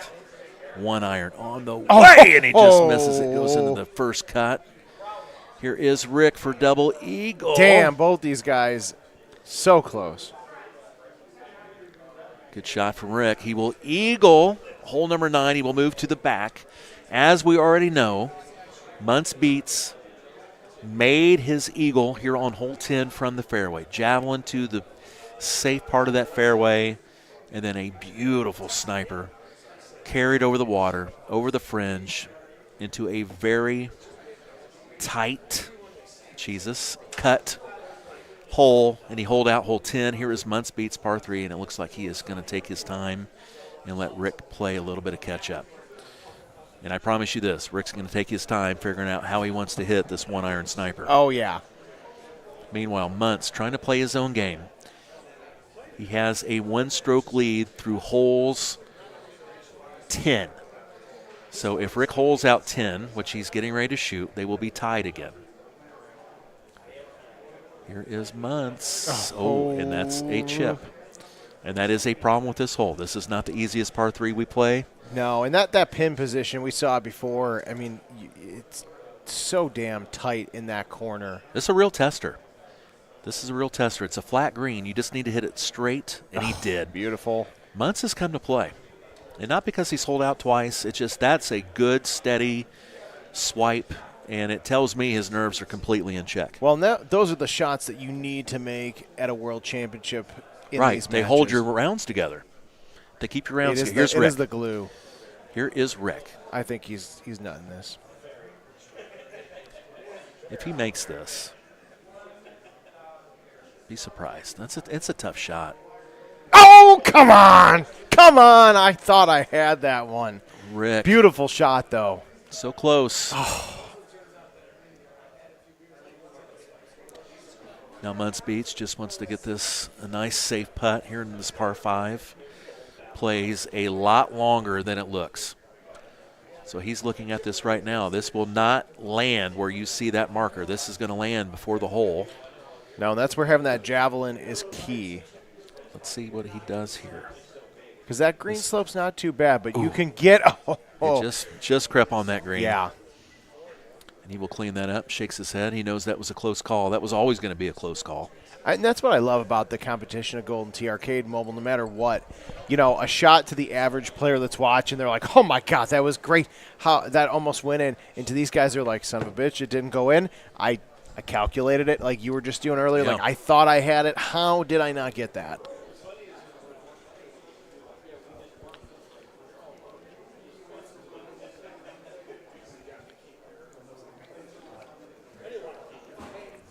Oh, wow. Another great effort from Rick. He'll probably do another Ranger putt. He will not hit this 100%.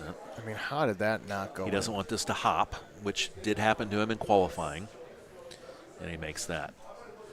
Ooh. Swiper Sniper still trails by 1. Oh, that is a beautiful look. Which way does Nelson want to go? I was going to say, at first glance, because you get those trees right in the face, if you don't touch the golden tees, like, ow.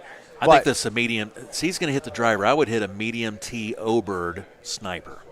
That's what I would hit. Now, would you go this same look, or would you go Yeah. left? That's a pretty look. Or, excuse me, go right coming in left? No, I would probably go right there. And the way that wind is, he can line that up without having to do any kind of cut. It's a straight shot for him once he lines it up. This will be an O-bird. Low doesn't get there. Medium T does. Low T is only going to carry about 238 on this hole. Well, and again, that is like one of the intricacies between arcade and mobile. Arcade, you've got that force you can put at the trackball. Yeah. Mobile, Yeah. it's really what that finger swipe can do. Right. That's It's why you much have to more do technical. math. That's why you have to do the math. And that's where I appreciate everything that you guys do. Like, I mean, if I could fundamentally. swipe harder, I Oh, would. my God. Yeah, I said that from day one. I'm like, guys, let me just fling my iPad if I have to. And beauty. Wow. Nelson. That, not that GSPs mean much here, but, man, if you can collect them on this stage, he's very, he looks like he's just focused in the zone and just calm. GSPs make you feel good. Oh, And they keep your confidence going. yeah, they really do. All right, let's see what Rick can do. And I love this look right here for Nelson, too. And this is a nice, juicy setup. Rick did not go in the fringe or the rough like Muntz did earlier, but he still trails by a stroke.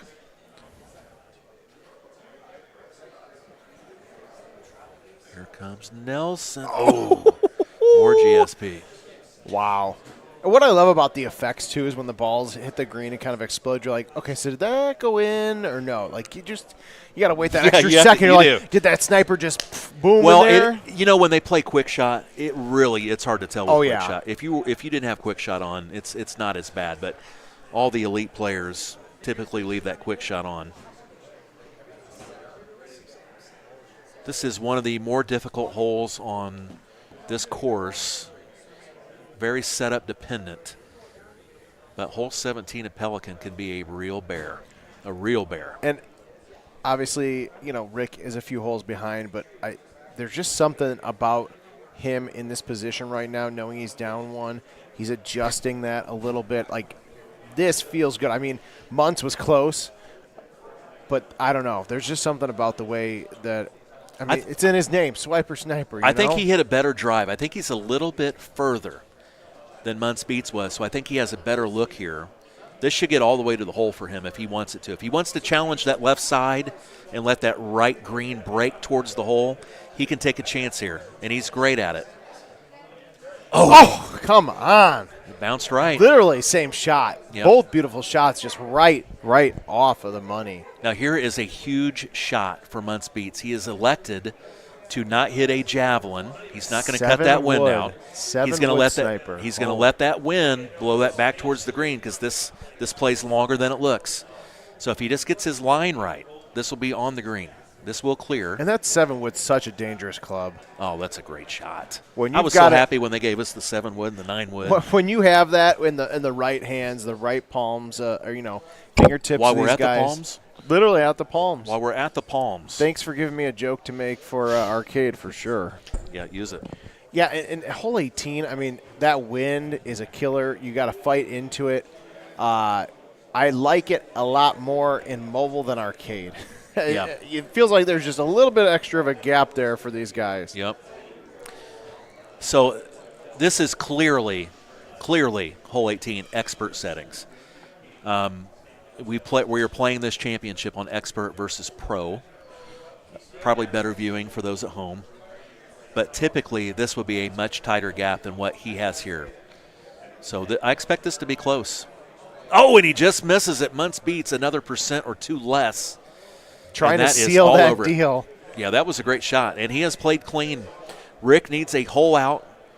He must have a hole out to force extra holes. And it's funny to see how these guys interact.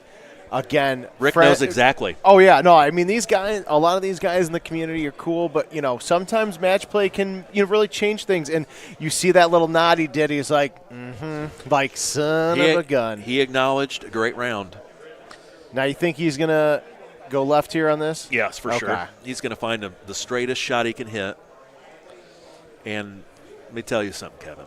There is probably no one in our game right now that is better at a long-distance shot than Rick Coppathorn. So it is a very legitimate chance that he makes this shot. I'm just going to tell everyone in advance you might want to turn your volume down just a hair, because if he drains this between the two of us, this would be huge. It would force extras if he can stay clean the rest of the way. But there's still some good looks. Yeah. Like Rick has several looks. Hole 16 is a great look. 17 not. He'll eagle that. Then hole 18 is not bad either with that big gap. So Rick has some chances. But I think right now, honestly, this is his best chance to tie up this match. Hole 16, like I said, the par 3, it'll be a good look too. He'll hit an O-bird or a 1-iron. But this is a great look at it. Let's see if he can dial this up. It's going to be more about the distance than it will be the line. He will get this line right. I'm not worried about that. It is the distance. Probably 98% maybe. Big shot. Swiper. Oh! Sniper. What a beauty. 14,000 points, but those don't do him any good. And this is where it's crazy in the competition, like to shots to the average player, like that's beautiful. I know I said it before, but I have to say it again. He's just like, damn it. He knows he needs it. I need that to drop. He needs it. And that 12-mile-an-hour wind, you said it, that up 10, 12-mile-an-hour wind really gives a big opportunity for him on this one. 17 is just going to be a routine eagle.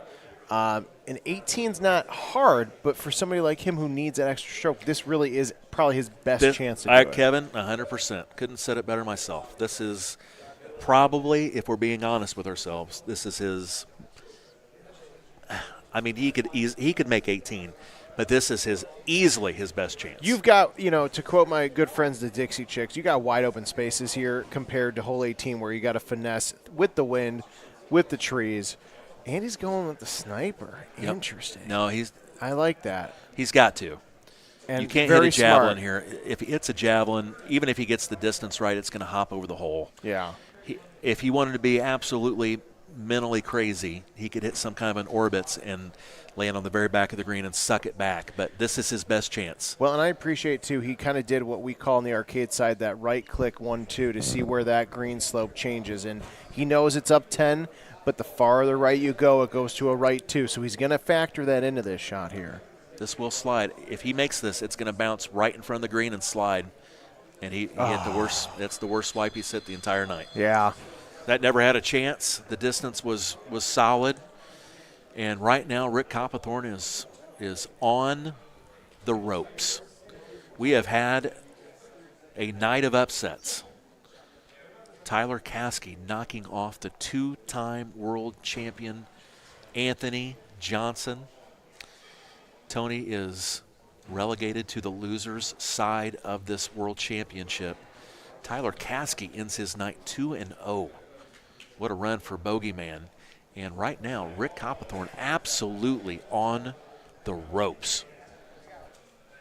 Let's see if he can figure something out. This would be a kind of shot that Rick would figure out how to make and get right back in this match. Again, to me, he's the best long-distance shooter in the world. So if anyone were to do this, it would be the guy that has done this before in this kind of setting.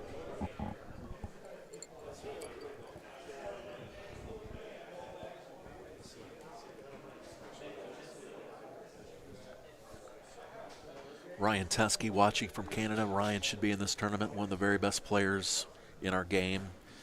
Did not know we played expert. Ryan, we've always played expert in the World Championships. We play expert in qualifying matches. That's why you shoot so well, Ryan. Oh, just a subtle No, jag. he's so good. He's so good. Now he's going 6-wood here, Here's which Rick. is interesting. Oh, and that's match.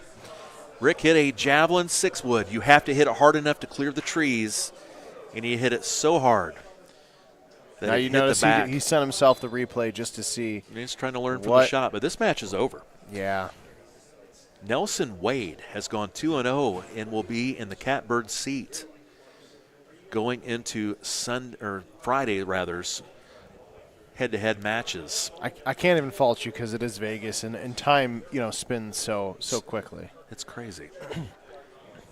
I have been up since 2 a.m. Eastern time. Oh yeah.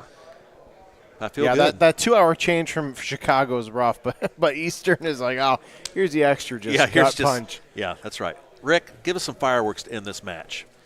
No pressure on. Show us what you got. Got a little slurve. Cut it to the right. Throws it out. Oh. Good line. Yeah.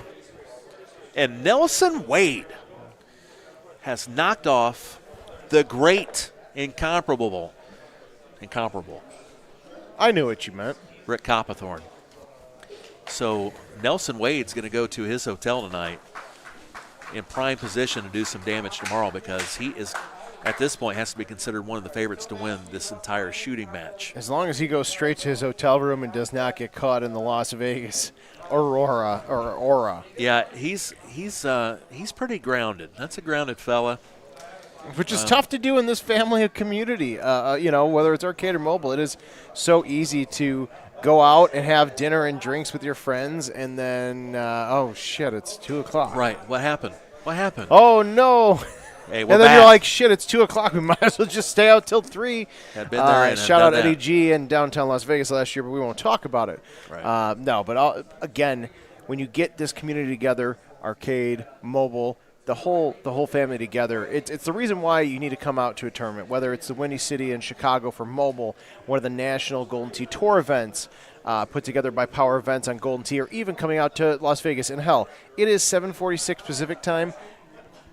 23 hours from now, the last chance qualifier for the Golden Tee Arcade World Championship, 9 spots open. There is still an opportunity to convince your husband, wife, boyfriend, girlfriend, mother, father, whoever you got to get involved to watch the kids, watch the dog, book that flight. You got a chance to make it Right. out here, and we will welcome you with open arms. Yeah, you were just talking about the two communities, and it's so crazy how similar these groups are. Like, I know you predominantly spend time with the arcade side. Understandable. It is a huge business side. I understand it. Our mobile guys are so similar to these arcade guys. They're same kind of people. Love to hang out with them. Very, very competitive, passionate, driven, obsessed. I mean, to do all those things, it's really similar to the arcade side. And one of the funny things is, when Haas goes on a run or Luna goes on a run on a stream on a Saturday or a Sunday, these guys are all watching. They like it. And so I think you'll have a lot of guys stay over. I think you'll have guys try the target rush to try to qualify in the last chance qualifier. And I would love to see a few mobile guys play in the World Championship. Well, that's the thing. We're celebrating Golden Tee's 35th anniversary. You talk about the mobile guys sticking around trying to get in that qualifier. We've seen plenty of people over the years of these dual events.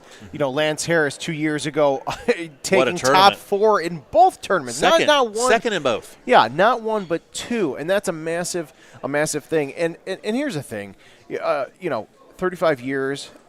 Mobile celebrating its 5th anniversary coming up here in October.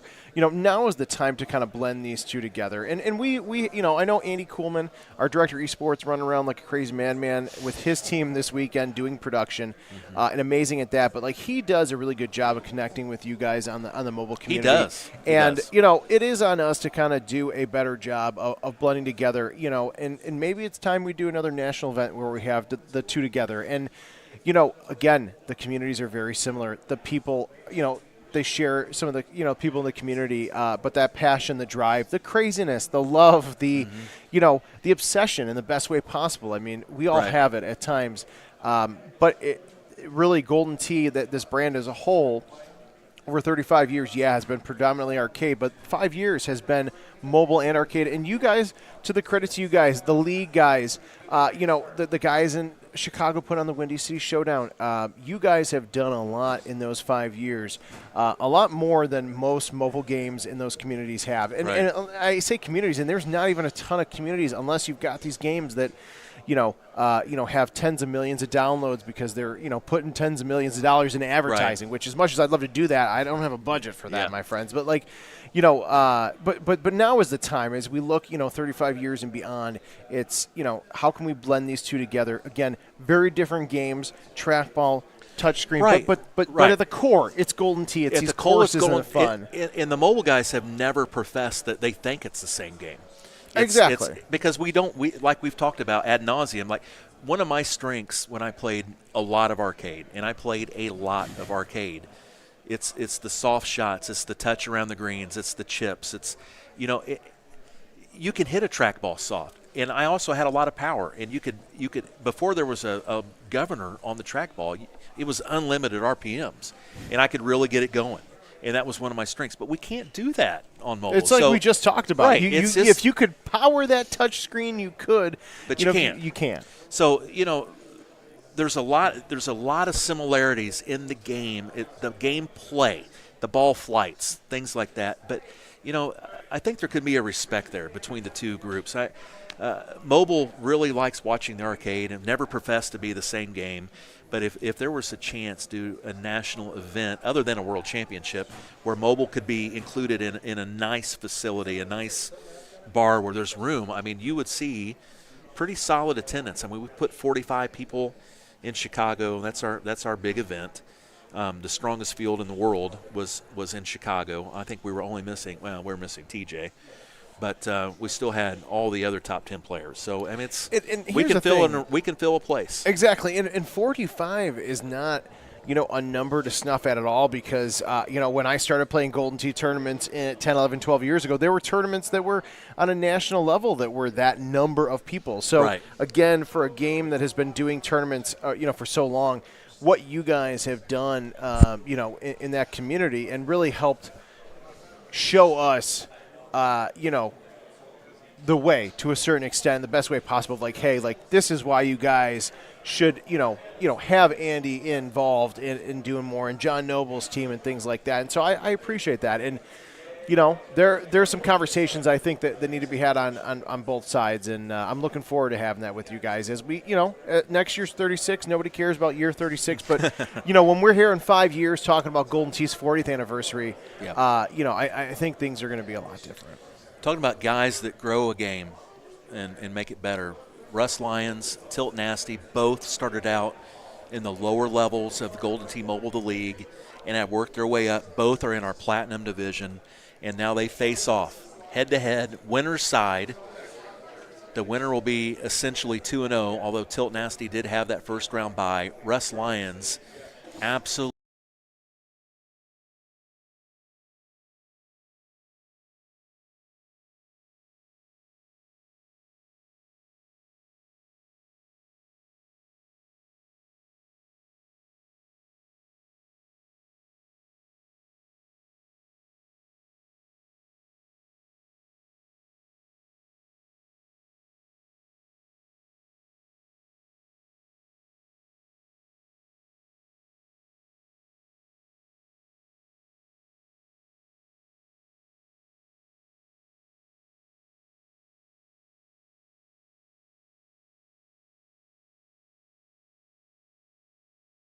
When it comes to course design. This is a big chip right here for Russ.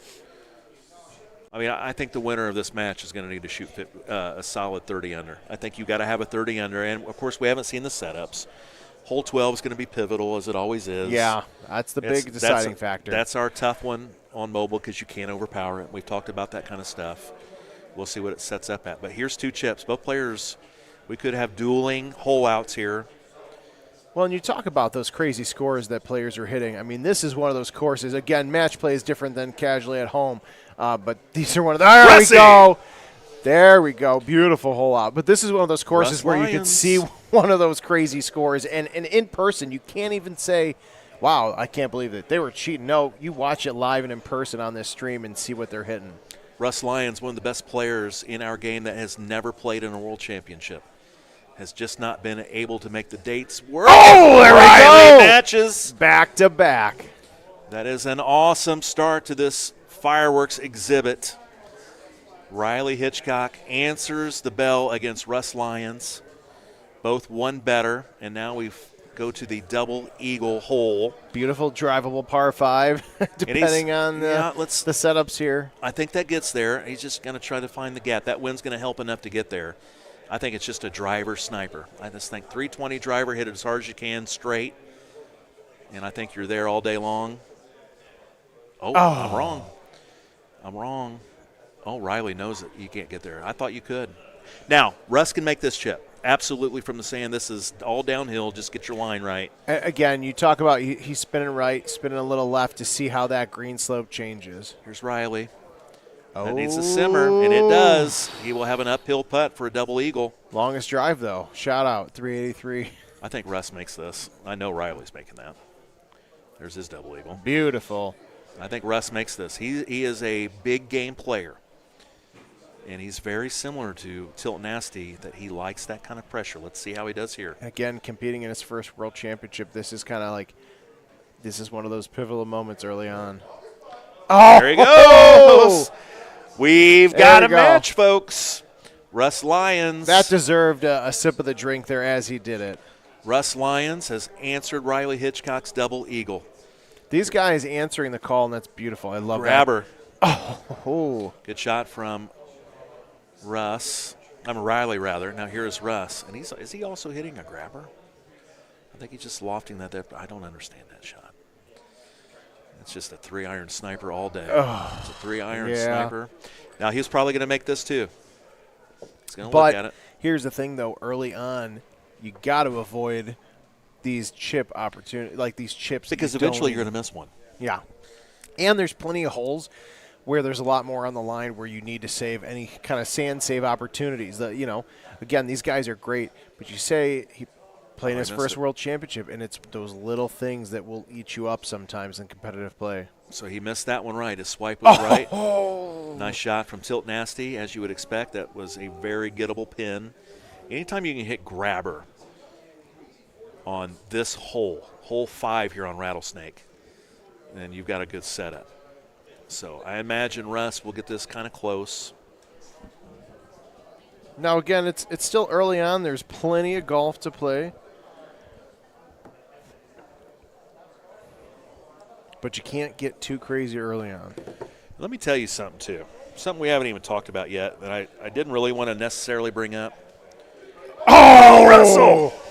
Talk about trying to make up strokes. That was a hell of an attempt there on the drive of par 4. Kevin, Russ Lyons is playing on an iPad right now. He has never played on an iPad. Ever? Not in this kind of scenario. He plays on the phone, and I would be shocked if he's played more than 50 games in his life on an iPad. So he is following the blueprint that Dave Prusky kind of built last year. Get as far as you can with your phone and just let the chips fall where they may on the iPad. I mean, don't they make iPhones just as big as the iPads these days? I mean, they do. But again, I'm just kidding. It is not discounting his ability to do that because I know I sure as hell could not do that. That is impressive. I like that line. Oh, look at that. Russ is playing great. He's down one. Darts. He's down one. He parred I think it was hole 4, the par 3. Yeah. Now Riley is. That's a pretty good look. Both players have a nice shot through that gap. They'll both pull out the wind cutter. Winky, winky. Here we go. Javelins are on the board here. Russ will hit first. His swipe is pure. That will stop short of the fringe, beautiful. and that's an easy double eagle. And Riley is taking a lot of time on this. I don't think you want to even try to come close to this hole. I think he just wants a putt. Does he get it over the water? He does. Does it stop? It does. So 2 double eagles here on hole number 7. Still a 1-stroke lead for Riley Hitchcock. Both players hold out early on hole number 2. Both double eagled 3, although Russ had to get a great sand save to do it. Then on hole 4, Russ, his grabber, too far right, fell back, and he missed his chip. So that is the difference in this match. Long way to go. But you don't ever want to trail Riley Hitchcock. It's very similar to trailing Andy Haas. Guess what? They don't make a lot of mistakes typically. No. And usually they run away with it. Especially on a stage like this. Yeah, right. That's right. And Riley loves this. I mean, I'm here to tell you, like, for real, Riley loves it. Oh, come on. What a shot from Riley.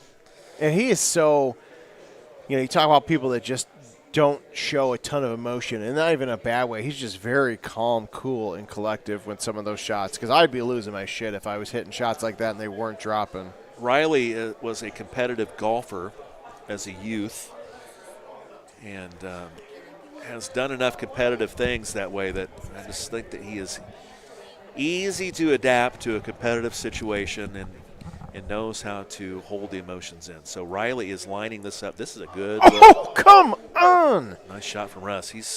The way that ball bounces, and it's just, I want to see that again. He's going to hit. He's not going to let us see the replay, but that was a great one. Here's Riley. Does he get it up on this green? He does. He plays the right break. Oh. And what a beauty from Tilt Nasty. 2 beautiful shots that I'm wishing, like, damn it, one of these drop in. So we will go to the back 9. Tilt Nasty, a 1-stroke lead. I said we would have at least 30 under, and that is not going to win. We need probably a 31 or 32 at this point. Yeah, and hole 10, always a challenging hole. I don't care what version of this game you're playing, whether it's Golden T4, Golden T Live, or Golden T Mobile, and these guys just making it look so damn easy. Russ, a beauty. He'll make that. That'll be an eagle on 10. Oh! Was that the announcer's jinx, or was that the announcer's jinx? That is the, I hate to say it, but it's true. That's the iPad. Does this get stuck on the rock, or does that go away? Does that go? It goes away. It does go away. Sometimes it doesn't go anywhere. Johnny Mobile might want to look at that, keep that sucker in play. But Riley is bailed out. He will have a chipper here, and he can go up 2 if he's able to make this javelin. We know Russ missed that putt. It was a left 2. He hung it out right. Might have been an iPad issue. He doesn't putt often on it. But he's been playing well so far. Big chip for Hitchcock.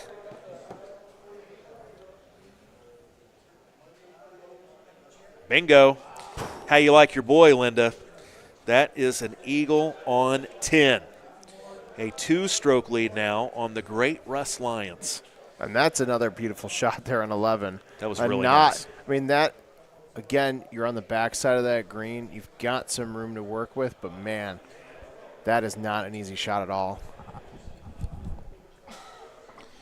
Russ Lyons, Eagles, 11. Now Riley's chance. Maniacs. Got to play that 8-mile-an-hour wind. He's taking a little bit out. Going to have to hit this a long, long way. Just want to carry that tiered green. Oh. Good try from Russ. He's going to have a chip for birdie. Chip for eagle. Oh, you're right. You're right. Correct. Thank you, Kevin. Yes, sir. Here is Tilt Nasty. That was a beauty. You know why I thought it was a birdie? Because I never make the chip when I screw that up, and it's always a birdie. Yeah, that's the one thing about this hole that Johnny Mobile has made it. The team has made it a lot more forgiving. It's a good drop. Because the drop on arcade is not. It's not bad. I've seen worse, but it ain't great. And for these guys, with how friggin' precise they are, it really makes a massive difference. I mean, what is it? 92% chance he makes this. That's a tough one. Under this, I think this is 60 or 70% Nah, chance. he's dropping this. It's not an automatic, especially being on the iPad. Yeah, I didn't factor that in. That the iPad makes the difference with him. So you know, right now Riley knows he did not. Riley knows for sure he did not double eagle that hole. And look what Riley's doing now. He's setting up for the safe bailout shot. He'll have a chip from that cliff. He'll probably use it. Well, who knows with Riley? Does that go all the way up? Oh, boy. Oh boy. Oh, my shit. God. Oh, my word. That is a nasty break, and that's something that Russ needed in the worst kind of way. Riley was set up. And there's not an easy way to say that, but, I mean, that's a tough break. That could have been a lot worse, too. And, Kevin, I'm going to tell you right now, there's a chance Riley's never played this shot from here. Let me tell you, somebody that good rarely is even in this position. Oh, I can absolutely so I can tell see right that. now, look, he's looking right now at just saying, I'm going to take my medicine, I'm going to put this up here, and I'm going to make my chip. And if he does that, he still gains a stroke. Russ only birdied. So that was shot number 2. This is the eagle chip for Riley. And I would not be surprised at all after that pinball that he hit. Cactus, rock, cactus, rejected into the fairway, then rolled all the way down to the rough. I would not be shocked here if Riley figures out how to dial this in and smash this into the cup. That 12 win's going to help push his aggressiveness a little bit forward. And it's so straight. You just need to get the start on the right line and hit a straight swipe. Riley, you just watch. Riley rarely hits anything left or right. They're typically straight. I think he makes this.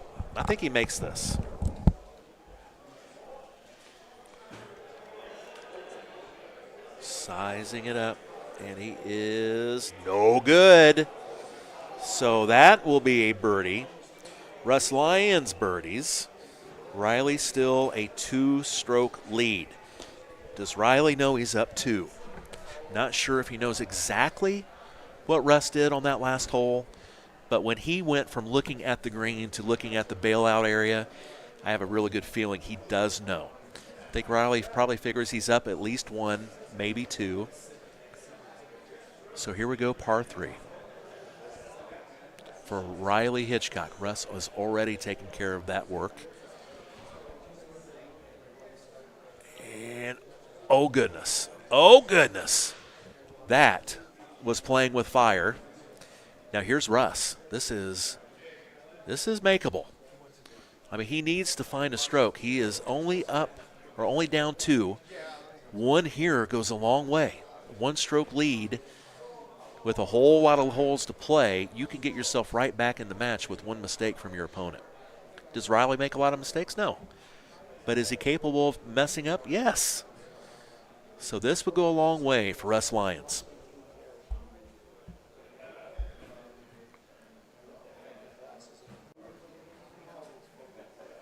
Good. Yeah, that's right. That swipe was a little bit right, as you would probably expect playing on a device you are not familiar with. That's part of the deal. Everyone coming here knows it. Right, wrong, or indifferent.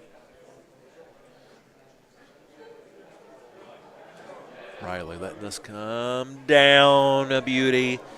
That floats in. That's an easy putt. Still a nice lead for Tilt Nasty. I think he's on pace to shoot 32 under par.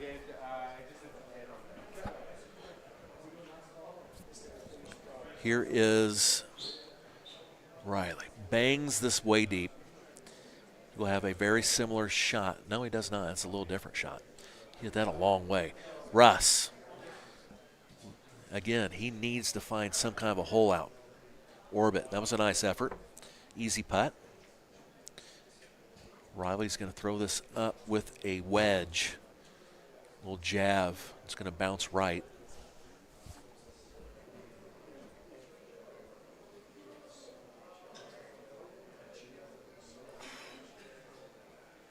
Here's Tilt Nasty. And this is very mundane right now for Tilt Nasty. Knows he's in the driver's seat. Well aware.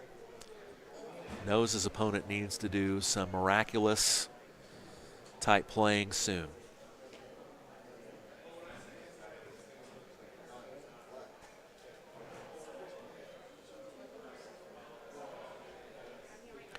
Played about 90 minutes of blackjack with Tilt Nasty earlier, is in a great spot mentally right now. Going to have one more match for you guys after this. Chubby Cox and Matt Calderon. Calzone, Chubby Cox, Matt Calderon, Matt Hansen. Two fantastic players. Good shot from Tilt. Also used an orbit. Russ birdies 18 or 17, and quite frankly, he needs to make 18. And that is a terrible pin to try to hole something out. So probably not going to happen. He's going to eagle this, most likely. And I don't see how Tilt messes this up. I just don't. But it is a world championship, and there are nerves. So we shall see.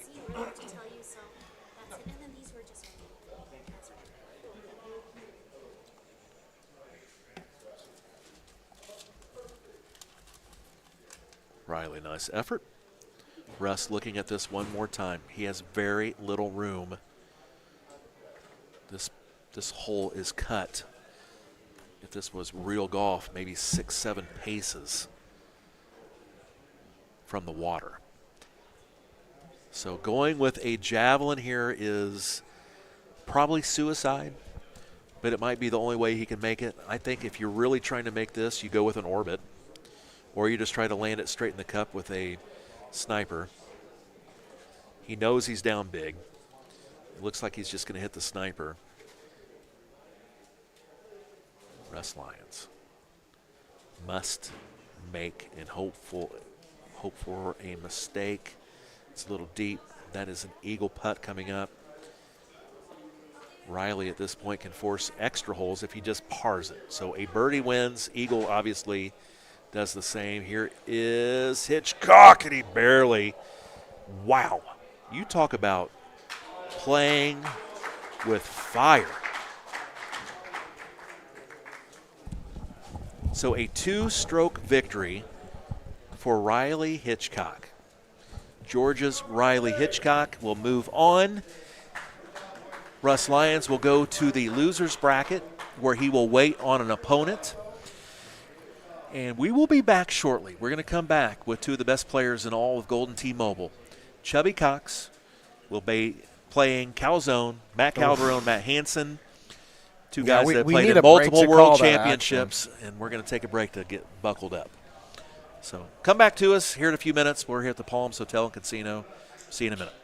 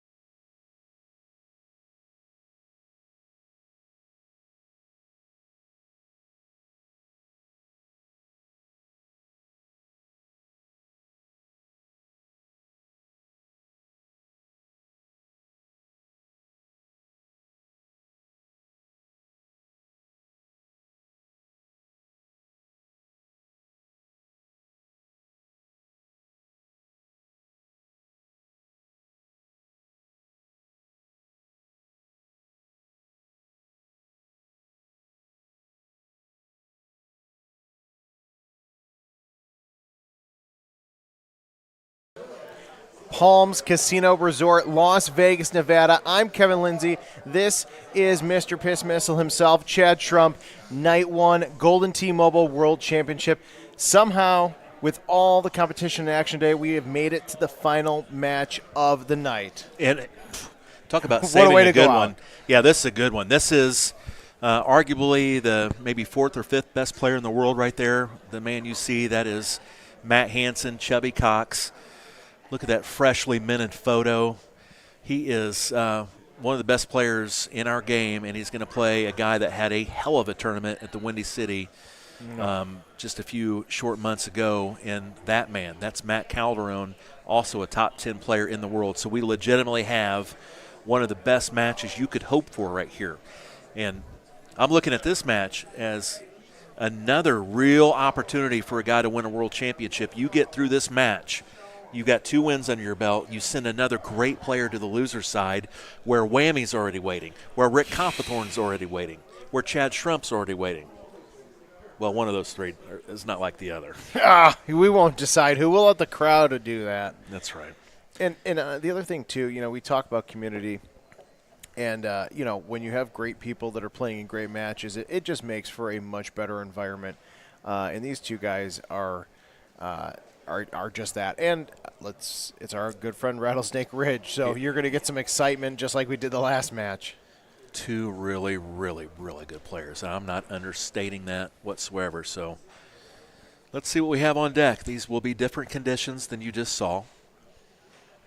Only a 1-mile-an-hour wind here, so I would not be surprised if one of these 2 mats hold out number 1. Dueling holeouts? I'd be surprised if they both made it, but both are good enough to do it.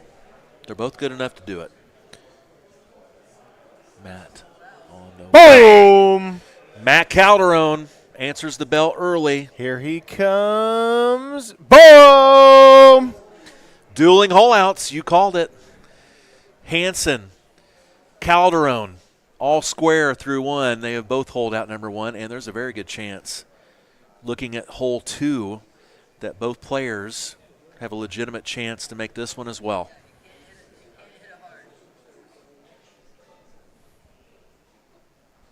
Chubby Cox with the torpedo. Matt looks like he wants to lay up for a fairway chipper. Chubby looks like he wants to hit this into the dirt if he can. Let's see if he gets it all the way there. He does. That's by design. That's what he wants. That's what he wants. He's got a shot there that he likes. I know what he's getting ready to do, and I absolutely hate it. I hate it. You hate it because you don't like the shot, or or the fact that he's got a really good shot of making this? No, I don't mind him making it at all, but it brings a little bit of risk in. You're hitting a low iron from the sand to an elevated green with rock that will throw that straight right. Yeah. You have to get your distance perfect. This has to be absolutely perfect. But like I've been saying, he's one of the best players on our planet. Well, so he's doing this by design. Just like when the arcade guys hit the flyby button, like he's doing that reset because he's got to find that precise line. Both these guys doing that. 2 extremely different ways to play this hole. Do we get dueling holeouts again? Yeah! Matt Calderon, he birdies, but Chubby Cox holes it out. That is tough when you are right at the cusp of the cup. Wow, Chubby Holy Cox. crap.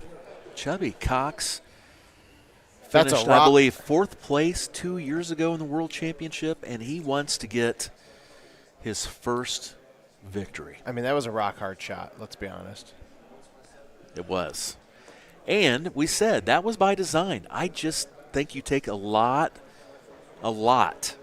of things into account that you don't necessarily have to. But clearly, he has that shot completely down, knows what he's doing, trusts everything about the swipe.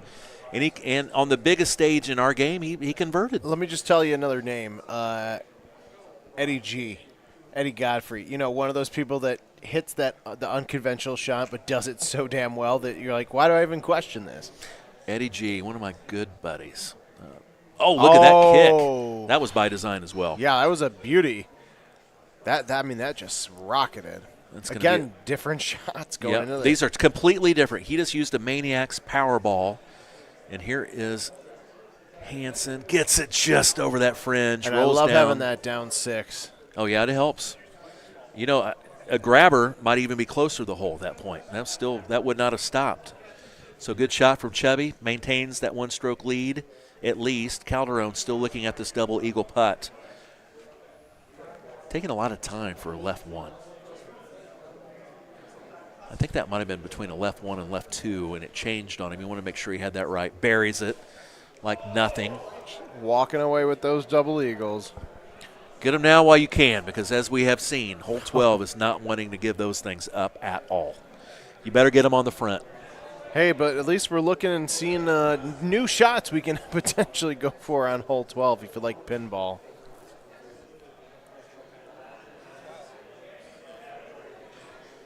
Oh, I love that. Just letting it roll on down. Yeah, that was a nice safe shot. Again, it's that mentality of you just can't give away free strokes in these early holes, especially when you've got the back 9 of Rattle to worry about. Calzone, he is doing a high tee 3-iron sniper. Little off center. Trying to play that 7-mile-an-hour wind, just get it perfected. This plays way uphill. Way uphill. Doesn't look like it necessarily, but it does. No, shit, that up 8, though. So he plays plenty of club, makes his putt. So 2 birdies on hole number 4. Hole 5. How does this look? Looks like Matt has that 320 driver. No, that's a 5-wood. Close enough. What's the difference? That's a 5-wood. So I hope he's not hitting the 320 driver here. If he does, he better take something off of it.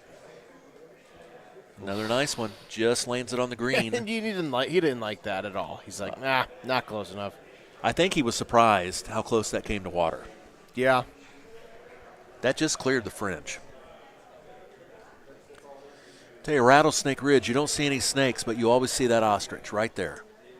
Always right there, eyeballing everything you do. Here is Calderon, and he sends that way to the right. That is deep. That is safe.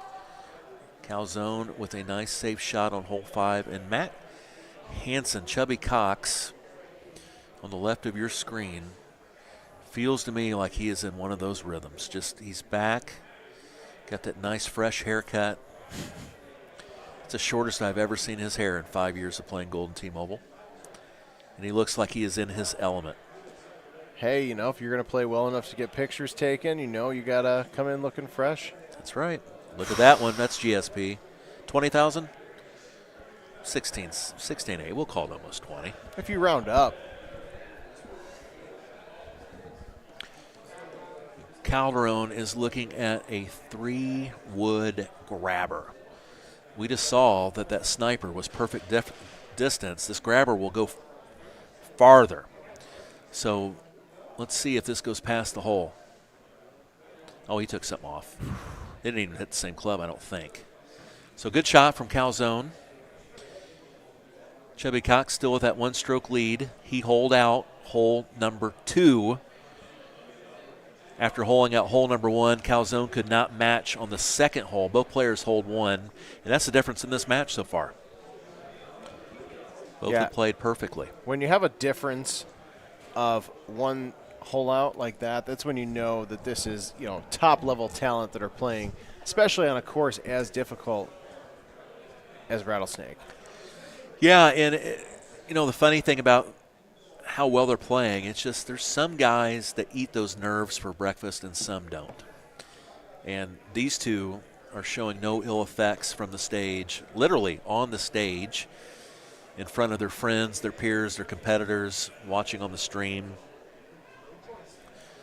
and have handled it perfectly. Now here's this is one of my favorite holes in this course. Chubby Cox is setting up for a violent right kick. This will Down take 6, off. right 5 with that wind cutter. This will bounce hard right. There it comes. A little too far. He respected it too much. He respected that bounce too much. Let's see if Matt Calderon, if he can. Ooh, I like this. I like this. Ooh. Just Almost a points. little bit more on that. This is not drivable. Hole 9. 1 stroke lead through 8 for Chubby Cox. And there's just something about the drivable looks that are just so much more fun. They are. They are. Especially the when shots we saw last round where it's like just right almost around in. the cup. Oh, yeah. Yeah. I like the ones where you know it's going to be very close to clearing. It might not, but you still take that chance, and the risk-reward is so fun in a setting like this. And those are the kind of holes I love when these players take on that risk-reward, and they didn't have an opportunity on this one. But we'll see. Hole 12 is probably our next great chance for a risk-reward type shot. Yeah, and I was going to say, let's be honest, as much as I love the drivables, these guys have an opportunity to chip in for another eagle is just as exciting. I wouldn't be surprised if one makes it. I think both make it. No, not again. Not again, Kevin.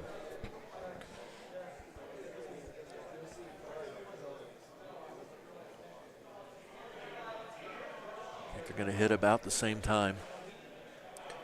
Calzone ready. Practicing that forward swipe. He's going to let it fly. Oh.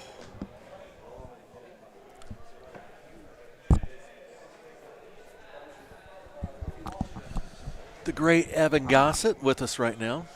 Meow Chopper. Talking to one Kevin Lindsay. Good shot from Chubby Cox. We'll get GSP. All right, for once I was wrong. I mean, you nailed it earlier. I didn't think they'd both make it, and they did. This is a fun look here. This is a hard one. This is the cacti right in the face. I mean, they're gonna both plant their tee in the same spot. Look at Chubby. I wonder if he waits to see what Calzone does before he hits. It looked pretty obvious if you looked up at the screen, which he's not trying to do that. So Calzone will go first. This is not too bad. This is not too bad. Oh. If you're gonna err, that's the error to make. You don't want to hang it out where you go wet. If you're gonna hit the face, you hit the face. That's just part of this game. It's just another opportunity to nail it from 155 yards. This is where Chubby is better than I am because there's no way. Okay, he took the Maniacs away. This is a hard shot. This is really hard. Let's see if Chubby can figure it out. Nope, he hits the same thing, and he goes in the trap as well.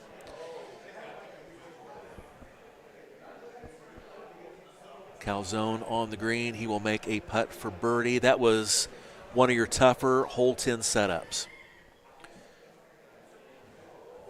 Now, it's not a bad look. I would not be overly surprised if Chubby were to pour this in. Worst thing you can do here is get too greedy and leave this short. Yeah. And I can't tell what that lip looks like right in front of him. Does that catch that? I don't think it does. It feels low enough. The biggest thing is you've got plenty of green and sand to work behind you. Again, obviously you're not aiming for the sand, but the last thing you want to do, especially with that lead, is to get wet. This is a big shot for Chubby. Chance for Calzone to get right back in this match. Chubby Cox. Utah's Chubby Cox. And he said, screw you guys, we're going right in. Chubby Cox, the Eagle on hole 10 the hard way. Plays it perfectly and takes a 2-stroke lead on Calzone. The classic, drop it in the cup, take a sip. Beauty. That was a real beauty. Chubby Cox, a big IPA fan. So is Matt Calderon, actually. Both these players are two of our bigger IPA fans in the whole group. Tony Johnson in that group as well. Calzone has hit his drive too far. This is a very tough putt. That is a rough one. That's a tough putt. Got to manage the shot and keep it on the right level. It's not impossible to make, but it's a tough one. You don't want to hit it too hard because this thing will come steamrolling down that tiered green. Chubby Cox will be hitting a big shot while Matt tries to make his putt. Chubby safely on. Beautiful.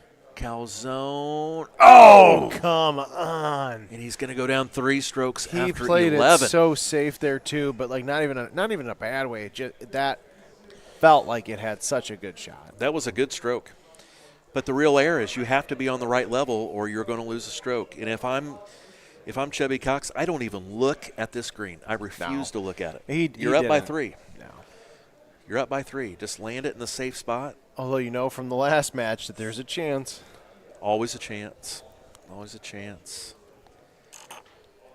We'll see. And a massive shot here, too, for Calzone. Calzone's not even trying it. He's just going to land up there. That's still borderline impossible. Yeah, but after what we saw in last round, one bad bounce and that pinball effect can really, take a 3-stroke lead down to 1 or 2 for Chubby Cox, or make that hole deeper for Calzone. Kevin, I'm serious when I tell you this. Even this layup is not super easy. I mean, that's barely. And that's look at one that. of those where you want to get that over probably. See, I'm telling you, that was not an easy layup shot. That was a tough tee shot. The bailout area was hard, and the green was impossible. So this is a huge chance for Calzone to get a stroke back. And if he's somehow able to make this chip, he is right back in this match. He is down by 3. He go down to 1. And absolutely, Chubby, only play is to put it in front of this green and have a chip. Calderon on your right, Calzone, and double eagle here, and he's only down potentially 1. Chubby Cox still has a chance to eagle this hole. Here is Calderon. That is short. That will be eagle. That's a tough break. Again, that's not an easy shot by any means. No, it is not. But when you know you've got an opportunity to really make a dent in that the lead your opponent has, you got to do it. Takes some air out of you sometimes. Chubby, if he makes this, he maintains a 3-stroke lead. Otherwise, Calzone is back within 2. Yep, and there we go. We've got down to 2. First hole that Calzone has won. 5 holes to play. What hole are we on? 13. 5 to play. 6 to play. Gee, Merry Christmas. You're good at the good math, not the what basic is wrong? math. Yeah, well, I know what's wrong. The sleep, right? Well, the sleep. Little Michigan product. Okay, Chubby. What are you looking at here? Calzone's already hit. He has already birdied, and now he's playing with pace. Shooting his drive up this fairway. Very close to having 1 full stroke ahead of Chubby Cox. Chubby brings in an orbit, 5,000 GSP. Will tap this in and maintains a 2-stroke advantage. Calzone, big shot here. 10 miles an hour in your face. Right now he is deciding, does this get all the way to the hole? I think it does, but barely. Now how do you feel about the sniper shot? Would you rather go with the backspin in, or do you like? I don't think the backspin shot would pull it off the green, but I know you would hate for that shot to come up just past the fringe and snap back. So I just think that was just more of a safety net. He had his seatbelt on. Well, I expect right now, honestly, I think Chubby Cox puts this much closer than what Calzone just Well, did. and the other thing, too, for any Golden Tee Arcade players that are joining us here live tonight watching this, that the backspin is something you really only get on the green. It's a beautiful putt by Calzone, but like with mobile, you get that backspin no matter where you are, and that is a massive deciding factor, and exactly what you said makes a lot of sense. That's a very, very similar shot, actually. I think both players kind of bailed out on this one and going to live to fight another day on another hole. Let's look at this setup here on hole 15.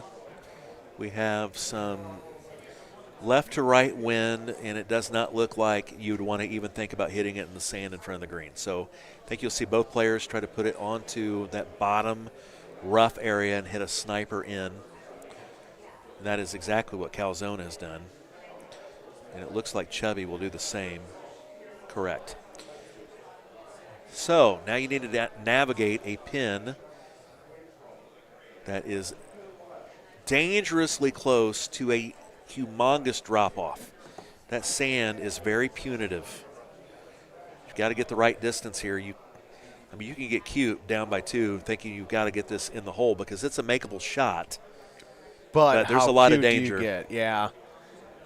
It's a lot of danger. This is where, not to say Rattlesnake is very forgiving, but when it comes to some of these ending holes, you have to find that balance between, can I make up the strokes I need now, and is it worth it?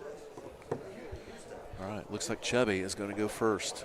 4-iron, and he hit that with purpose. That was intentionally deep. He knows he has a 2-stroke lead. Let's make Calzone take this dangerous shot. I'm curious if Calzone will bail out or if he's really going for this hole out. You'll see. If this lands before the hole, he's trying. And he tried. That's beautiful. That was a really nice effort from Calzone. Be proud of that one. Be proud of that one. Took a lot of guts to hit it. The line just a little bit off. The weight was very nice. And we are running out of runway for Matt Calderone to land this plane. He's down by 2 to Chubby Cox.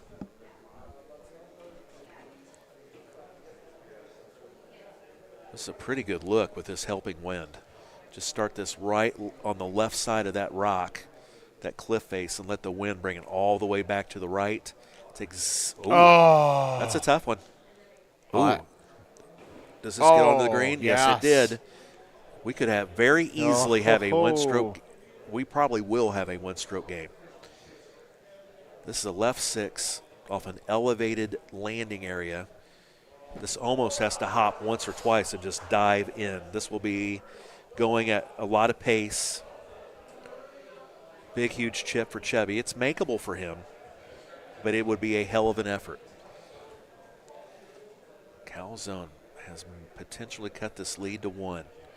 Chubby Cox, a huge chip and no good. It dives dead left, and it's down to 1. Slowly but surely, Matt Calderone is reeling in Matt Hansen. And that 11-mile-an-hour wind on 17 is going to make things a little bit.